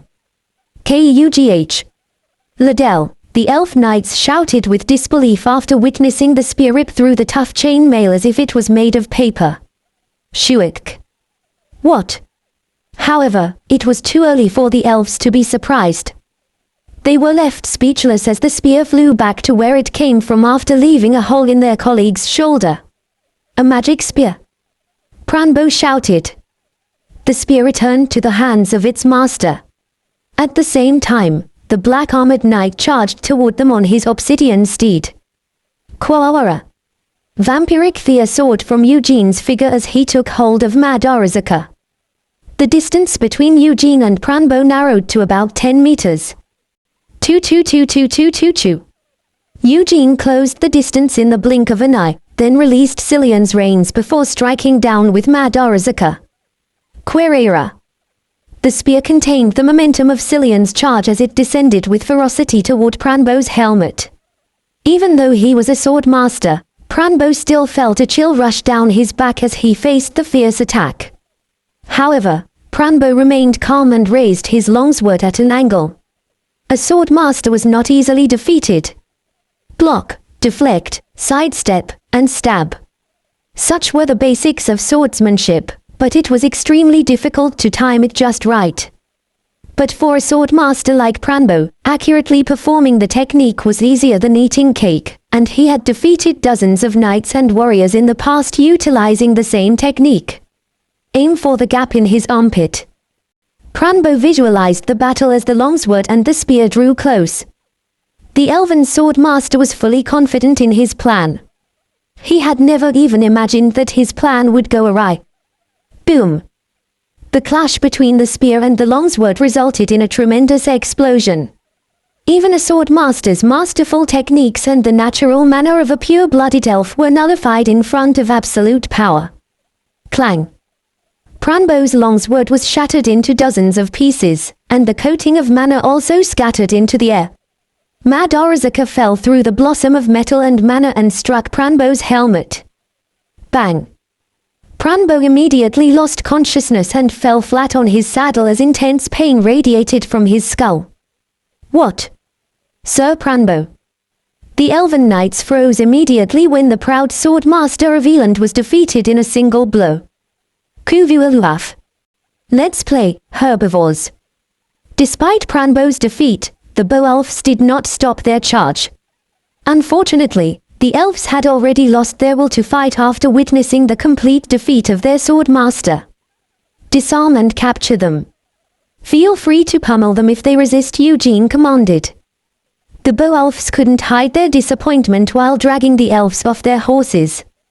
Justification, profit, honor. The elves failed at obtaining even a single one as the battle concluded. Asterisk asterisk asterisk. After half a day, Pranbo opened his eyes with a grunt. Kugh. He groaned and clenched his teeth as extreme pain surged from the top of his head. It felt as if a nail had been driven deep into his skull. Sir. The old man elf woke up. I know. Pranbo turned his head toward the two voices. One was rather frivolous, while the other was cold. He came to face a young man with crimson eyes and long dark hair, as well as a spirit who looked as frivolous as her voice. A spirit and a vampire. Pranbo briefly forgot his pain and looked at the unimaginable combination with dazed eyes. The spirit began to laugh wickedly. Kai-hi-hi-hi. I guess he's a unicorn now, rather than an old elf. He has a horn on his head. Kick. Pranbo was filled with an immense desire to smack the spirit in the head, wanting to ignore his identity as an elf. Well, it's definitely an eyesore. I'm glad he looks fine though, the vampire said. Although Pranbo could understand his words, strangely enough, he felt irritated by the vampire. Pranbo spoke in a dignified voice, and who are you, sir? By the looks of it, you're a knight of a prestigious family. If you are indeed an honorable knight, you ought to show some courtesy. A load of crap. Are you not fully awake yet? Will you come to your senses if I hit you some more? Eugene responded. What? Pranbo stammered. I am Jan Eugene Butler. Manners, courtesy. Who do you think should be showing respect here? Eugene asked. Pranbo became wide-eyed after learning of Eugene's identity. He immediately placed his right palm on his chest and said politely, I have shown you great disrespect due to my ignorance. I know. Sir Pranbo, Swordmaster of Eland. Eugene interrupted. Pranbo bit his lips after hesitation. He couldn't believe that he was being referred to as a swordmaster by someone who had defeated him in a single blow. He had never felt more ashamed of his title than now. However, Pranbo was a noble of Eland and its representative before he became a swordmaster. As such, he was aware of his responsibilities. Your Excellency Butler. With all due respect, what happened to the other knights with me? Pranbo asked. They are all fine. I am treating them with honor as prisoners. One is in poor condition. The one I pierced with my spear. We fed him a mana stone to ensure he doesn't die, Eugene explained. A mana stone. Your Excellency. Pure-blooded members of our race should not consume mana stones. If there were any impurities in the stone, then the mana in their bodies, Pranbo shouted with alarm. It was pure. My wizard manufactured it. Eugene interrupted. Your wizard? Pranbo asked. Don't worry about it. I have someone, a woman. Anyway, the one with the hole in his shoulder is breathing and alive, Eugene said with a shrug. Phew. I am grateful for your mercy, Your Excellency. You are a man of true honor. I am thoroughly impressed. Pranbo bowed politely with sincerity. He felt as if the prejudice that had been fabricated after meeting human nobles like Baron Mondeliro was completely crumbling apart. Although the vampire wasn't Brunchen, such an honorable knight was an extremely rare find, regardless of race and nationality. But he only thought of this because he had no idea who Eugene was at all. I only saved his life since I would benefit from the ransom, but it seems like I've made a big profit using only 2 mana stones. Anyway, considering that he was secretly plotting against the duchy, it seems like he's got some manners. According to the other captured elves, Pranbo was a high-ranking nobleman in Eland. His status was enough to be counted within the top 10, and he was popular with other elves because of his excellent swordsmanship and unyielding spirit. I'll be at a loss if I start a squabble with the elves since they don't even have any power in Branchiar's mainland. I'll have to treat him nicely until I get his ransom. Beating up Mondeliro should be enough to satisfy me for the time being. Eugene made up his mind. He asked while slightly softening his eyes, Sir Pranbo, let me ask you a few questions. I have already suffered defeat at our hands. I will faithfully answer any questions that don't cause me to betray Eland, Pranbo responded. Good. Having the mercenaries pretend to be bandits. Was that Eland's will? Eugene asked. We supported Lord Mondeliro financially and condoned his actions, so I can't deny the responsibility, Pranbo answered. Are you saying that you were trying to drive the Butler Duchy into a dead end? Eugene asked. That's right. However, although it may sound like an excuse, I had them know not to occupy the duchy. Eland needed the cooperation of the duchy, we weren't trying to take it over, Pranbo explained. The elf's words lined up with Robbery's words. It certainly appeared true. But there were still questions that needed answers. Even if your plan succeeded, the duchy would not have cooperated. The old men of the duchy are incredibly arrogant and snobbish. Of course, they have gotten a lot better now, Eugene said while tapping on Wolf's Slaughter. Pranbo could guess the situation. Even the elders of the duchy would have been helpless in front of the vampire's overwhelming might. We were not expecting the duchy to bend over and cooperate with Eland just by rescuing them from danger. So we were going to prepare a gift that would leave the duchy with no other choice, Pranbo said. Gift. What was it? Eugene asked. Well, Pranbo hesitated for a moment before taking a deep breath. Then, he continued. Phew. You have already succeeded the duchy as its new master, so there's no point in hiding it. The gift that Eland prepared is one of 4 treasures originally belonging to the Battler Duchy. What? The armor. Eugene exclaimed in shock. Ha! Your Excellency, how do you know of Armis? Pranbo asked. Armis. Pranbo seemed rather confused when Eugene exclaimed in shock. Eugene showed him Wolf Slaughter, Mad Arazaka, and Paracletus one after another. I have 3 of the treasures, so the remaining one would obviously be the armor, Eugene explained. By the gods. Pranbo was shocked and speechless. It felt as if his very soul had left his body. He finally realized how a member of the Dark Clan managed to succeed the Battler Duchy and how he knew the identity of the treasure belonging to Eland's royal family. Fate. Could this be fate? Ha! Pranbo let out a long sigh, then he spoke in a stern voice after straightening his posture. We were going to demand the Battler Duchy's support for Eland on the condition that we returned one of its 4 treasures, Armis. But we assumed that the duchy wouldn't agree from the very beginning or would have other ideas, so we joined with Baron Mondelio. Maybe, no, I'm sure that would have done exactly that. Eugene hesitated for a moment before responding. Judging by the brazen attitude of the duchy's elders from before, Eugene felt that Pranbo's rationale was justified. But that armor. Wouldn't it have been a waste to hand it over so simply? They are quite extraordinary, Eugene said. Even Wolf Slaughter, which was the least extraordinary of the 3 treasures in his possession, was an unrivaled sword. In the first place, there were only a few swords in the world that had been crafted with meteoric iron. Pranbo responded, if by extraordinary you are referring to Armis's defensive function, then yes, it is indeed extraordinary.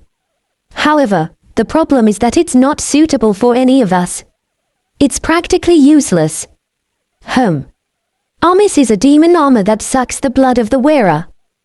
That's why all the previous dukes had been short-lived, Pranbo explained. Eugene was surprised. Neither the elders of the duchy nor Pythagoras, who could be called a living history book, had told him about this.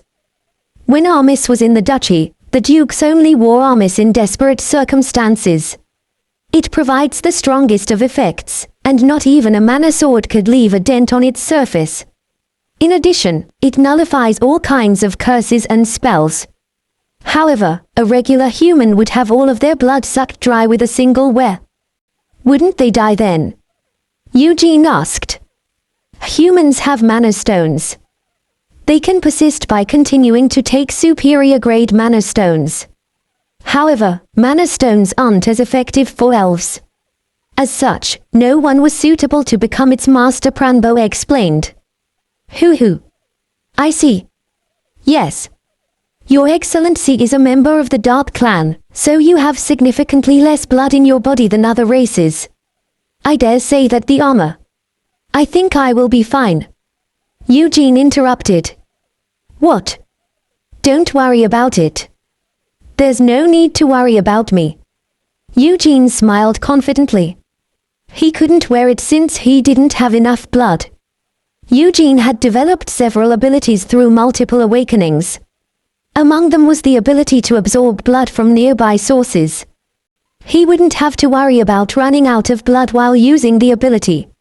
If I'm in a hurry, I can suck blood from whoever is nearby. A battlefield was filled to the brim with enemies to devour blood from, so what was the use of worrying? Eugene was glad he was a vampire. What about the armor? When will you have them bring it? Eugene asked. Please send 2 of my colleagues back to Eland. I will have them bring back the ransom and the armor.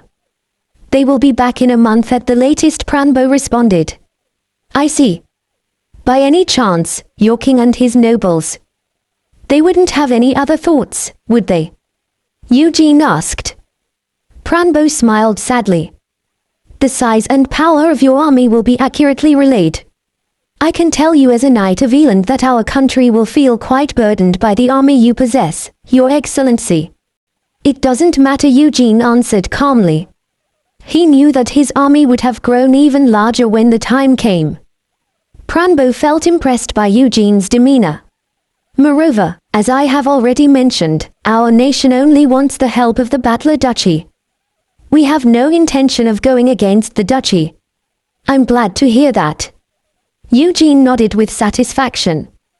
Pranbo fell into thought for a moment before asking cautiously. With all due respect, does Your Excellency have the thought of unification in your mind? Let's just say yes for now, Eugene responded. Huh, Pranbo sighed as if he had been expecting Eugene's answer. However, Eugene's following words caused him to immediately raise his head. If you want, I will grant Eland its independence. And I will cede the islands in its vicinity as Eland's territory. Pranbo's eyes filled with disbelief. Eugene continued while looking into the elf's eyes. My druid told me that even if someone succeeded in unifying Branchia, even greater strife and war might be awaiting them, and that regardless of who unifies Branchia, it won't even last for 3 generations. Pranbo felt dejected. He had heard similar words from the druids several times when he was in Eland. Even his cousin, the Elf King, knew the story. As such, although the Elf King was attempting to unify Branchia, he was pursuing it through a plan that hadn't been attempted by the previous dynasties. Several high-ranking nobles of Eland, led by Pranbo, had arrived on the mainland for that very reason. They had attempted to persuade and win over allies instead of conquering by force. Did Your Excellency's druid give you any advice? Pranbo asked. A united kingdom. My druid advised me to form the United Kingdom of Branchia, Eugene responded. As I thought. Pranbo exclaimed with a clap. It appeared that the elves of Eland were pursuing a similar plan. This makes it much easier to talk. Eugene put his devilish brain to work as he continued. Branchia was invaded by the kingdoms of the continent, which caused the destruction of the dynasties after the Night King. My druid thinks that the heart of the problem is Branchia's architecture. He said that it is difficult to unite a nation that houses many different races, and that it would be difficult for a strong royal family to be born. Do you agree, sir?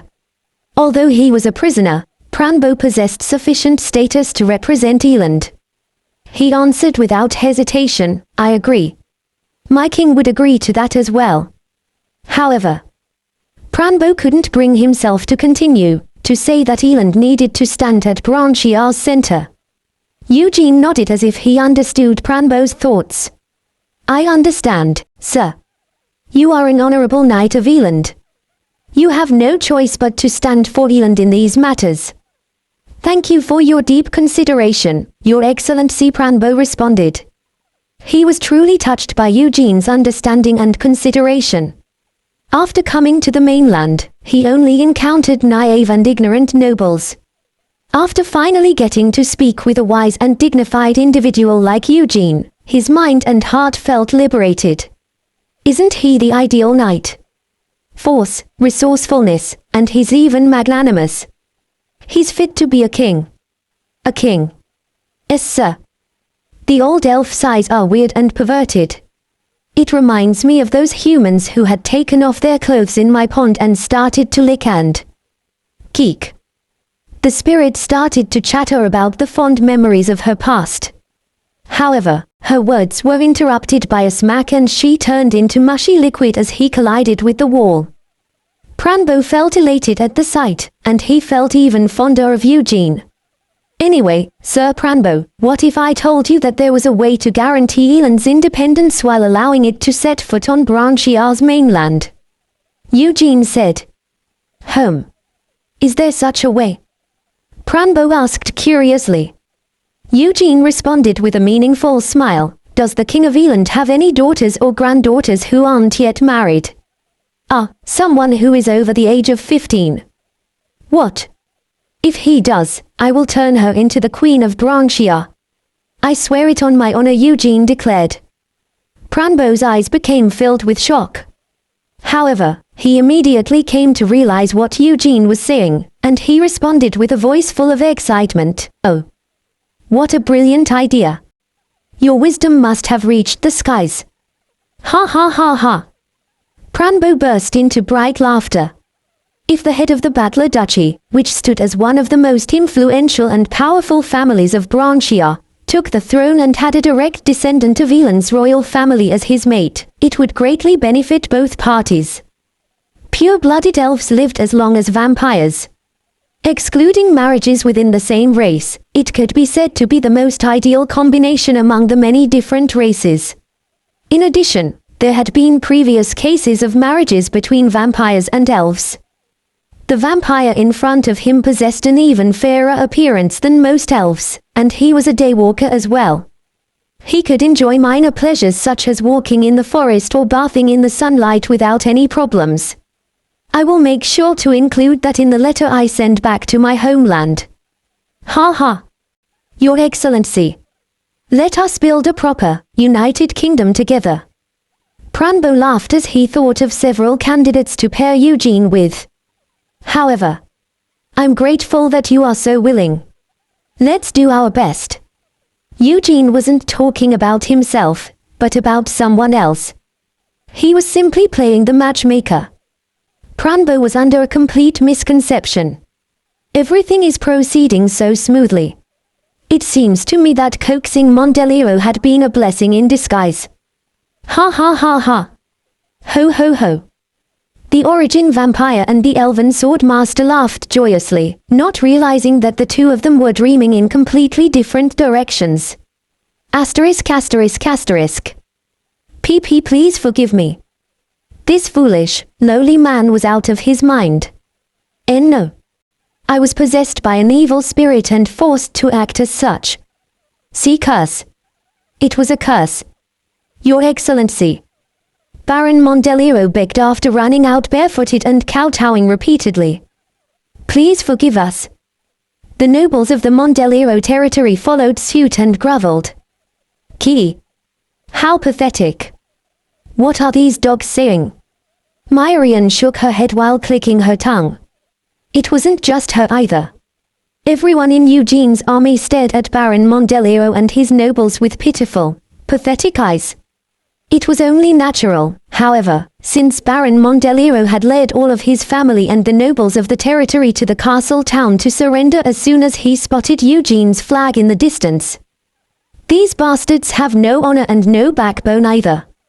I don't know why they even plotted to betray the duchy when they're so weak. You guys are pathetic for buying them off too, Galfredic said mockingly with his gaze on Pranbo and the elven knights. Although they couldn't understand Galfredic's words, Pranbo came to a rough understanding based on Galfredic's tone and attitude. Pranbo avoided the burly knight's gaze while coughing awkwardly. A wicked spirit. A curse. That's an excuse I haven't heard before.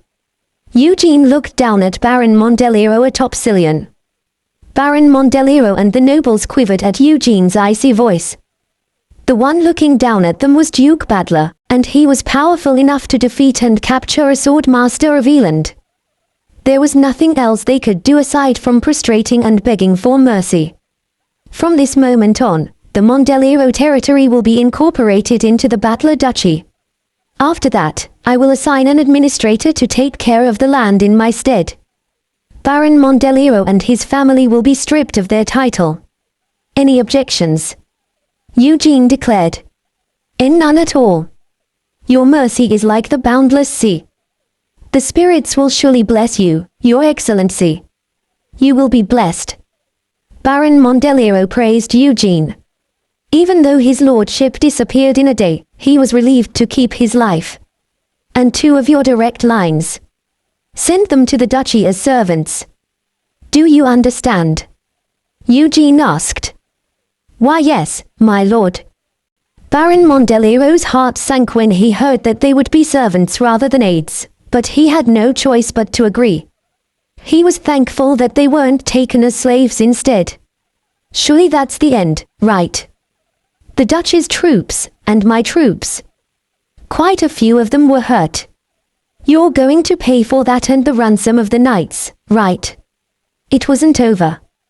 Baron Mondelero asked cautiously as he felt his heart drop even further. How much will suffice? I would like to see a reflection of your sincerity and apology, Eugene replied.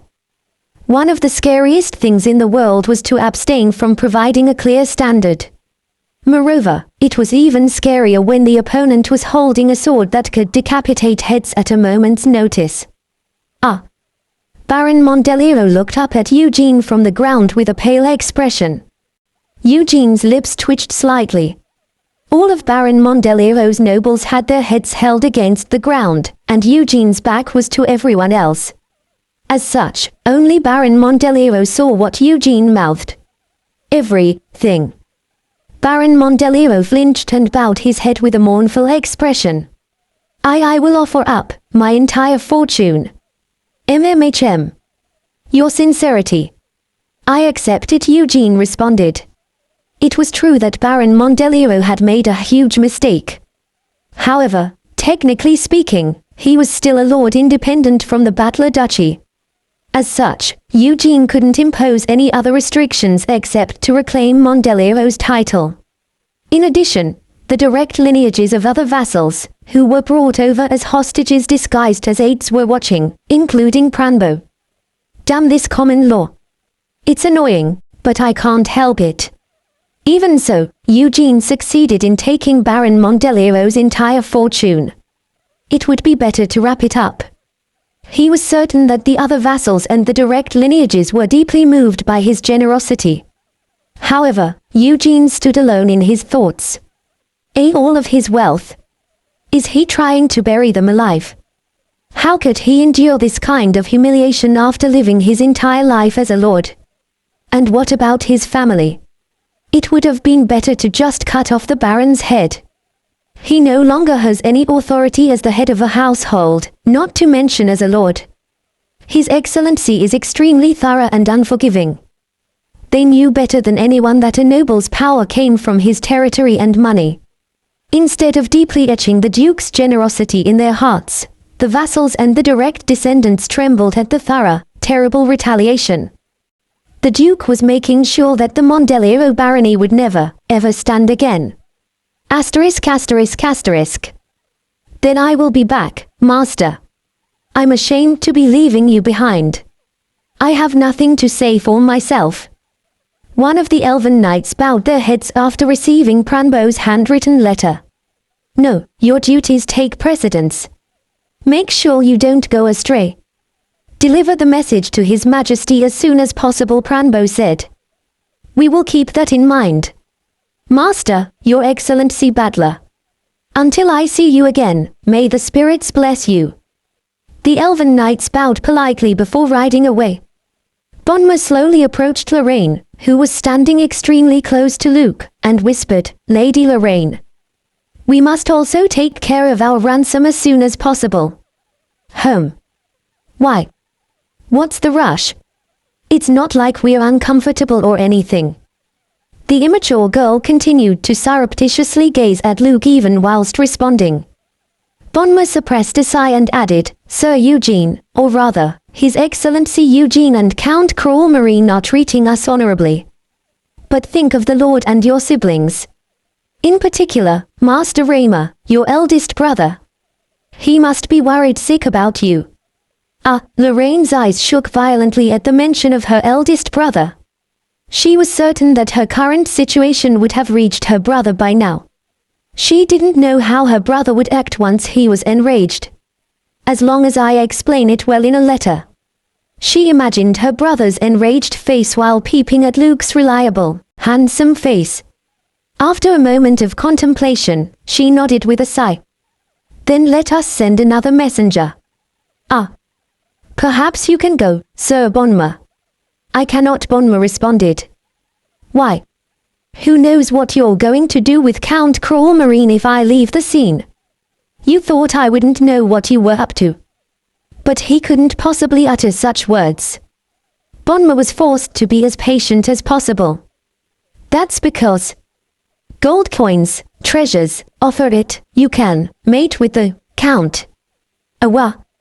Bonma jumped with fright and reached for his sword as an insidious, evil whisper resonated from seemingly out of nowhere. What was that? Sir Bonma. That sound just now, Lorraine was scared. HMPH. Bonma quickly stepped in front of her and looked around. Despite clearly hearing the chilling, insidious voice, no one was present in the vicinity except himself and Lorraine. Moreover, he could no longer hear the voice. It was as if the two of them had hallucinated. See, could it be? Bonma flinched as he recalled a rumor that recently started to circulate. Let's go in for now, Lady Lorraine. I will talk to His Excellency Crawl Marine, Bonma said. Why yes. Lorraine hurried inside with a deathly pale expression. She was extremely afraid of ghosts. Bonma inspected the surroundings once more with an anxious heart, then quickly started toward a certain place. Sir Bonma. Hello there, sir. Several well-dressed young men greeted Bonma politely. All of them were direct descendants of the Battler Duchess vassals. They were the ones who had been taken hostage due to their parents not attending the succession ceremony. Sirs, could I talk with you all for a moment? Bonma asked. Of course. Of course. The young men immediately nodded with great delight. Although all of them were prisoners, Lorraine and Bonma were in a vastly different position compared to themselves. Everyone was afraid of the Duke and they also found it quite difficult to talk to Count Crawl Marine. In addition, Lorraine was always by the Count's side. As such, the young nobleman knew exactly what Lorraine's actions represented. What would you like to discuss? The young nobleman asked courteously. Bonma once again looked around his surroundings with a stiff expression. Then, he drew closer to the young men and spoke in a low voice. I heard it as well. What do you mean? The young men asked. The evil gold spirit, Bonma said. Who? The young men shouted with fear. The evil gold spirit. A strange rumor started circulating among Eugene's army. An insidious, evil voice would suddenly call out from nowhere. The whispering voice would always ask for offerings to be put in certain places. Apparently, the evil spirit would accept gold coins, silver coins, jewels, and even house and land deeds. It was a wicked spirit that coveted gold. As such, it was given the name Evil Gold Spirit. Strangely, all those who heard the evil spirit's voice were nobles or people of some status. The brave ignored the voice, but others became frightened and followed the spirit's instructions to offer it coins and other forms of wealth. Most of the time, jewels and coins were offered. This was because many of the young noblemen weren't in possession of any deeds. What was surprising was that the offerings would disappear in a few hours after being placed in the locations directed by the spirit. Then, the voice of the evil spirit would no longer haunt them. What did the evil gold spirit want? One of the noblemen asked. I can't remember too clearly because I was shocked, but I definitely heard mentions of gold and silver, as many of you have heard as well. And the spirit said something else as well. Bonma hesitated. He recalled the spirit mentioning a count, but he wasn't entirely sure. What will you do? One of the nobles asked. Well, I think I will ignore it for now, Bonma responded. Why, you might receive a curse. Why don't you just give the evil gold spirit what it wants? A young noble suggested. Bonma shook his head after a moment of contemplation. He was a knight of the Frensil family. It was dishonorable and shameful to give in to an evil spirit who threatened people. But no one has actually been cursed yet, right? For now, I will watch and wait. Worst case scenario, Sir Bonma. Sir Bonma. Bonma was interrupted by someone's shouts. He turned around to see a servant running up with a shocked expression. The servant bowed politely before continuing. Sir, I think you should come quickly. What's the matter? Bonma asked. Lady Frensil is asking for you, sir. I don't know what happened exactly, but she was very scared. I think she was crying, the servant stated. What? Who dares? Bonma shouted furiously. Hayek. The servant quickly waved their hands and explained. No. That's not it. We didn't do anything at all. The lady was alone in her room. Let's go. Bonma shouted before hurrying away. Asterisk asterisk asterisk. Lady Lorraine. I'm coming in. Bonma shouted before bursting open the bedroom door. Lorraine, who was trembling inside her blanket, hurriedly ran forward. Sir Bonma, Sir Bonma. It was here. It was here. Lorraine shouted tearfully. Bonma felt his heart sink when he saw the tear marks on her face. It was here. What are you talking about? Bonma asked. The ghost. The ghost followed me inside. It asked me for gold coins, silver coins, jewels, all kinds of relics, land deeds, and house deeds. It told me to place the offerings tonight at the well behind the castle. The spirit said it would help me get together with His Excellency Cruel Marine. Sir Bonma, what should I do? I should do as the ghost says, right? Lorraine asked, desperate. That's... Lorraine seemed to be distraught. It was only natural. She was originally terribly afraid of ghosts, and she had been alone when the evil gold spirit spoke to her. Moreover, the spirit had even mentioned the object of her affection. There was no way she could have maintained her sanity. What if the spirit's trying to help me? Lorraine muttered. You must not jump to conclusions. We don't know for sure yet if the spirit is noble or evil, Bonma responded. But, don't you know the stories? The stories where a spirit of a lake or a mountain acts as a bridge between two lovers, Lorraine said. Phew. Lady Lorraine, only elves are able to see spirits. Of course, there are special knights who enter into contracts with spirits. However, such spirits are always good and noble. They help people. Bonma said. And even if the evil gold spirit was indeed a spirit, there was no way that a good spirit would rob people of their gold. It would definitely be a wicked, vicious fellow. Even so, it said that it could help me get together with Count Cruel Marine. So maybe it wants to help me out, right? Lorraine said with hope. It seemed she was having trouble grasping reality due to both fear and hope. Bonma suppressed a sigh as he shook his head. You must not fall for an evil spirit's suggestion. Moreover, you are a direct descendant of the Frensil family, my lady. You must think about the family's honor. Bibyut. Please leave this matter to me, Bonma said. How? Sir Bonma may be strong, but we're up against an invisible spirit, Lorraine muttered. I will report this matter to the Duke, Bonma replied. Lorraine remained silent. She was scared of ghosts, but Eugene was scarier. Asterisk asterisk asterisk. What? There's an evil spirit. Eugene asked. Yes, Your Excellency.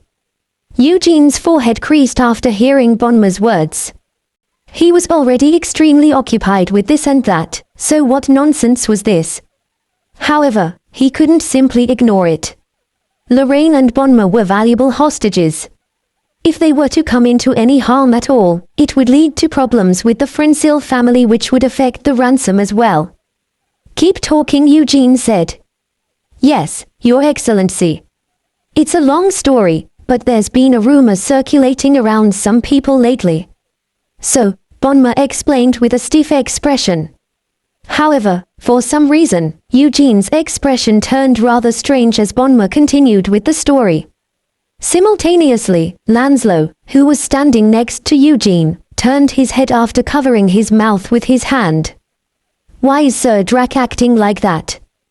Bonma felt that something was out of place, but nevertheless, he finished his story and bowed. And that is all.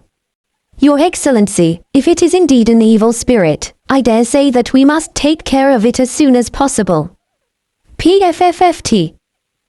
My apologies. I think I have something in my throat. PFFFT. Lanslow explained and pretended to drink water in a hurry after receiving Bonma's gaze. I see. I will take care of this matter, Eugene responded. Are you thinking of assigning the wizard under your command or the druid to this case? Bonma asked with a brighter expression. Although Eugene's power was beyond comprehension, Bonma assumed that either the wizard or the druid would take care of the matter since they specialized in the mystic arts. However, Eugene shook his head. No, I can handle it. What? But. Don't worry. Sir Bonma, go outside and make an announcement, Eugene said. About what? Bonma asked. Nobles, knights, soldiers, mercenaries. Regardless of their status, if they have some money, have them report to me. What? Yes, of course. I will take my leave, then. It was hard to understand the reasoning behind Eugene's command, but Bonma hurriedly answered before leaving since the atmosphere around the Duke seemed rather chilly. Thud. Pew ha ha ha ha ha ha ha. Bonma felt even more confused. A clear laughter had resounded from inside the room as soon as he closed the door. A vicious spirit that covets gold, the Duke, and his knights. Everyone here is shrouded in mysteries. Bonma gave a deep sigh. He simply wanted to return to the Frensil family as soon as possible. Asterisk asterisk asterisk. Pew ha ha ha ha ha. Ah ha ha ha ha ha ha. Eugene felt his rage simmering as Lanslow continued to roar with laughter. No wonder I haven't seen her much lately. What the hell is that crazy spirit doing? Is she out of her mind? Eugene was dumbfounded. Myrian had barely been around him since a few days ago. He inquired into the matter out of curiosity, but Myrian had responded to him by saying that she was collecting information. He let the matter go since, as she said, the number of troops under his command had recently just increased exponentially. Moreover, he felt rather cautious with the increased number of prisoners and hostages since they could very well be plotting something behind his back. However, an evil gold spirit. What the? Pew ha ha ha ha. Lanslow had finally managed to calm down, but he burst into laughter once again after hearing Eugene's murmur. Stop laughing, will you? Eugene said with a frown. PFFFT. But isn't this so funny? How ironic. An Undine is a spirit of clarity and elegance, but now she has become known as a gold-starving, evil spirit. Pew ha ha ha. Why was it that Eugene had always been alone to embrace the embarrassment? Why did he have to get paired with such a kooky spirit? Why did he have to feel such shame? Now was the time for him to make a decision. But why did you call for all the rich people? Lanslow asked. You will see, Eugene casually replied. Oh. I'm looking forward to it, Lanslow responded with a smile. Eugene felt rather annoyed to see Lanslow genuinely enjoying himself, but he urged himself to be patient. After about 30 minutes, a group of people rushed into the office. Did you call for us, Your Excellency? We are here to respond to your summons, my lord. The group consisted of Odd, his colleagues, direct descendants of noble families, and 2 squad captains from noble families. There's a lot of them. Eugene felt an oncoming headache just imagining that most of them, or maybe all, had been victims of the greedy spirit. I have called all of you here because I have something to ask, Eugene spoke. Yes. The victims looked rather puzzled. Eugene continued in a low voice. Have any of you heard a strange voice recently? That, the one, known as the evil gold spirit. Anyone? Eugene had to glance sideways at Lanslow to ensure that the knight wouldn't burst into laughter. Lanslow managed to hold back, though his face turned crimson red in the process. The majority of the people raised their hands. 8 people. Eugene held back his sigh and asked once again, I heard that you had been robbed by the spirit. How much was it for everyone? 5 gold coins for me.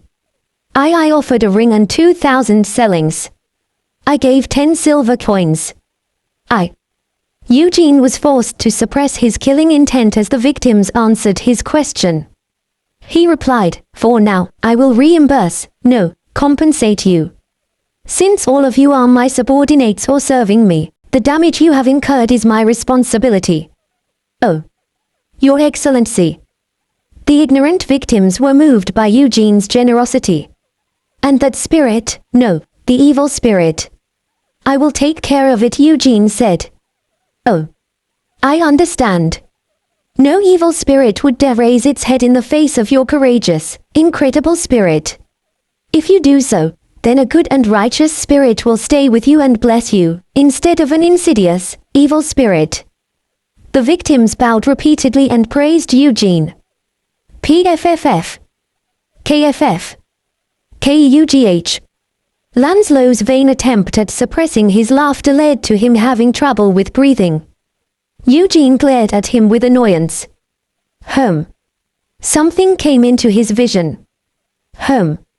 Eugene stood up from his seat and walked toward it. Everyone's gaze remained on him. Eugene stopped in front of his desk and picked up a small box. It was the safe that he had decided to deposit Myrian's salary in exchange for her work. Although it was rather conspicuous on top of the desk, no one dared to touch anything in his office without permission, so it remained untouched. Except for just one. Eugene opened the box. All kinds of glittering gold, silver, and jewels greeted him. Although the spirit was greedy, she was stupid. She had stored all of the stored goods in her box.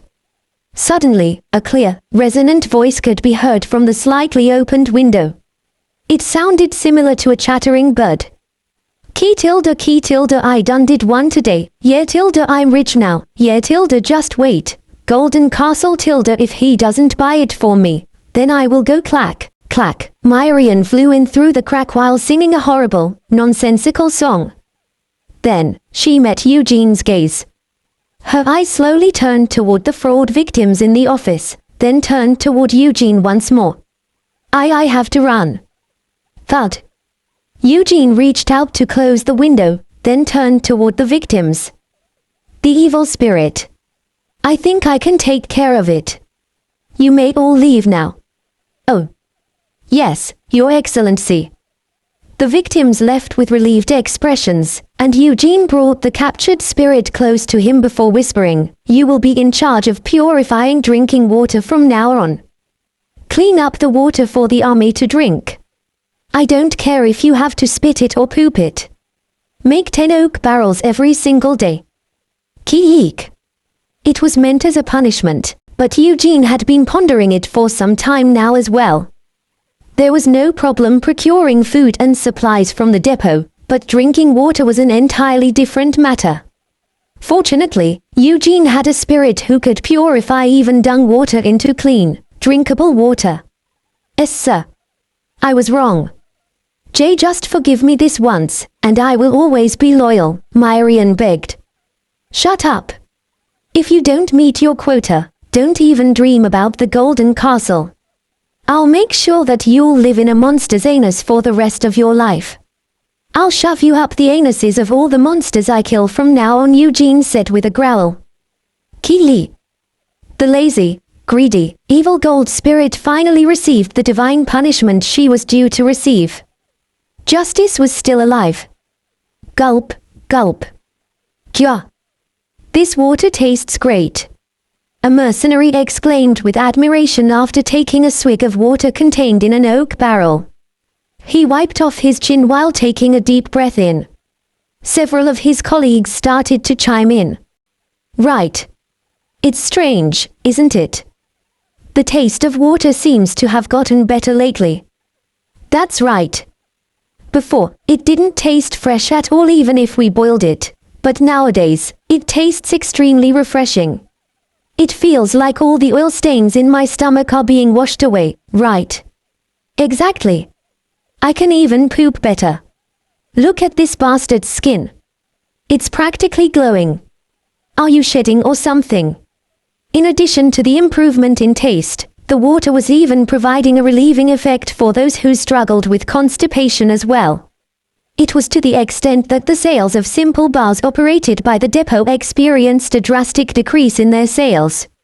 In the first place, mercenaries often drank ale because good, fresh water was unavailable.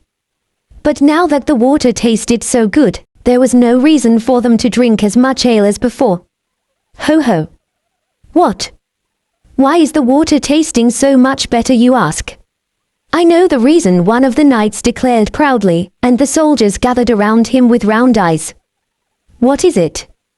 Did they add something to the water? Maybe the spit of beautiful noble ladies. You dirty bastard.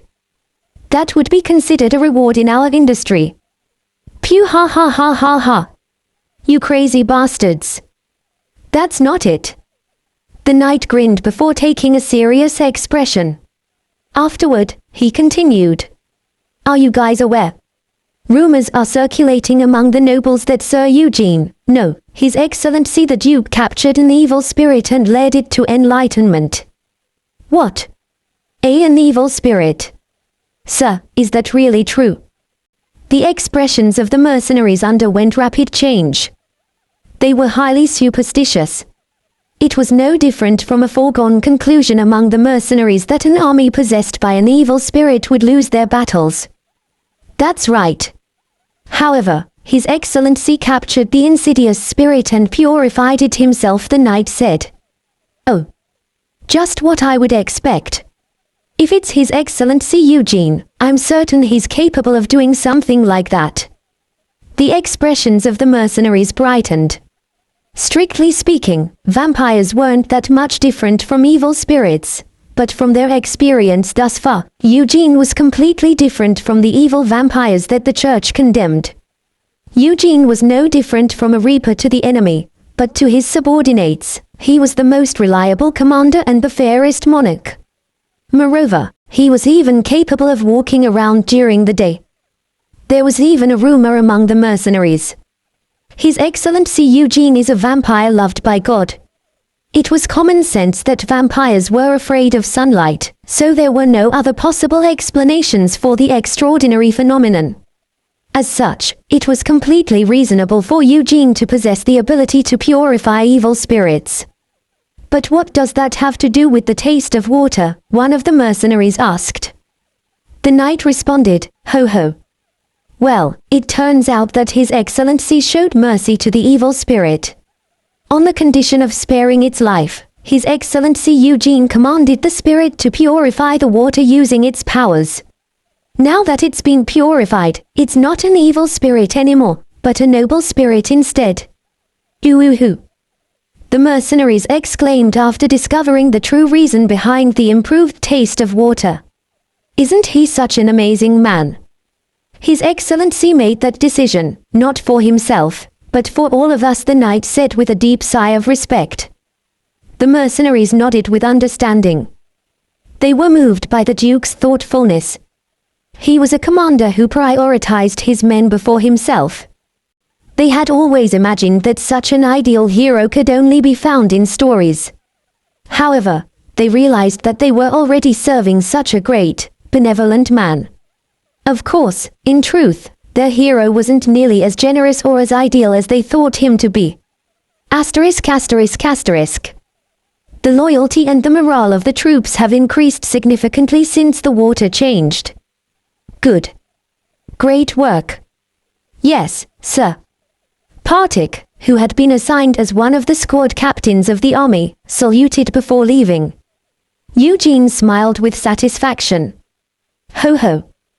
With this, the soldiers won't be getting any more stomach aches.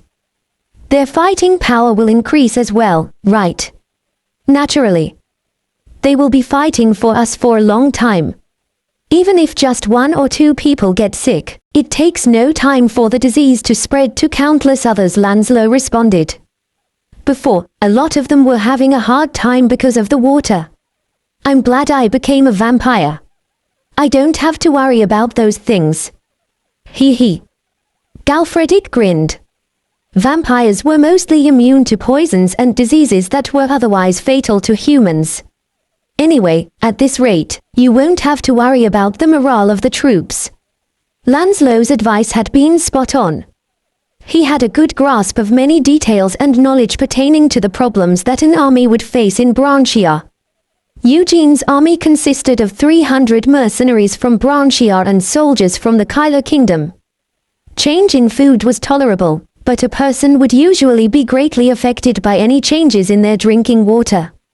As such, quite a few soldiers in Eugene's army had been suffering from the change in water. Eugene decided to prioritize the sick soldiers with Myrian's purified water, and as a result, their stomach troubles were completely eliminated, and Partik even claimed that their loyalty had shot up as well. They'll fight better in the future if fewer of them are sick. Like a faithful steed. Eugene didn't supply the troops with purified drinking water because he cared for them or because he felt pity. It was simply because he would benefit the most if his subordinates were at their best during battles. Eugene was simply trying to stick to that principle. It's a very calculating and cold judgment, but very few nobles ever manage to follow it through. Your Excellency is quite special. Ha ha ha. Lancelot said with a chuckle. I am. Those who are ignorant of such simple facts and fail to abide by them are the ones who are truly special, wouldn't you say? Eugene responded. It seemed as if he genuinely couldn't understand what Lancelot was talking about. Lancelot and Galfredic laughed while sharing a gaze. Perhaps their employer and master was even more special because of this. He could easily carry out tasks which were known to everyone but nearly impossible to accomplish because of their personal greed. Even if his purpose was for his own benefit, such things were difficult to pursue and accomplish. No, rather, he was even more special because he was always pursuing tasks that would further benefit him. Luke. The map, Eugene called out. Yes, Master. Luke hurriedly laid out a map of Branchia. He looked extremely proud of his master. So with this, have we conquered about 30% of Branchia's mainland? Eugene asked. Lancelot responded while dragging his finger across the map. Yes. From here to here, most of Branchia's southwest has become your territory. It's difficult to tell from the map. How wide is it? Eugene asked. It's about twice the size of the Winslan County. It's even larger than the entirety of the Carlsbaggins Peninsula, Lancelot remarked. Hoo-hoo. Eugene's eyes glimmered with a light. His territory had expanded quite dramatically. It could even be called a nation right now.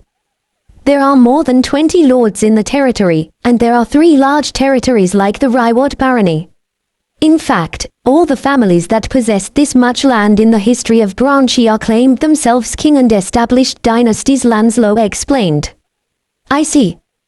What if we compare it to the kingdom of Kyler? Eugene asked. Lancelot smiled awkwardly in response. The Kyler kingdom can be counted as one of the 5 most powerful nations on the continent. We would need to unite Branchia for us to compare to them. No, I don't quite think so. Galfredic stepped forward while shaking his head. Then, he continued.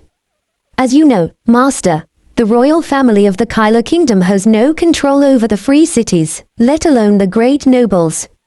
Even Merrin and Morfern have no respect for the royal family, right? On the other hand, you have already acquired 2 Branchian cities. In terms of true influence and strength, I think you have already surpassed the royal family of the Kyler kingdom.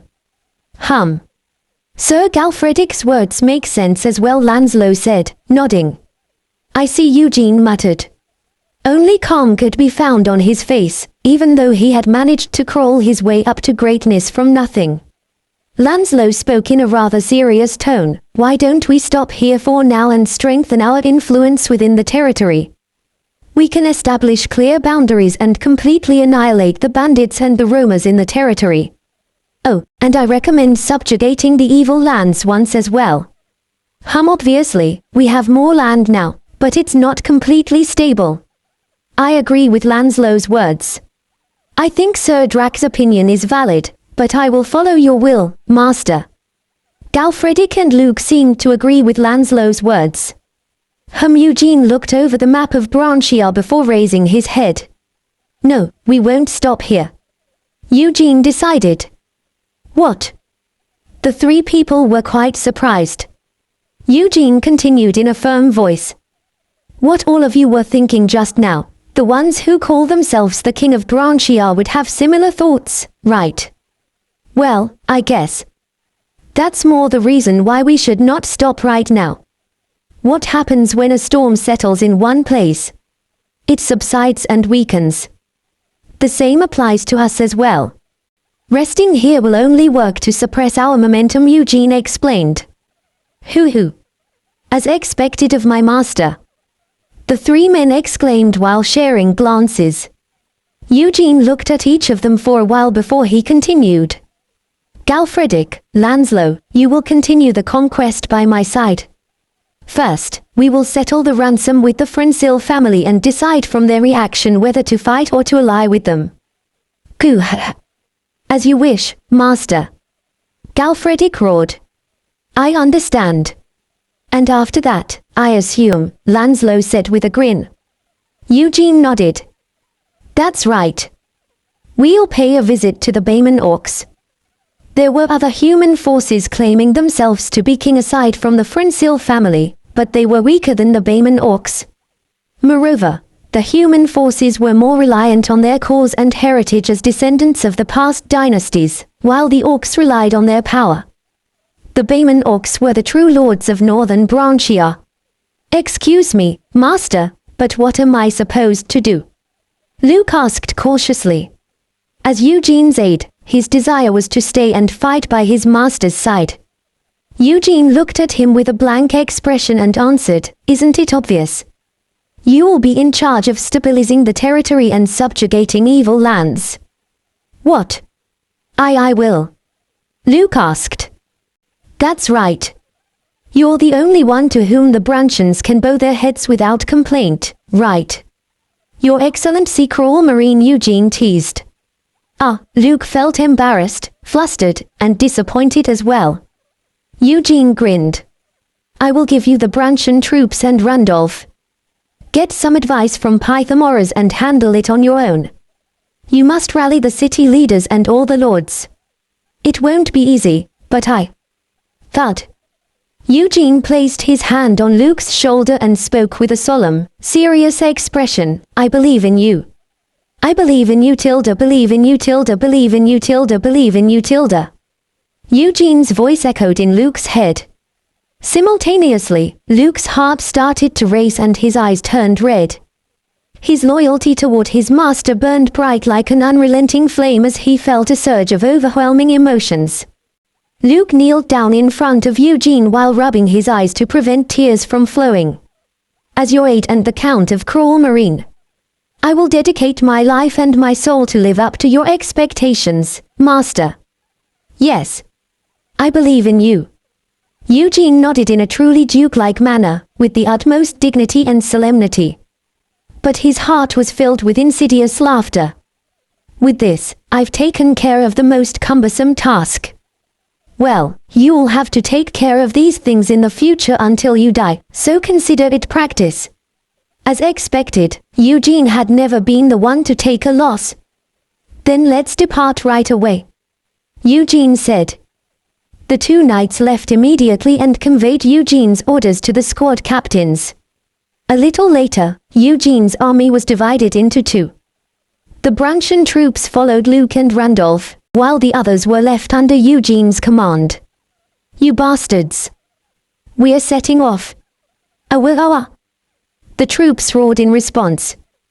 They were filled with the determination to succeed in life and become rich. Everyone's morale was shooting through the roof. They were confident in successfully carrying out any tasks they were assigned. However, Ki Kayu Hua. Please save me. My body is rotting. My body is deteriorating. Audiobook. I want to play. I want to rest. Sir, please. I beg of you. The evil gold spirit, or rather, the water spirit begged while sobbing. After working hard 12 hours a day in dirty water, the spirit had finally become faithful to its original attribute. I will cut it down to 8 depending on your attitude, Eugene responded. Kaiheyua. Thank you. Sir, you are the only one for me. Please forgive this foolish spirit for being so dumb. Kiwawa. It was slightly heart-wrenching to see the spirit kneeling and repenting after being served justice. Good. I will place 2 gold coins in your safe every month. If you are obedient to me until you grow up, I will give you possession of everything I deposited all at once, Eugene said. Es sir.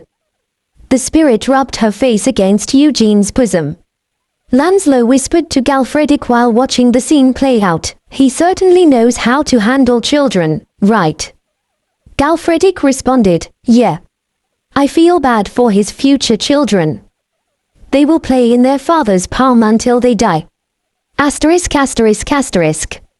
A few days later, Eugene and his troops once again arrived near the Battler Duchy. He encountered a group of troops patrolling the territory. We report to the Duke. The reconnaissance captain hurriedly kneeled before Eugene. Home. Did something happen to the castle? Eugene asked. That's not it. Actually, the one who came to negotiate the ransom for Lady Lorraine, the reconnaissance captain continued his report, and Eugene's expression slowly changed. So, the eldest son of the Frensil family was taken by the Brodier royal family. Eugene asked. Yes, yes. And those people from the Brodier family, they are telling me to surrender if I want to save my in-law. Eugene asked. That's right. Eugene was wondering if his hearing had gone bad. In-laws. The Frensil family. Then that girl. Eugene's eyes naturally turned toward Lorraine. Lorraine had been rather depressed after being forced away from Luke. But when she heard what the reconnaissance captain said, her face turned pale. Me. Marry His Excellency the Duke. Me. Why? Why me? Wawara. My lady. Lorraine burst into tears and Bonma attempted to comfort her. Your Excellency, what is going on? I cannot believe that you were going to marry someone from the Frensil family. What about our promise? How dare you weigh such a humble family against Eland? Pranbo complained with a stiff expression. What? Humble family? Master Pranbo. What did you just say? How dare you show such disrespect to Master Pranbo? Even the Elven Knights of Eland and the Frensil family's knights became involved in the argument. Without realizing it, Eugene had become a pervert who was trying to dip his feet into 2 different families. As expected. Be quiet. The chaos subsided in an instant when a low, heavy voice laced with a hint of fear resonated. However, the gazes of those staring at Eugene were still filled with dissatisfaction and aggravation. There seems to have been quite a few misunderstandings. Let's go back to the castle. I will explain when we arrive, Eugene said. However, Your Excellency. Eland is. Bonma and Pranbo started to retort, but Eugene's eyes instantly turned toward them. You two sure talk a lot for prisoners, Eugene said. The two flinched, and Eugene glared at them while growling. Don't overstep your boundaries while I'm treating you with honor. My honor is just as valuable as yours. Yes, yes. I understand. The 2 representatives nodded before closing their mouths, which caused their subordinates to follow suit. They had forgotten that they were prisoners because of the great treatment they had been receiving. Duke Battler was a wise, articulate noble, but he was also someone who preferred to cross blades instead of conversing. Let's go. Eugene declared after calming the chaos. Asterisk asterisk asterisk. The castle's atmosphere was quite solemn, perhaps due to the situation with the Brodier family and Rayma Frensil. Eugene received a short welcome from the nobles and the elders, then summoned the 2 representatives responsible for the earlier commotion. Eugene spoke while looking around at Pranbo, who was attempting to suppress his emotions, and Bonma, who was stealing glances at him. First of all, I want to say that both of you are misunderstanding something. They wanted to respond but decided to abandon that thought after seeing Eugene's icy gaze. Eugene continued. I have no intention of marrying Lorraine, so I have no idea why Rayma Frensil would have said such a thing. I see, Pranbo muttered with a slightly brighter expression. Eugene met his gaze and continued, in addition, I have no intention of marrying a direct descendant of Elan's king. Your Excellency. Pranbo exclaimed in shock. I'm not finished with my words yet, Eugene said. Phew. Please excuse me. Please continue. Pranbo took a deep breath to quench his emotions. I made a promise to make a direct descendant of Elan's king into the Queen of Branchia, and I intend to keep it. However, that doesn't mean that they will be marrying me. I don't intend on becoming the king of Branchia, Eugene declared. What do you mean by that? Bonma said. Who else will ascend the throne if not you, Your Excellency? Didn't you tell me earlier that you were going to unite Branchia? It doesn't add up, Pranbo spoke with doubt. Eugene clicked his tongue. Uniting Branchia. Does it mean I have to become a king? With all due respect, that's merely playing with words, Pranbo said. Sir Pranbo. Do you really think that the honor of Duke Battler is to be taken lightly? And that I'm wasting my time playing word games with a sword master? Eugene asked. Pranbo flinched at Eugene's stern eyes and voice. I will unite Branchia. However, someone else will be ascending the throne instead of me. And that man will possess more justification and legitimacy than any other person who claims themselves to be king in Branchia, Eugene stated. And who could that person? Count Cruel Marine. Eugene declared. The two were taken aback. They were filled with confusion and shock. Eugene spoke softly. The Cruel Marine County is lacking in comparison to the Drac family or the Battler family. However, its title was recognized by both families in the past. It's a noble family with an extensive history. Well, that's true. Although it was severely weakened after the Crusade, the Cruel Marine County was still a well-recognized, prestigious family. It had long reigned in history as a monarch of Branchia's southwest.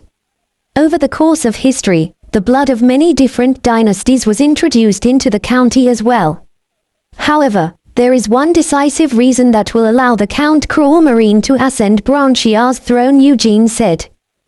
The two people's expressions had become completely different from when they first entered the office. Eugene declared, Duke Battler, and Elan's king will give our support to Count Cruel Marine. Does he need any further justification to become the king of Branchia then? Pranbo's expression brightened at once.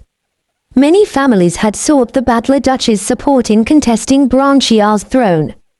As such, if one had the support of both the Battler Duchy and Eland, no one else could possibly compete against them in terms of justification and backing. It would be game over. Moreover, Pranbo was a sword master and an outstanding knight. However, he suffered defeat at the hands of Eugene and his army. Duke Battler possessed both status, justification, and outstanding skills, as well as a powerful army under his command. Who could protest against a king with such a powerful backer? The direct descendant of Elan's king will become Count Cruel Marine's wife. Are you satisfied with that, Sir Pranbo? Eugene asked. Please forgive this foolish knight for my failure in comprehending your deep intentions, Your Excellency. Pranbo bowed without hesitation. He was greatly satisfied. Although the anticipated husband of Elan's daughter went from a daywalker to a regular human being, it wasn't a bad thing at all. Rather, it was good. If the king died earlier than the queen, then the throne would eventually be handed over to the queen and her children. And Sir Bonma, Eugene called out. Yes. Bonma answered with a completely transformed attitude. From the very beginning, he found Eugene quite difficult to deal with, which was largely due to Eugene's incredible skills. However, the current conversation shocked him as much as Eugene's overwhelming skills. He wasn't simply strong. I never imagined that he had such a deep mind as well. Bonma gulped with awe and anxiety. Eugene spoke. If the Frensil family so desires, then you may send Lorraine Frensil to Count Cruel Marine in marriage. There will be no evidence of trust greater than the joining of the two. However, she will be a concubine. If you accept, I will elevate the Frensil family's status to an independent lord after I unite Branchia with Count Cruel Marine. I will guarantee the independence of the Eastern Territories. Bonma fell into thought after hearing the unexpected proposal. After a moment, he looked up and responded cautiously, well, I don't know if it's my place to say this, but I think it's highly likely that my lord won't accept the proposal. He is an extremely proud man. Even though I'll be saving the life of his eldest son. Eugene said. Bonma's eyes shook violently. He had momentarily forgotten about Reimer's situation due to the magnanimity of the things they were discussing. If you refuse, I will do nothing in regard to the Frensil family's eldest son. I'll simply stand by and watch, regardless of whether they will kill him or not. And after I hand you and Lady Lorraine over to the Frensil family, I will declare war. But. No buts. You were the ones who attacked me first. It's reasonable for me to simply hand you, sir, and Lady Lorraine over for ransom. In fact, handing over prisoners before declaring war is an extremely honorable act, is it not? Eugene asked. Bonma's expression turned bleak. He could not find any faults with Eugene's logic. Even if the two families went to war, everyone would know that the Frensil family was the provoker. The problem is that we will have to go to war with the Brodier family as well. Although he felt sorry for Lorraine, the reality was that Reimer's value was incomparably greater than hers. If the Brodier family demanded a ransom for Reimer, it would undoubtedly be dozens of times greater than Lorraine's ransom, and if anything happened to Reimer, the two families would immediately go to war. As such, what would happen if a grand army led by a dreadfully strong, frosty duke declared war on the Frensil family? It would all be over. Bonma made up his mind. As soon as he returned to the Frensil family, he would strongly advocate for maintaining a harmonious relationship with the newly appointed Duke of Battler. He stuttered a response while breaking a cold sweat. Why, Your Excellency? Eugene interrupted him. I know that this is not a matter for you to decide. Return to your family and relay my message to Lord Frensil. Yes. Bonma responded before immediately lowering his head. Eugene turned his gaze to Pranbo once more. Now, Sir Pranbo. Please speak. If you take my promise to be true, then from now on, we are sailing on the same boat. We are family, wouldn't you agree? Eugene said. Ha. Of course, Pranbo responded. Then I ask this of you, not as my prisoner, but as a sword master of Eland. Will you join me in saving Reimer Frensil? Eugene asked. It would be my great honor to fight by your side, Your Excellency. The eyes of Eland's sword master shone with a brilliant light. On the other hand, Bonma's expression grew even darker. The Duke of Battler, and even a sword master of Eland. Our family's debt is growing out of control. *****. Eat.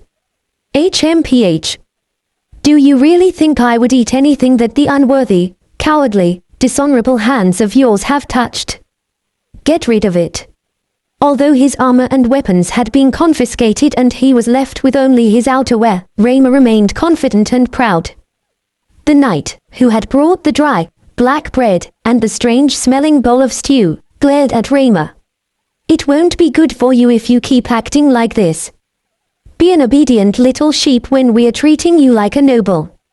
All of your weak knights are already dead, so why are you talking so big? No wonder your knights died like that. Their master doesn't know his own place. Ha. The other knights laughed after hearing his words. They were eating a little away from Reimer and the knight. Reimer's face turned red like autumn leaves. How dare you ambush us like cowards? Aren't you ashamed of yourselves? And you still call yourselves knights? Ah, I see. The Brodia family is just a band of bandits who ambush their opponents without declaring war. Thud. Kugh. Raymer stumbled backward as the knight struck his jaw. You were the ones to encroach on our family's territory without permission, so who's the bandit here? That's right, you are. Moreover, all of you were wimps weaker than the roamers roaming our front yard. That's right. An immature young master who ran away from home will have to suffer a little to get his act straight, right? If he's unlucky, he might even die, right? It's common. Ha ha ha ha ha ha. Raymer was both ashamed and angry as his captors attacked him with blatant ridicule. He bit his lips until blood started to flow. However, there was nothing he could do without any equipment. Moreover, his legs were restrained by steel chains. In addition, even if he had access to his weapons, there was no chance he could defeat 8 knights by himself. Even so, he's the heir to the Frinsil family. Treat him honorably, sirs. Ah. Yes, Lord Helmond. The knights immediately apologized and turned toward the voice. Tap. Tap. A figure approached Raymer with heavy footsteps. Raymer struggled to set himself upright. I apologize for their mistakes, Sir Raymer Frinsil, the figure said. Kugh. Raymer wanted to dismiss the apology, but he had no choice but to raise his head. I accept your apology, sir, though I don't know why an honorable, noble man such as yourself is with the bandits of Brodia. It is my duty as a native of this land to control that brethren of mine from the continent, since he's running rampant in this great land without knowing his own place. And since your family's planning to tie knots with that hooligan, it's no longer someone else's business. The figure spoke with a smile. He was a handsome man in his mid-20s with long, bright blonde hair. Lord Frederick Helmond. Is the Helmond clan truly going to go against the Frinsil family? Raymer shouted. If necessary, of course. Frederick Helmond. He was a High Lord of one of 2 representative vampire clans of Branchia. His large, pointed fangs glinted sharply. At that moment, 2 horses could be seen approaching the group from afar. Whoa, whoa. 2 knights wrapped in obsidian robes and helmets with a pointed, beak-like appearance quickly descended from their saddles and kowtowed. We report to the great High Lord. The one who calls himself the Duke of Battler is leading his force northward after crossing the Ryward territory, one of the 2 said. Who? Does that mean he doesn't care what happens to his brother-in-law? I believe that to be the case. However, his forces seem less powerful than the rumors. In addition, I don't think Banneret Randolph and his knight are with the army. Randolph. Frederick stroked his smooth chin, then grinned. Well, that's even better. Destroying a single member of our kin is enough. And since he was kind enough to come out of his castle of his own volition, we won't have to go through the trouble of getting an invitation. This is a good sign. Frederick laughed silently while turning toward the dying sun. Despite facing the glittering sunset, his expression remained as calm as a placid ocean. And so, beneath the blood-red moon, the vampire lord stood upon the ruins of the fate that once bound him. His enemies scattered, his shadows awakened, and his dominion finally reclaimed. But power, true power, is never the end of the story. It is only the beginning. If this tale has stirred your imagination, if you've walked these night-blackened halls with him, then stay with us, because every legend deserves to be witnessed. Thank you for traveling through this dark realm. If you enjoyed this audiobook, don't forget to like, subscribe, and join us for the next chapter in the world of shadows. Until then, remember, in the darkness, power awakens. And the vampire lord never truly sleeps. ****